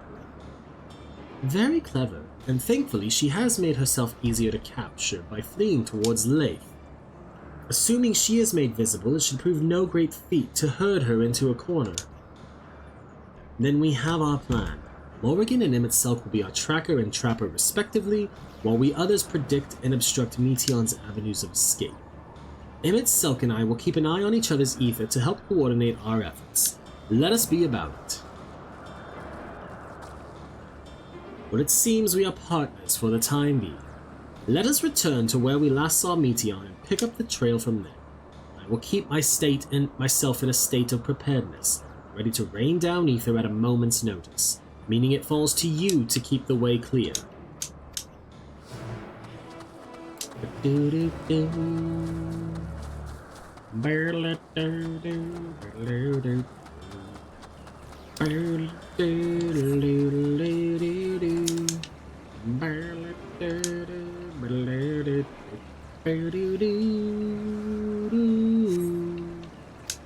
We don't hear nothing this way.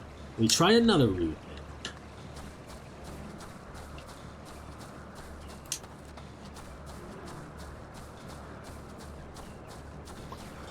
Ba-ba-dum. Ba-ba-dum. Ba-da-dum.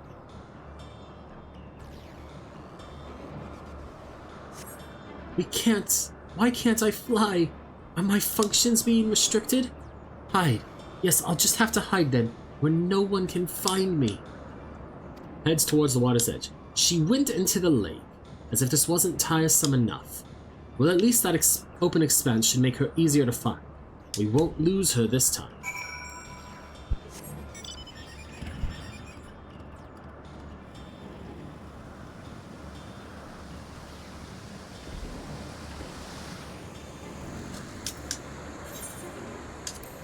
We should be able to reach the bottom of this drop by climbing down the rocks at the water's edge. Do not even think of dragging me over the falls. Final days or no, if I end up drenched from head to toe, I swear I will feed you to a remora.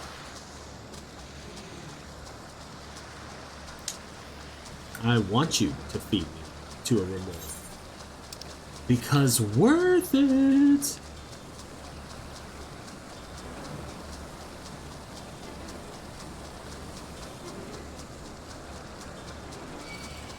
No, just allow me to split the difference between you two. Let this be far enough away. We'll run past it. There we go. Ooh.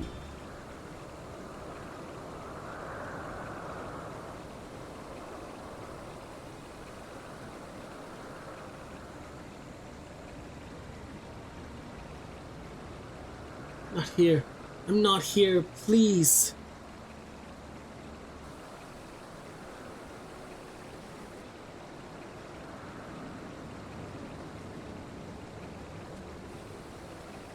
By that rock, is she? Very well.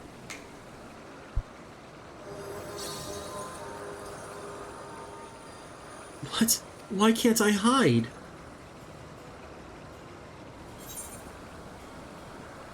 There's no need to run, Meteon. Morrighan, what are you saying? Everything is so faint. I'm sorry. I'm not strong enough. Stay away. I'm begging you. Don't make me say it. It will break him. His poor, fragile heart.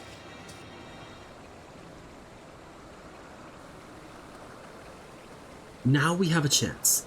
Once the others are in position, the two of us can herd her into their midst. I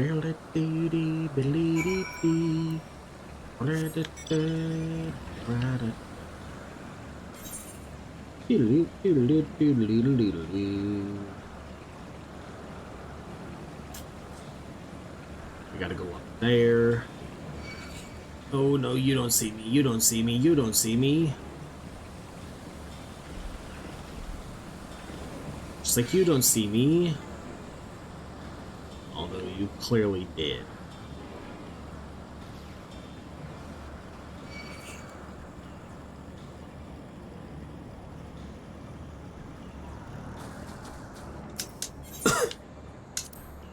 Is this Neos not in use? It seems to have been left to the mercy of the elements. Either way, it bears no trace of Meteion's essence. We move on.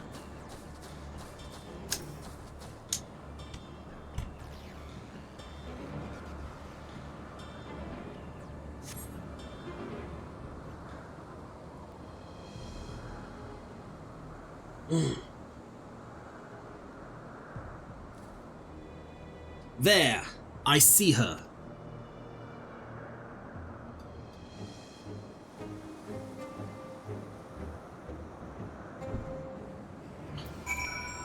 Did it really have to be a cutscene for that?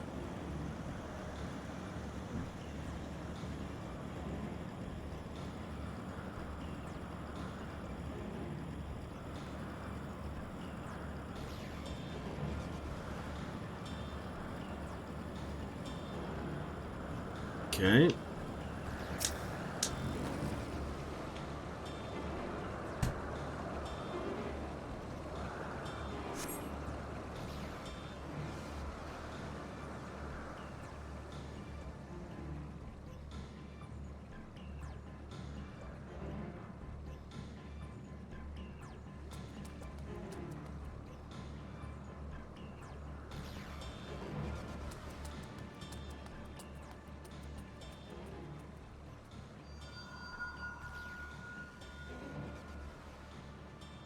Aha!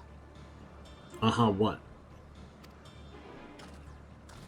Give chase. We shall herd her into the shelter. Okay.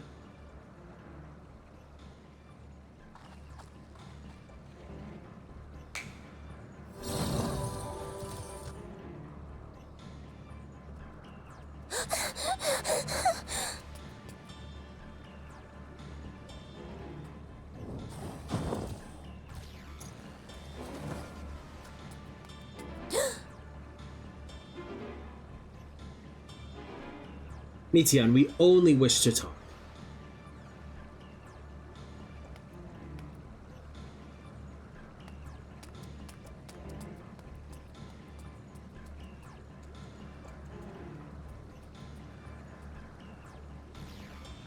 We need to know what your report says.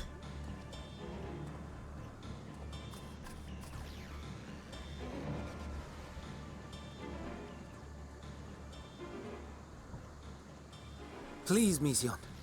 We must speak.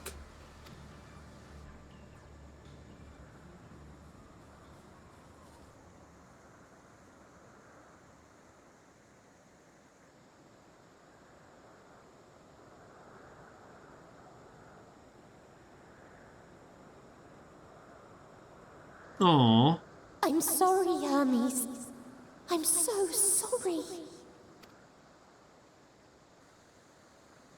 If someone can hear these words, then please. Yes.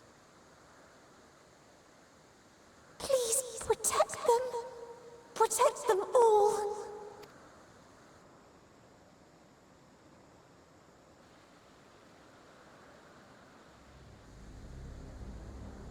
Individual self-suspended.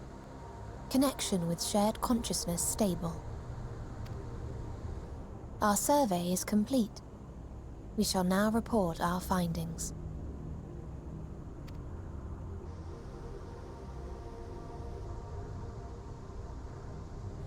All units safely arrived at their respective destinations.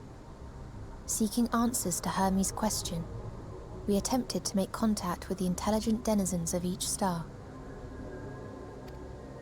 Results are as follows, in order of numerical code.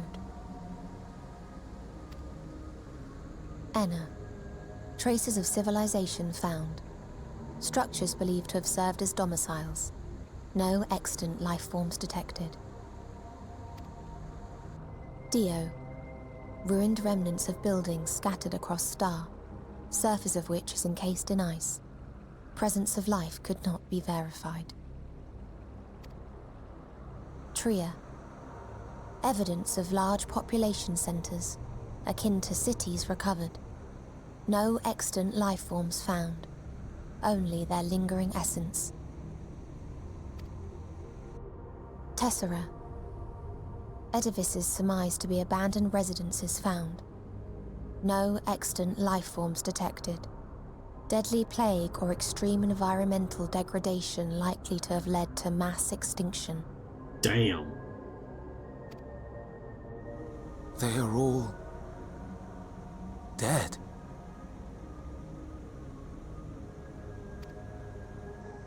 Octo. Star found in state of violent conflict. Contact successfully made with inhabitants, but deployment of weapons of mass destruction resulted in total annihilation of local population shortly thereafter. Damn. Inea. Star is a barren desert. No identifiable flora found. Bones of living beings resembling... Whoops. Fuck. Remind me, Hermes, what exactly was the question you entrusted to Meteion?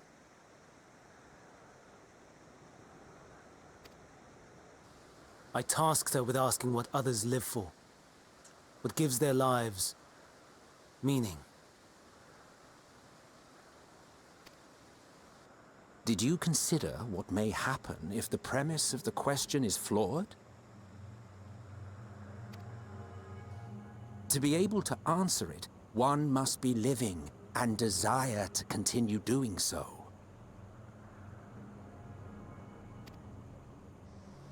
But if Meteion finds no living beings in the course of her journey, or none who desire to live, what then?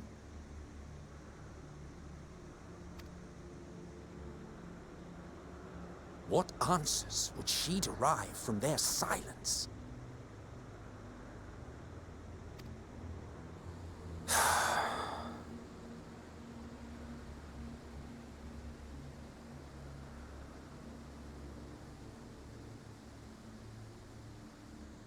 Meteion, enough! Suspend your mission and return hither at once. Decapente. Local civilization once flourished under auspices of higher power. Said power later laid waste to civilization in fit of rage. Upon revealing this to me, entity elected to self-terminate in lieu of providing answer to question. No other intelligent life forms found.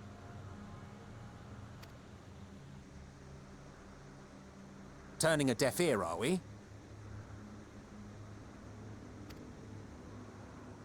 We are taking Meteion back to Amarot. As I understand, we will need her if we are to bring back all of her sisters. Yes.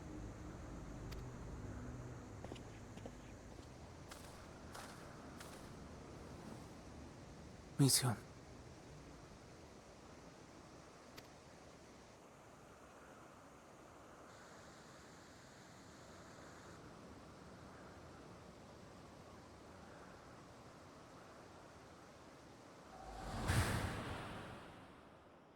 It isn't right, is it? It isn't right to turn away from the answer. Even if the answer is pain.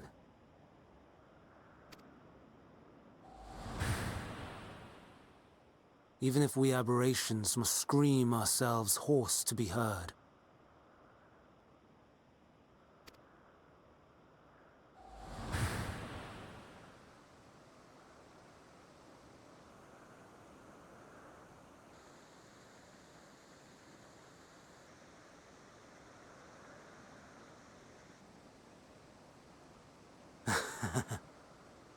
Aye. Whatever answers we find, I will not dismiss them out of hand.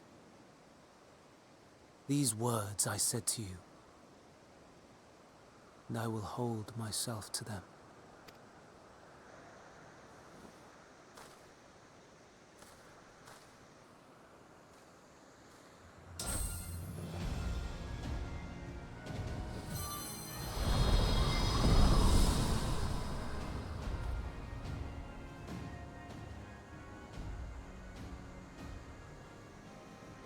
What is the meaning of this?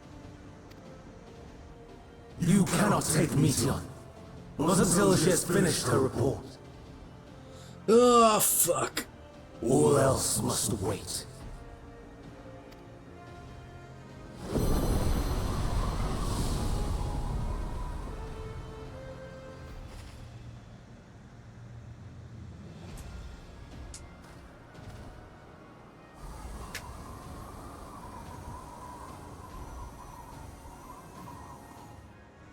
You fool!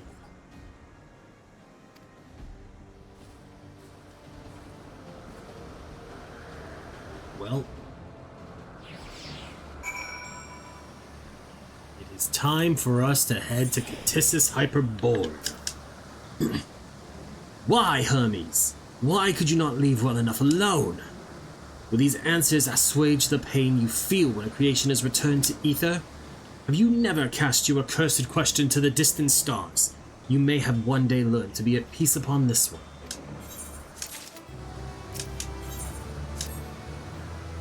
Hermes has headed to Catissus.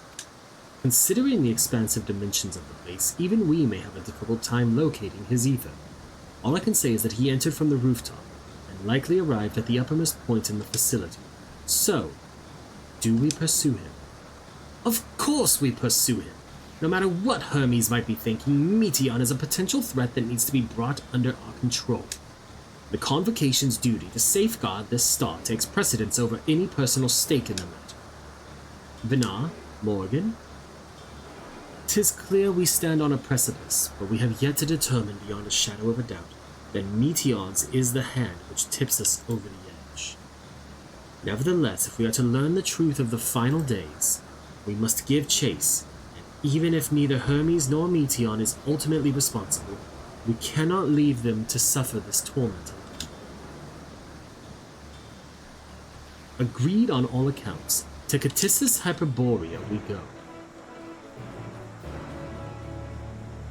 I hope it just kind of teleports me there so I don't have to do anything on my own. Hell yeah, close enough. It's about as close as it would be if I had to go the other way and teleport to Point Nokos and then travel north. So I'll take it.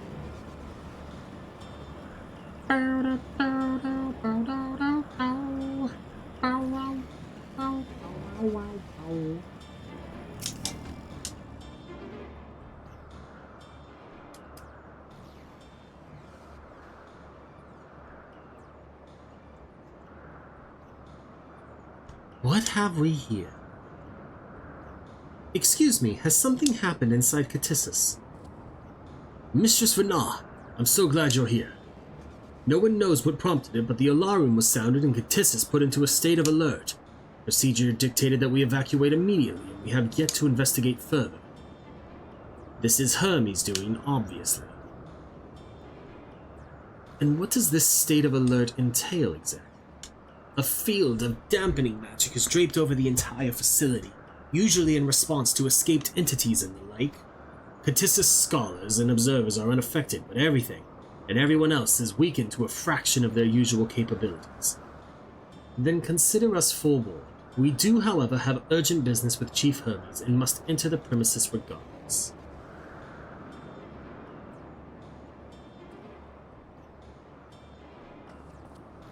That said, if Hermes is willing to enact such measures, I wonder what other obstacles he has seen fit to drop in our path. With that enfeebling spell in place, we're not like to be at our fighting best. And I was hardly an effective combatant to begin with. I've little to offer beyond my ethereal vision. And you will put that talent of yours to good use. You were fairly skilled at spotting weaknesses, if I recall. Fairly skilled.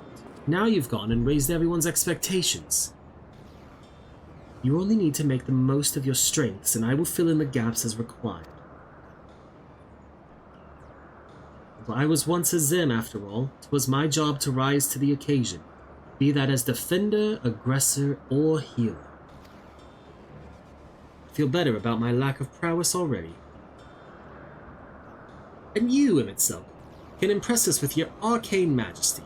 You lob potent spells as easily as breathing, but can also channel that power in a protective manner if you so choose, yes? Yeah, well, Yes, should the situation call for it. Excellent. That should cover us on all fronts. Your tale led us here, so 'tis only right that you lead us now. No matter what lies ahead, we will win. We will win through to Hermes and Meteor. And then we will face the future together.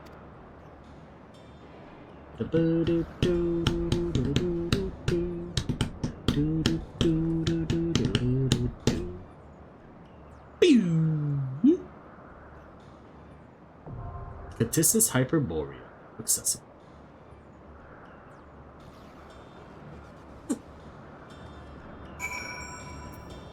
We're gonna try and do it with a party first. As always. And should that fail, it will teleport this way then. We will do it as a trust. Although I'd rather not. In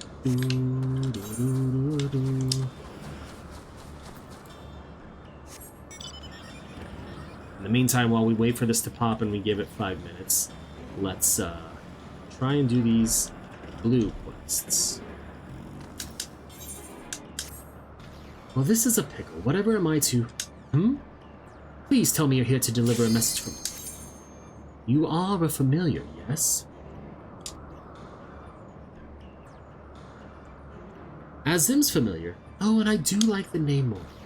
But if you belong to Azim, then what has become of our visitor from Almirant? He was meant to arrive some time ago. Our wildlife subjects are accustomed to the presence of long-term observers. Oh, okay.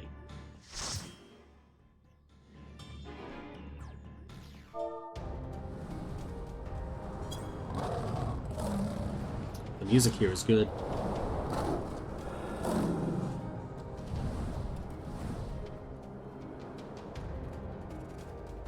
Catissus Hyperborea.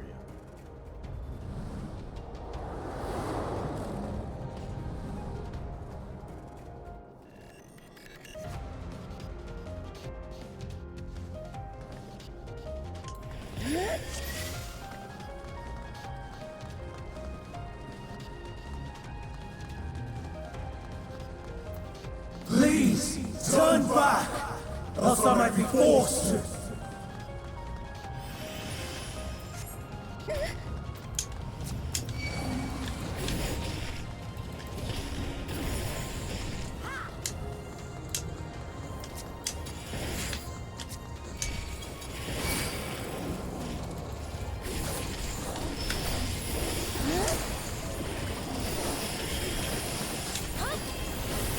Come on.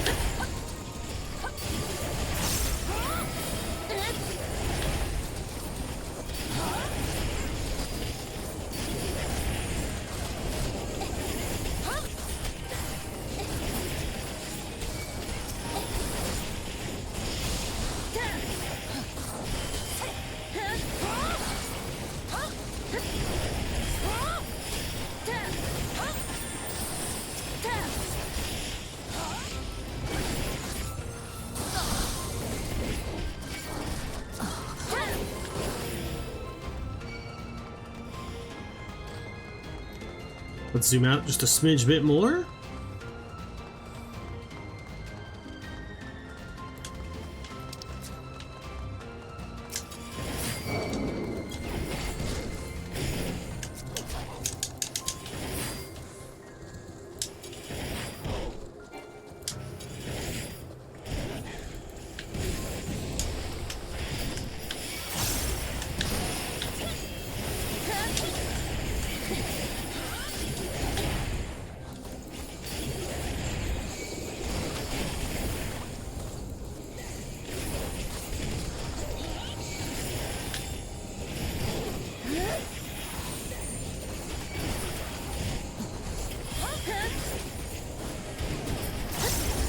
Oh, I combined the wrong two mitigations. Whoops.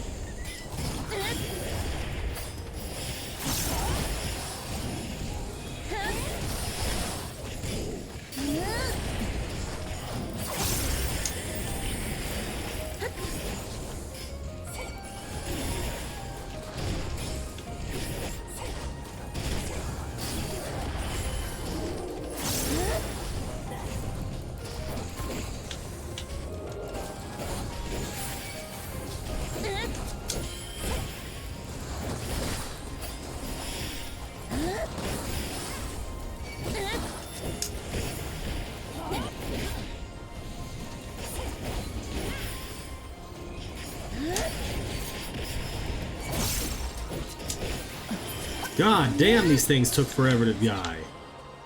Holy shit.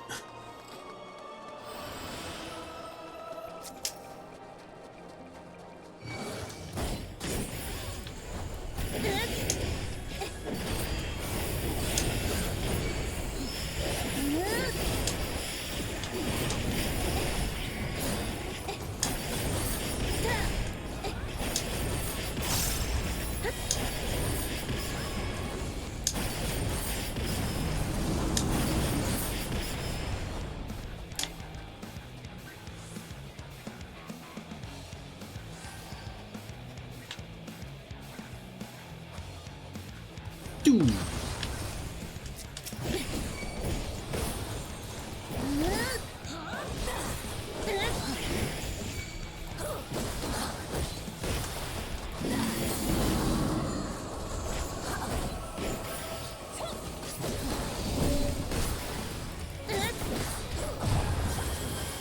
Yep.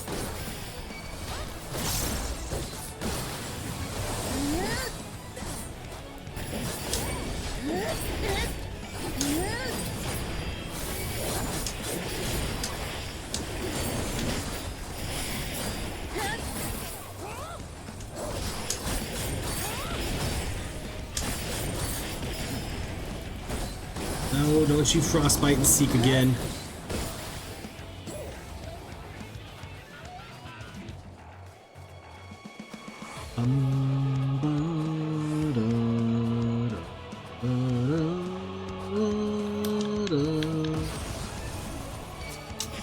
Force down. Oh my God. Especially when there isn't really anything you can do about it.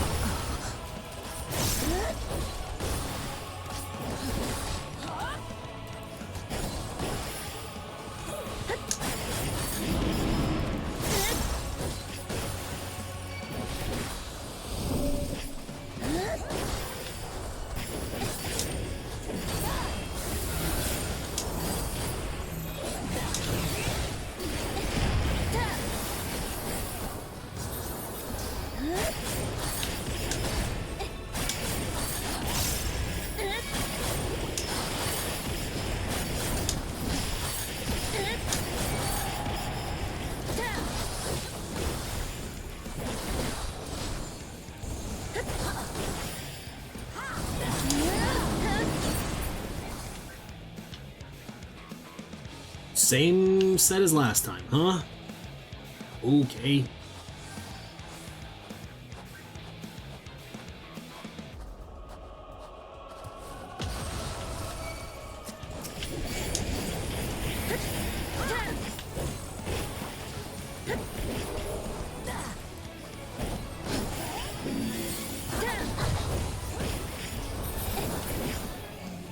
Go.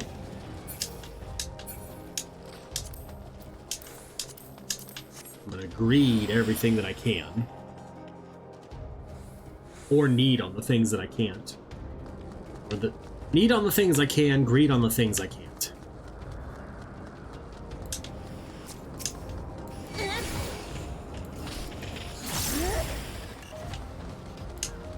I'm warning you. Stay away!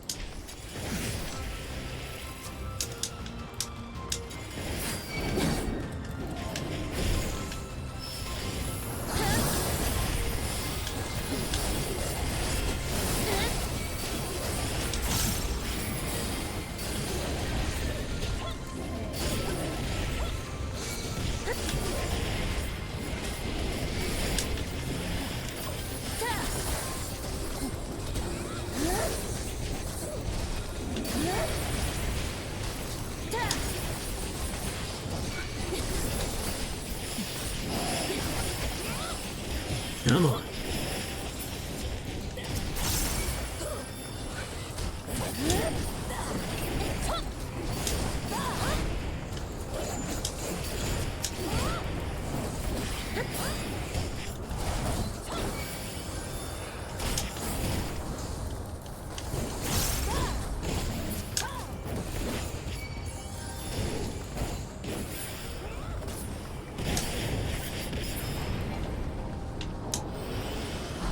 Oh.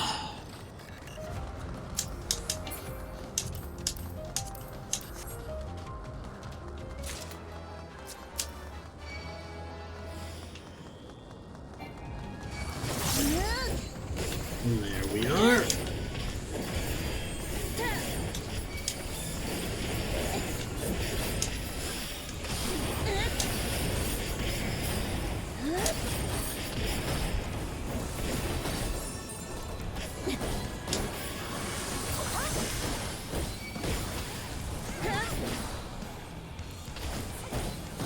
Okay. It's just the one in front of him, so it means it's just going to be a frontal cleave.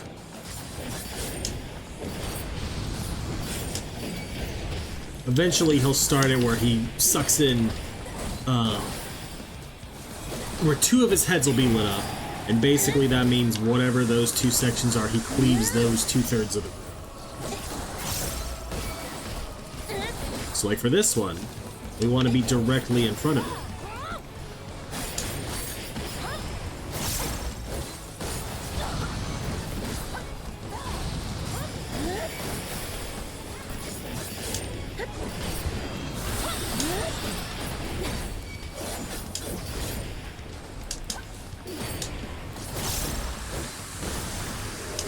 Oh wait, she's right, she's right, she's right.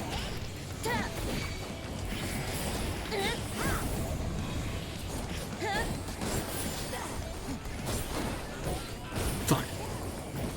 I completely screwed up my, shit there. My rotation.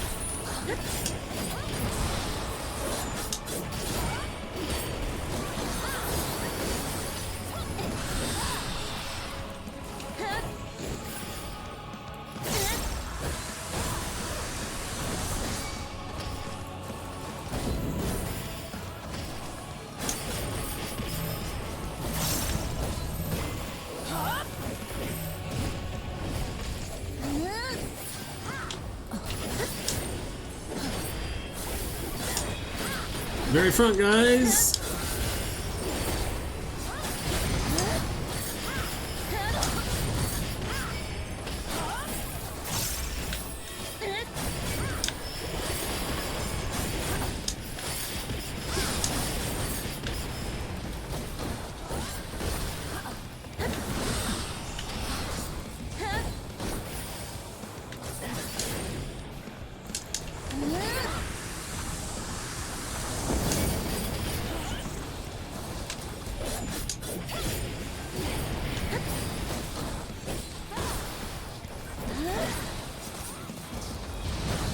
Oh, and he ran right into where the next one was gonna be.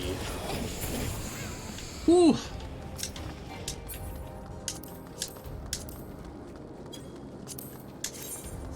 Sure. We'll greet it.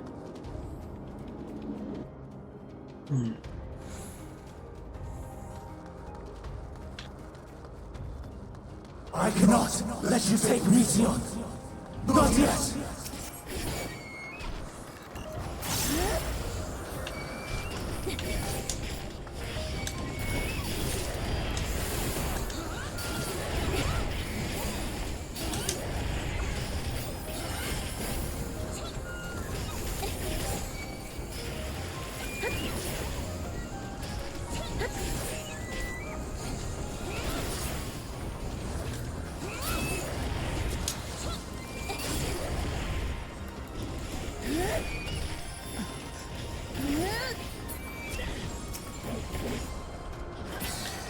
This part does kind of suck because you can't do any double pulls. They're all single pulls.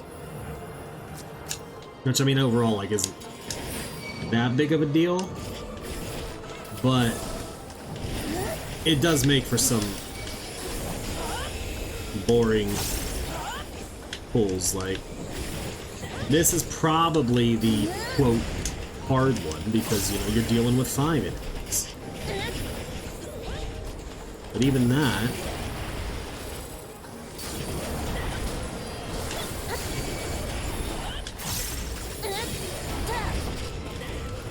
give it, like, a few more global cooldowns and all of them are going to be dead. And there we are.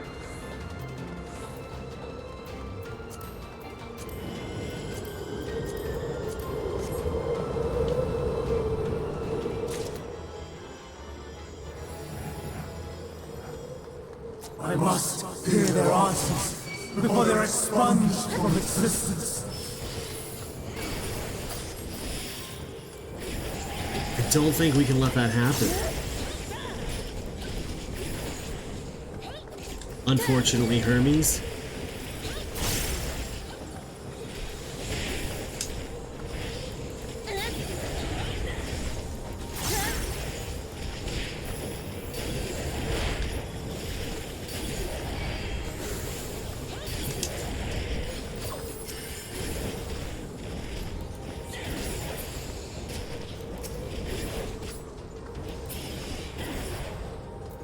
Oh.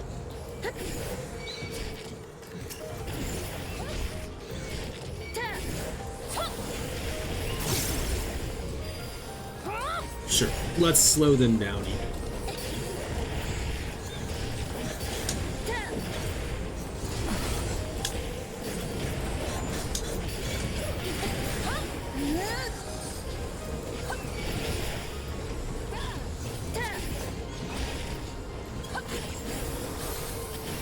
I have nothing for that one.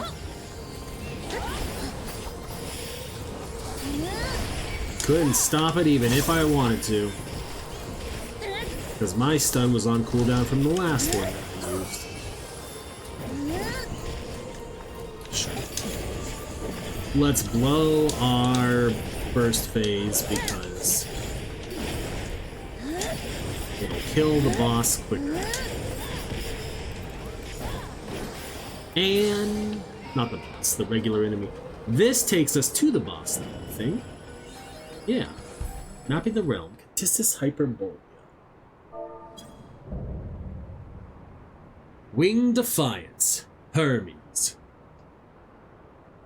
So, it comes to this. I have no wish to fight, but this time, I cannot yield. Though the world may think me a mad, desperate fool, I will hold fast to my conviction. No.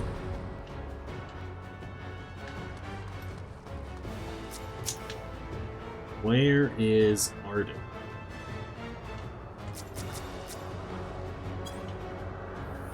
There we go.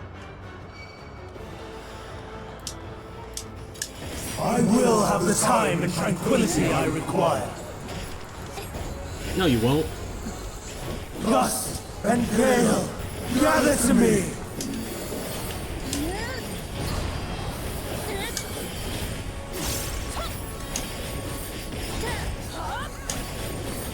Ancient brand, unleash your power!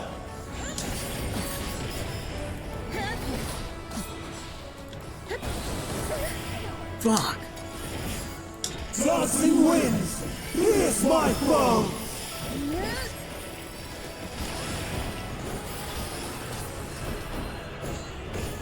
Stars on high, fall as rain!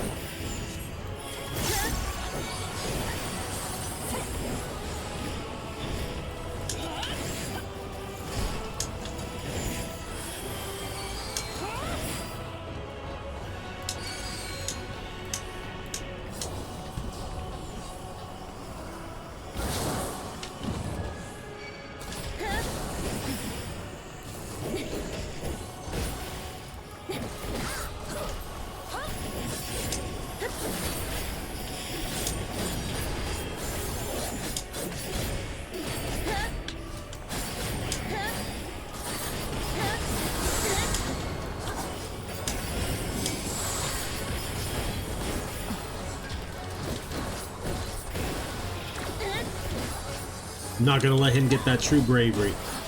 That's my interruptible that I need.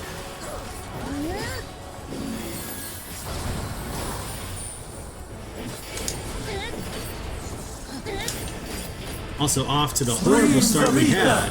Surge is one! I am, we have recovered.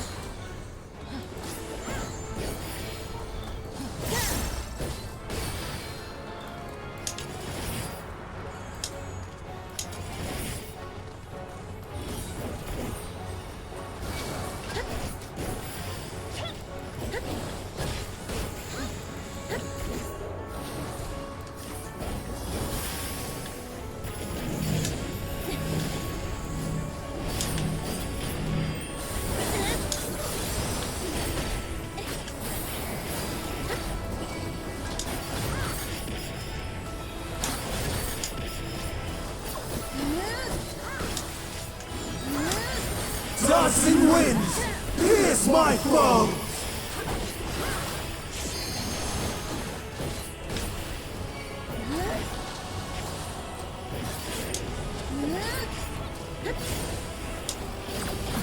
Stop trying to use your true bravery. I don't have anything for this one, I'm sorry.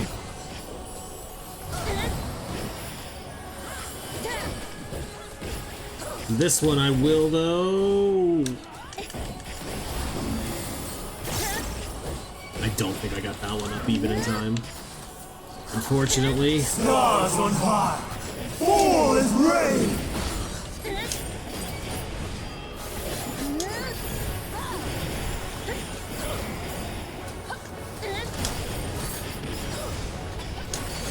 Okay, I see where we're gonna go.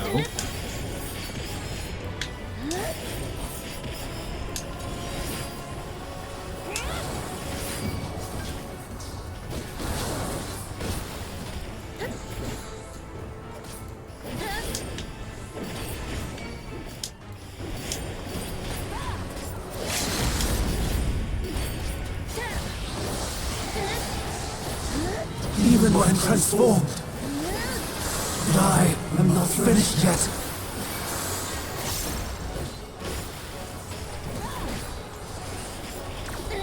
Sure about that? You're at your last 2%.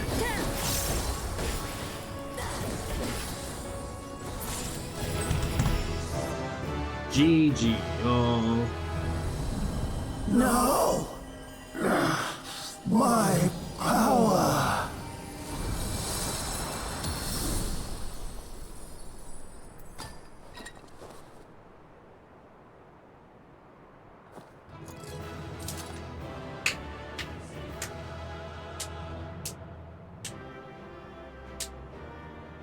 Okay.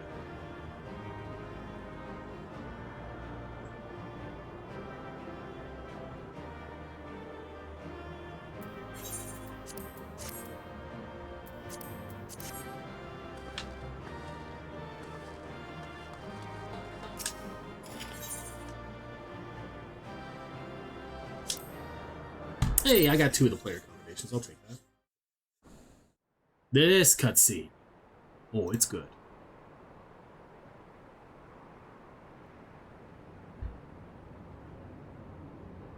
It's over, Hermes.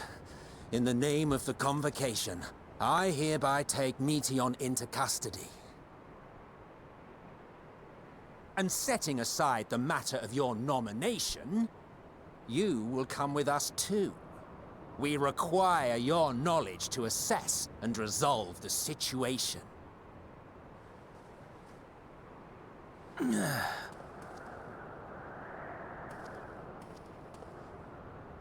Meteion, I am so sorry. Would that I could have listened to your report in full. Reflected upon its meaning and conveyed it to others. That they might reconsider their chosen course. But I have failed, and that wish will never be realized. However, ere our fates become the province of others. I bid you tell me just one thing. Was there happiness in those distant stars? Was there a reason for living?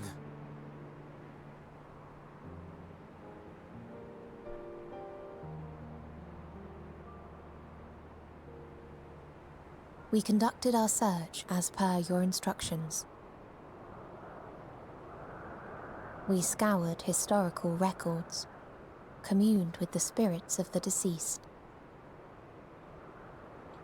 heard the final testaments of the dying, welcomed their shadowed hearts into our own. One race had striven to create a world bereft of animosity.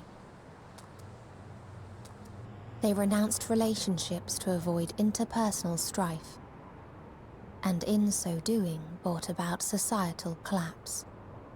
Okay. One race had renounced war and devoted itself to the enrichment of its people. They were conquered. Though they destroyed the enemy in reprisal, they could not regain their former glory. One race had concluded that finite time was the root of all woes. Aspiring to shatter its shackles, they went in search of infinity. They discovered nothing is infinite, and that neither time or death can be cheated.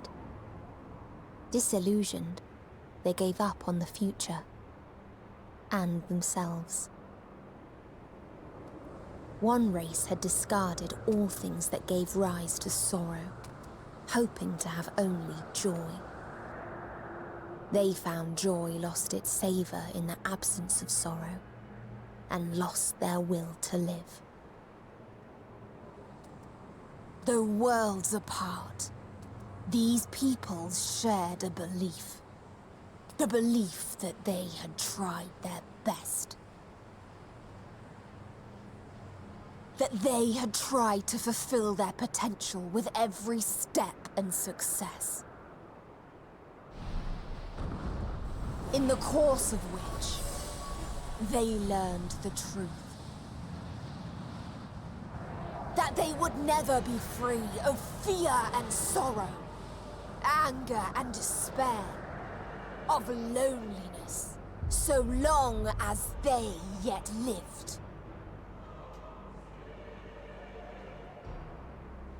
Even now their souls cry out for oblivion. And to this song of anguish, I lend my voice. We lend our voice.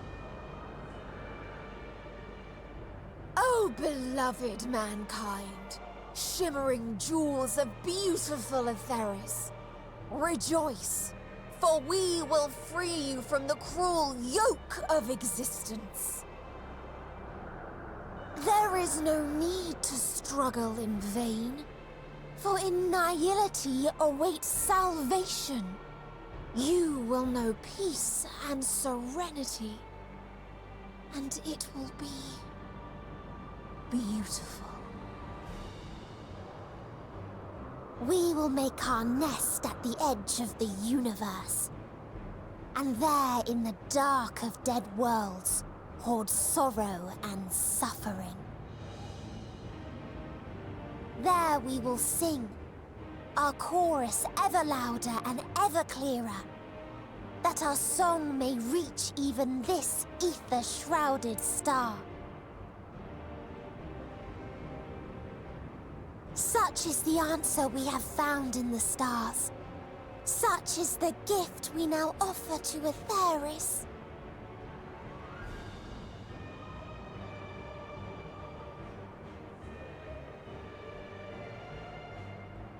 Damn. Who are you to decide our fate? To decree we live or die?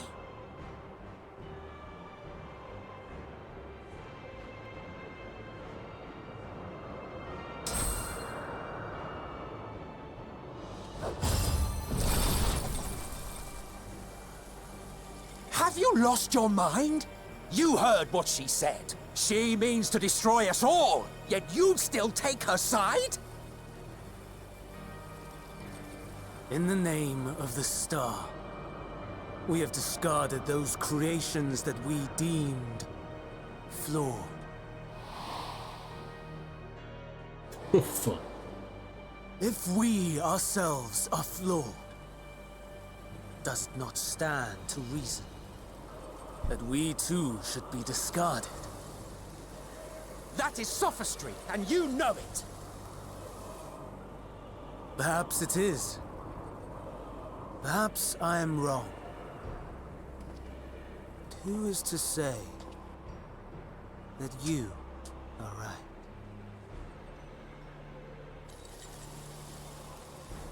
Let us settle this with a determination. In my authority as Chief Overseer of Elpis, I will make a judgment on man's fitness to exist. If he can learn to value all life and retain his will to live, even should his end be justified, he will surely find a way to avert his demise. If not, he will perish from the start. As with all determinations, provisions must be made to ensure fairness. Kairos! Awaken!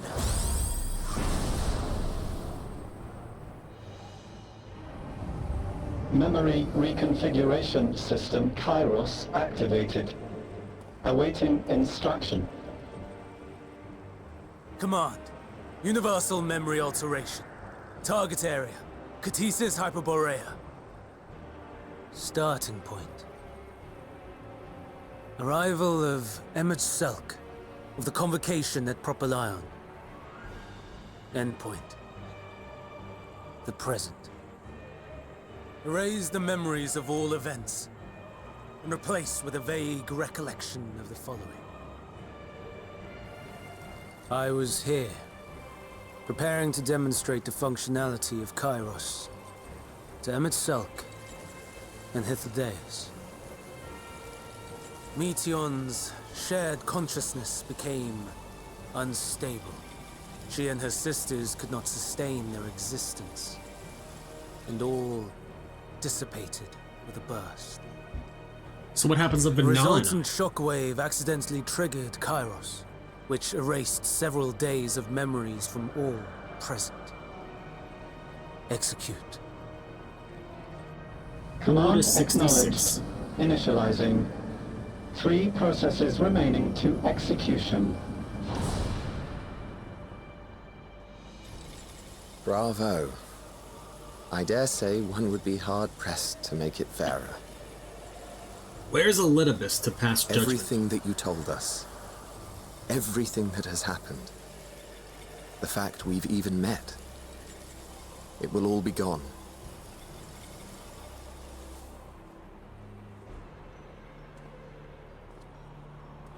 Go, Meteon. To the edge of the universe, where none can reach you.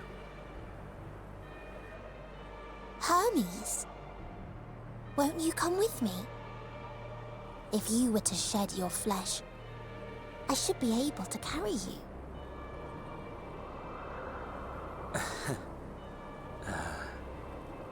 I will remain. As a man, I will oppose the oblivion you bring. Silly fool. Had you said yes, I would have granted you the gentlest end. But now you won't.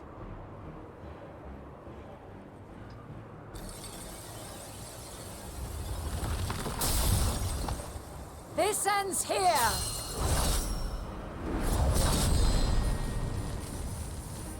Fly, Meteon!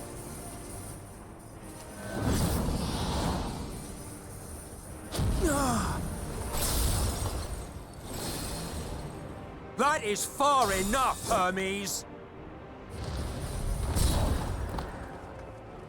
Argos, to me!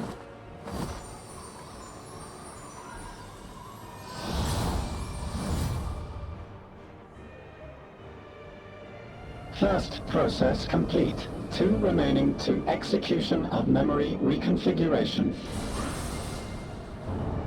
As if we needed more pressure. No matter what, you cannot forget what happened today. For it is the key to saving your future.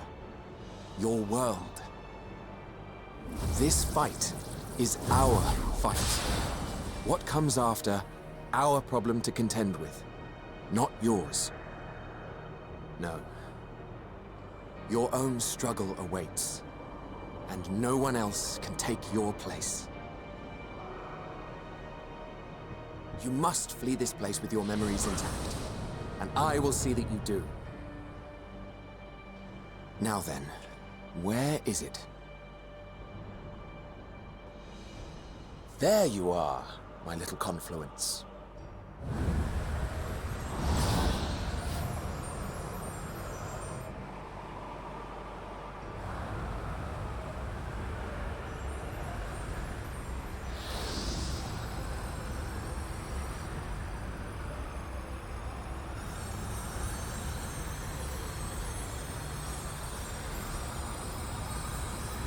Argos is trying. Maybe if she would have went with a, you know, a horse instead of a dog.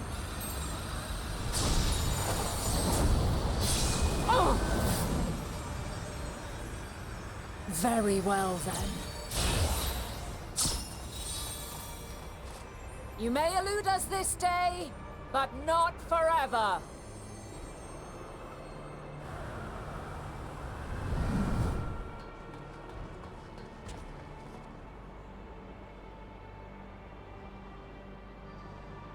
Meteon's gotten away. Second process complete. 1 remaining to execution. Ugh. No time for brooding. Listen well. Beyond lies a spatial confluence that connects the interior sections of this building. I will destroy the confluence and force open a way outside. When I do, you must jump through.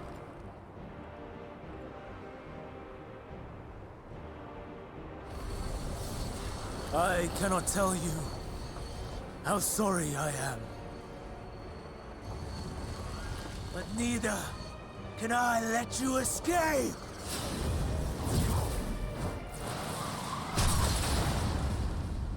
Oh.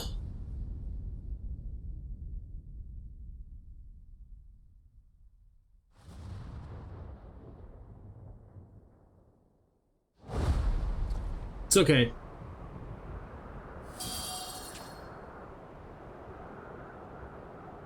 Too brave by half.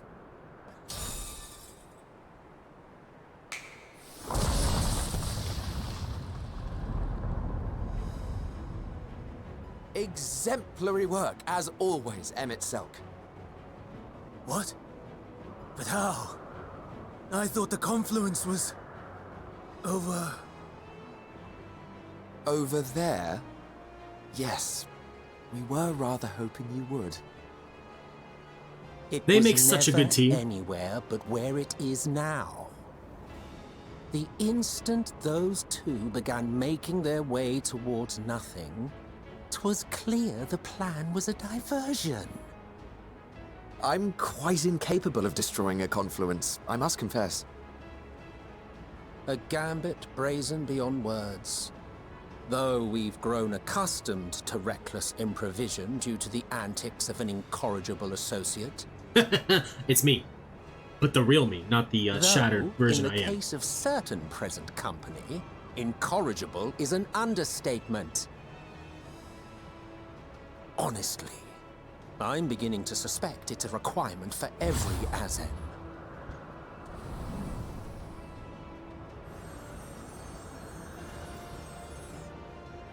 There's no time! Quickly! Even now, I do not believe your tale. I would not suffer us to walk such a wretched path. Still, if it must be said, do not squander it. The legacy I leave you. shit. That's intense. Final process complete. Executing universal memory alteration.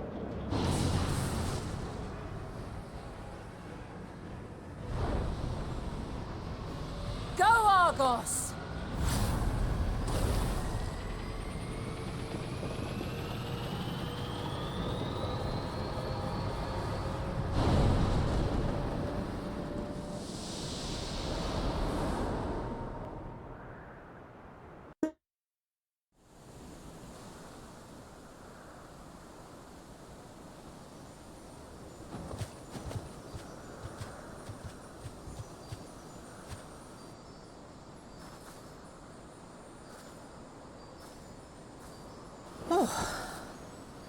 Little worn out, are we?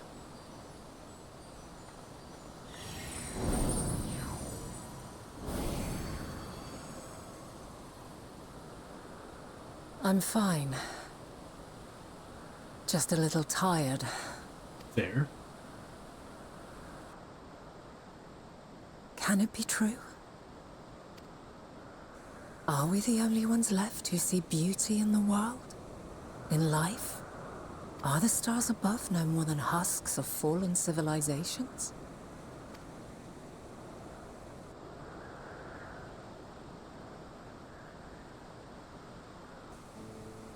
And yet, I feel her. Though she is unimaginably distant, I feel Meteion's presence, and the place where to we must go. Ere she made good her escape, I placed an enchantment upon her, one which allows us to follow her trail.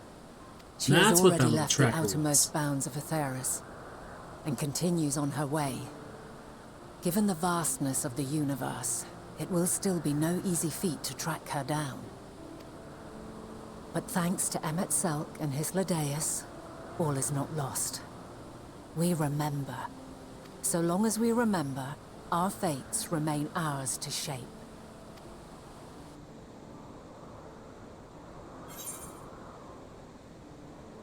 So what now? Because I know what became of the others. They lost their memories. But indeed. Let us begin by ascertaining the situation at Katisis Hyperborea, where the others should still be.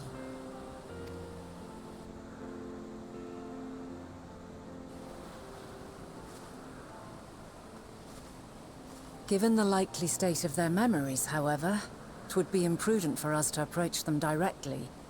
In which case...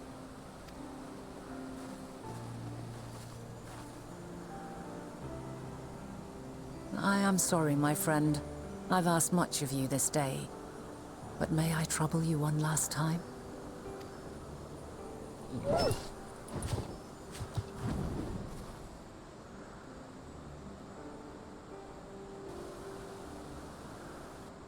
Argos will investigate in our stead.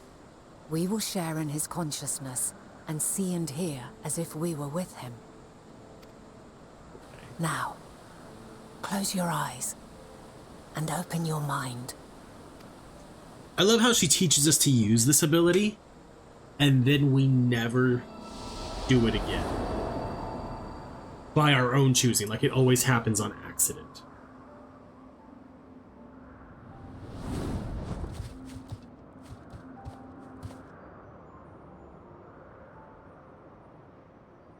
Thank goodness you are unharmed. Unharmed? There is a gaping hole in my memories. I can scarcely remember arriving here in Elpis. Forgive me. I was preparing to demonstrate the functionality of Kairos to our guests. But Meteion, her shared consciousness became unstable. And she... So, that's what prompted the state of alert. And when you went to investigate, you were caught in Kairos's accidental operation. So it would seem. It's all a blur to me. Such an unfortunate accident. Oh, and what of Vinar and your other companion? You went inside together, as I recall. We did? No news to them. If Vinar was with us, I have no recollection of it. But that there is her familiar, is it not? The fellow seems happy enough, so I think it's safe to assume his mistress as well.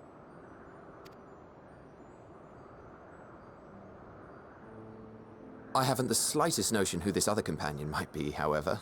Your new old friend, damn it! Ah, well, that individual struck me as a bit different, for want of a better word. Perhaps it wasn't actually a person, but some manner of creation. Curious. I must ask Vinar about it when next we meet. Yes, you do that. Now, if we may tend to Hermes, whatever this Meteion did, it seems he bore the brunt of it. Yeah. Once you are fit to travel, you will return with us to Amarot. We need to make certain there are no other ill effects. Also, I am here on business of the 14. We've already had the conversation, like as not, but since your toy wiped my memory, we'll have to have it again. He's so annoyed. Yes, of course. As you see fit. This Kairos, it manipulates memories through the emission of etheric waves, correct? There is a theory which holds that memories scoured by blasts of ether are restored when the soul is cleansed in the underworld. Oh. If true, then perhaps when our time comes to return to the star, we shall remember these few days we have lost. I sure hope I so. doubt aught of interest occurred. Look forward to the revelation if you like, but I should prefer to reminisce on more meaningful moments. I bet you when he got his memories back after we killed him, he went, son of a bitch.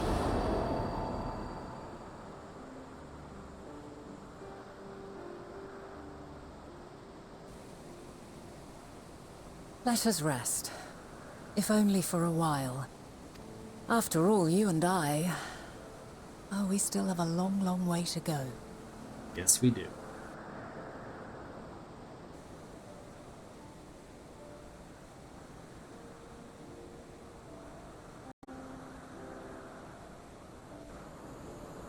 Alright. I need to...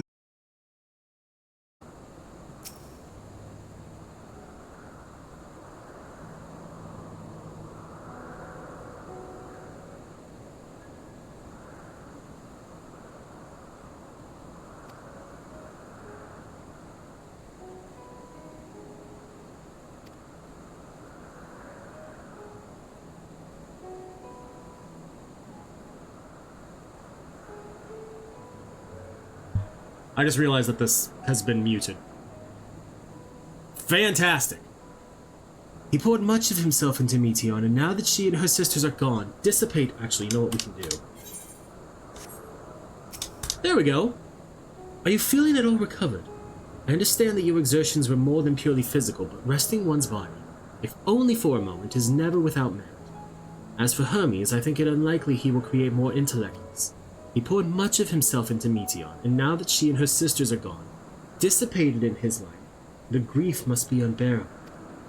He will blame himself, he will believe that, had he never acknowledged his dissatisfaction with the world, that the Meteor would never have been born to suffer and die. The offer to join the 14 will be a welcome distraction, and one day hence he will face the advent of the final days in the world of fate.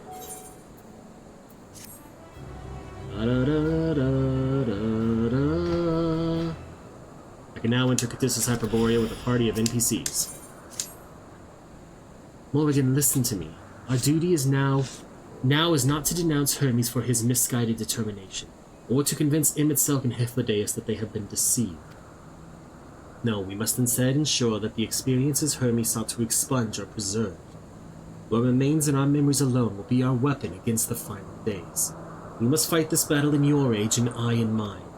Come, let us walk together once more. I will see you to the doors of Proplion. That's right, because she sends us on our way home. All the way back there. It's a long drive, so buckle up. We gotta get all the way over there. We have this way to go. It'd be easier if we could fly. And normally by this point you could if you would have done all the blue quests. But I am not trying to spend a lot of time on stream doing the blue quests. So the little design we get on the stairs as we got closer and stuff was pretty cool, actually.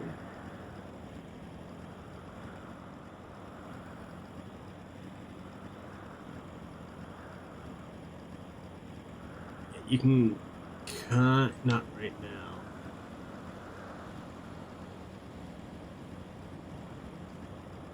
You couldn't see it as well on that set of stairs. Oh well. It's just like the way the shadow interacted with the light from the steps and stuff.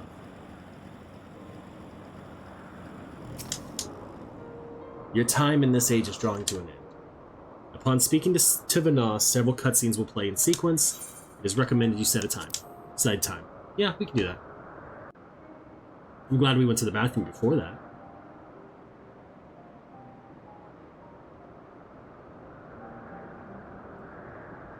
So, it is within.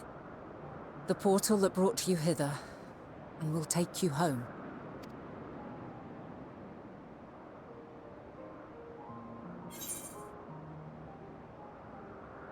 Yes, this is where we part ways.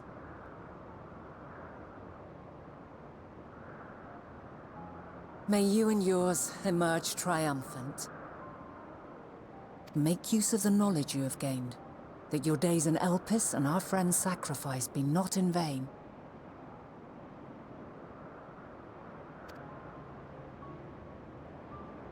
With Meteion free to pursue her designs, 'tis only a matter of time until the final days are upon us. This is true. We must be ready. From fortifying our defenses to securing our escape, there is much to be done. In spite of this, we cannot allow the report that set this calamity in motion to become common knowledge. Were the masses to learn the fates of the other stars, I fear the situation would spiral out of our control. I must carefully consider who can be trusted, and bring them into the fold. Probably a Zim. Ordinarily, I wouldn't hesitate to call upon the 14. However, it was the desire for a fair determination that drove Hermes to attempt to erase our memories. And were he made aware of his actions, there is no telling whether he would remain a friend or become a foe. Alternately, we might try to alienate him from the convocation. Yet in doing so, we would deprive ourselves of a brilliant mind who would be invaluable in the crises to come. Quite the dilemma. Which is why I must work independently of the convocation. Is that why a Zim defects? Regardless of how we proceed, if we are to permanently avert the final days, we must be equal to Hermes' challenge. We must prove that mankind is worthy to exist. And this hinges, I think, on how we confront the all-consuming despair that accompanies a senseless and seemingly inevitable end. Bewildered and divided, we would perish like the peoples of those celestial ruins. We could not hope to survive the final days, much less take the battle to Meteion at her nest. We must find a way to defeat despair, to unite and prepare as many as possible for the struggle ahead. Which is why you set up our escape route. Heavy will weigh the burden of guiding this legion of souls. Yet I have faith in mankind's potential. As long as he believes in himself, there is naught he cannot achieve. So I will not give up on him. On us. You may find your world to be very different. Or perhaps the erasure of our friends' memories has sown the seeds of a conjunction between us. We cannot know until the moment is at hand. So shall I strive to do my best, taking naught for granted as I walk my path.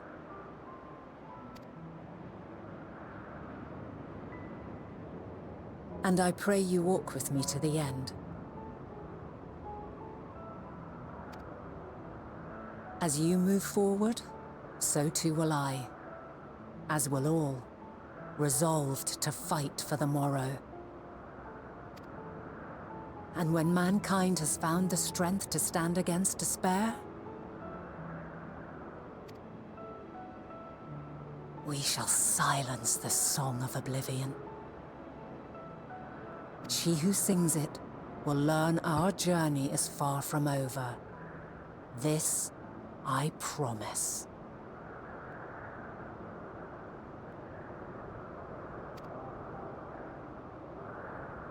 That's the promise she's referring to Fare on the you boat. well, my light of the future, till we meet again.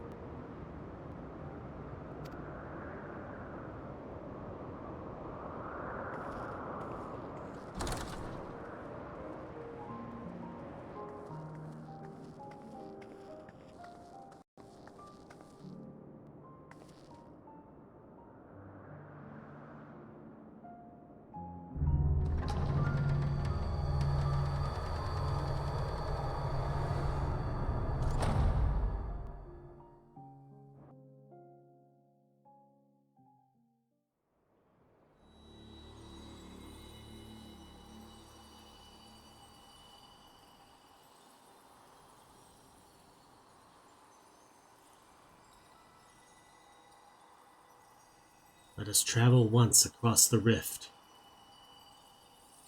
From this day forth, I shall strive to bring honor to the seat of Vandania. Well, there we go. We know he did join the convocation. I mean, we knew that already. But we actually have confirmation now.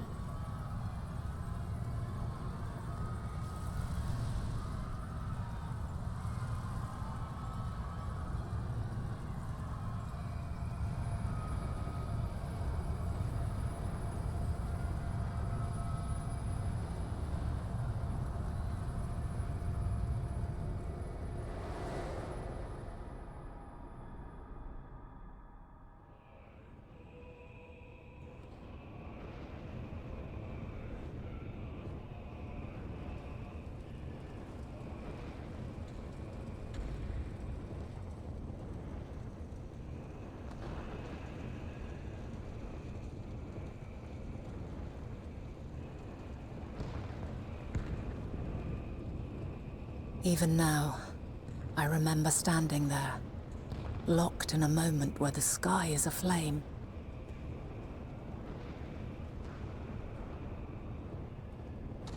Where stars fall as tears, and screams darken the seas.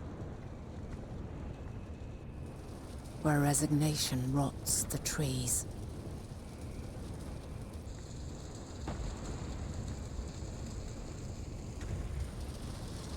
Where terror twists magics into abominations. Such is the lament of they who have gone before. The song of they who tried and failed to create a better world. The song of the end.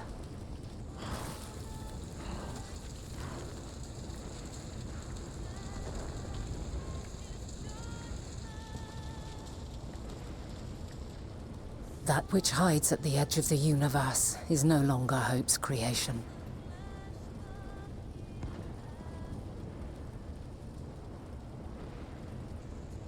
Bid you well, it is my friend. hopelessness incarnate.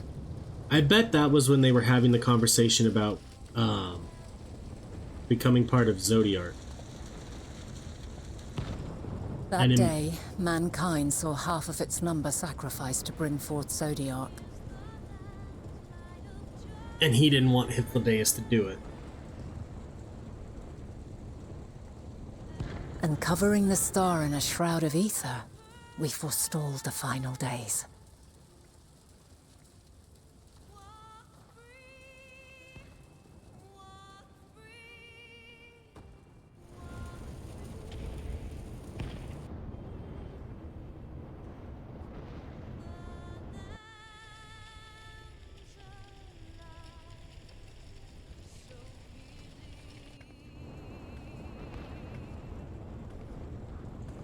Yet the cries echoed still.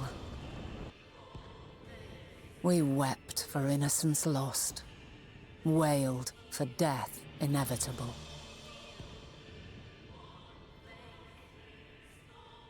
A reality too terrible to bear.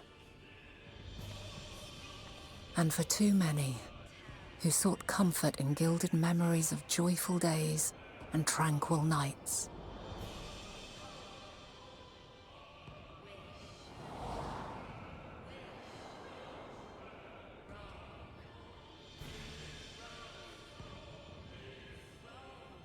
This is all wrong! Why must we suffer so?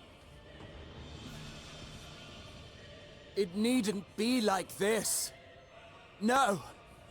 There must be a way to restore things to the way they were. To reclaim the perfect paradise we once had. No, my friends. Suffering exists, and we cannot pretend otherwise. No civilization, however great, could eliminate it. If we would live, we must accept it as our constant companion. That kind of echoes what... Let us not seek to forget this tragedy. Let us carry it in our hearts, that we may grow stronger and know true happiness. What Mattia and those people were saying during the stuff we found there. We can't accept it! We won't accept it! It will be ours again! A world free of sorrow! No, it will not. For there has ever been sorrow. Mankind was but spared its biting sting for a time. So please, open your eyes. To try and reclaim those lives we lost by sacrificing yet more isn't wisdom. It is weakness. No paradise is without its shadows. If we cannot accept this truth and learn from our pain, then our plight shall be repeated.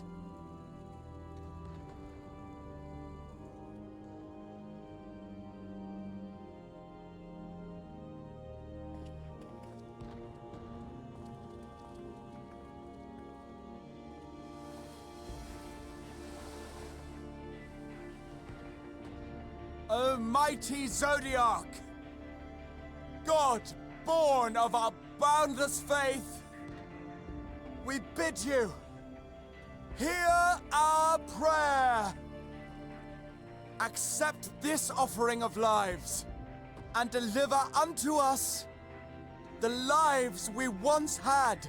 Deliver unto us the days of old, the days when the star was a font of love, and we knew naught but bliss.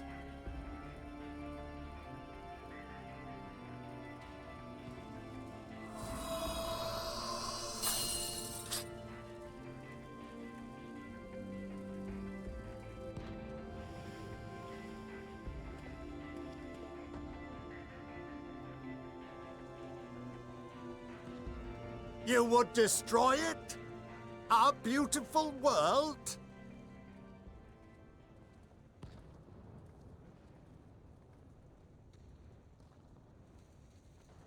Lands that stretched on forever. Skies one could drown in. The heartbeat of nature, silent yet strong. And amidst it all, a people. beacons of light and life. Laughter that warmed my heart like naught else before. They are my meaning and my purpose. My love. In spite of, or perhaps because of this, I choose to believe in mankind's potential, in his ability to find a way forward. So let there be no way back. From that temptation, I sunder us. No more shall man have wings to bear him to paradise. Henceforth, he shall walk.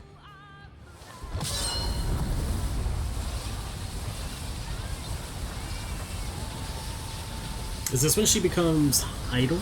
Or is she already idle? And Sunder... It's a little confusing with its timey-wimey stuff.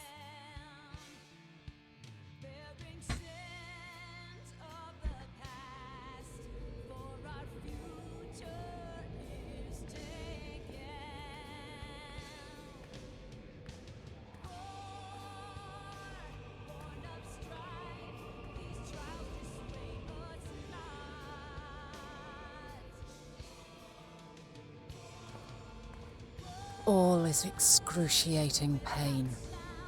I breathe fire and torment.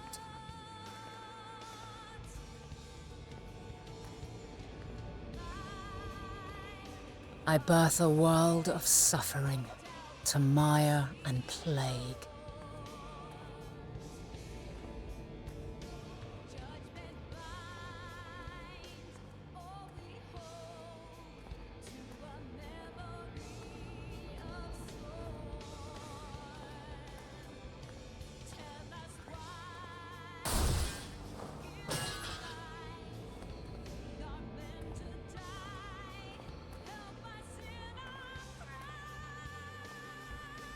In one fleeting moment, lives come and go, ever moving towards the unknown. And in that fleeting moment, they cry for the answer to the question. Why, given life, are they meant to suffer, to die?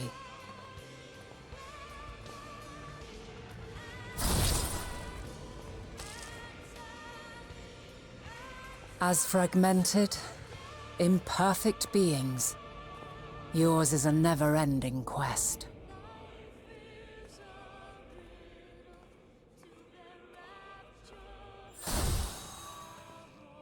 A quest to find your purpose, knowing your end is assured.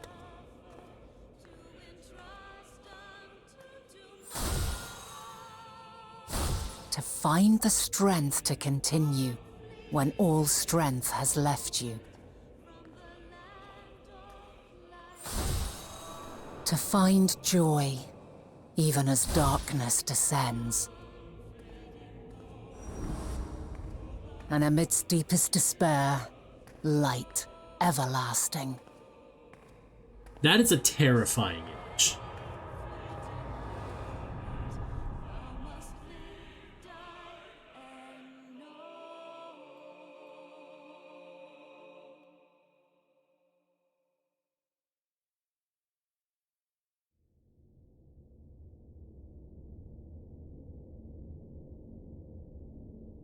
A conjunction has begun to form, an intertwining of your time and mine.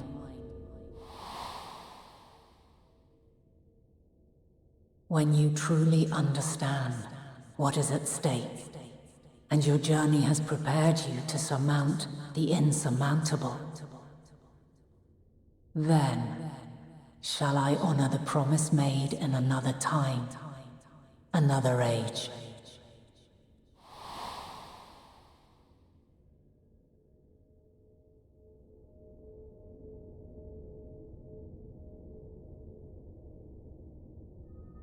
Who finds us first, Lina or Reen?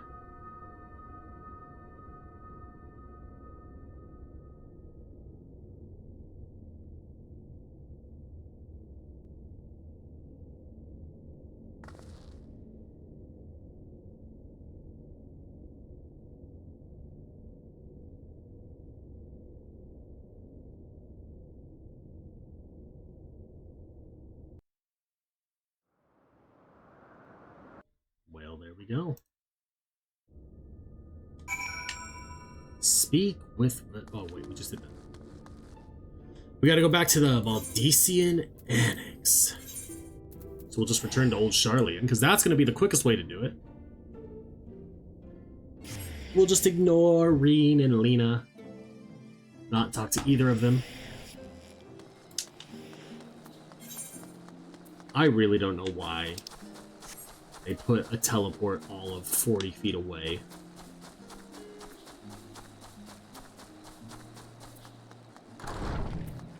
Ding, ding, ding, ding.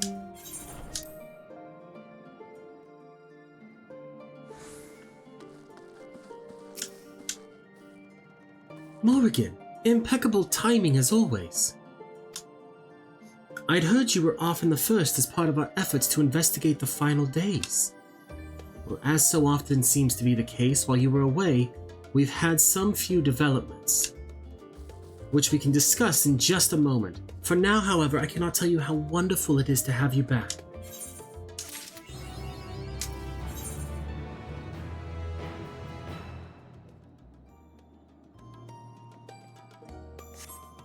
You know what? I think that is a good place to end stream today.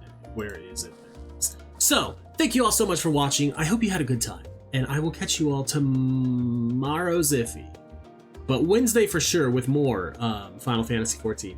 And in the meantime, you know, don't forget to take care of yourselves, drink some water, all that good stuff. It's going to be a good year.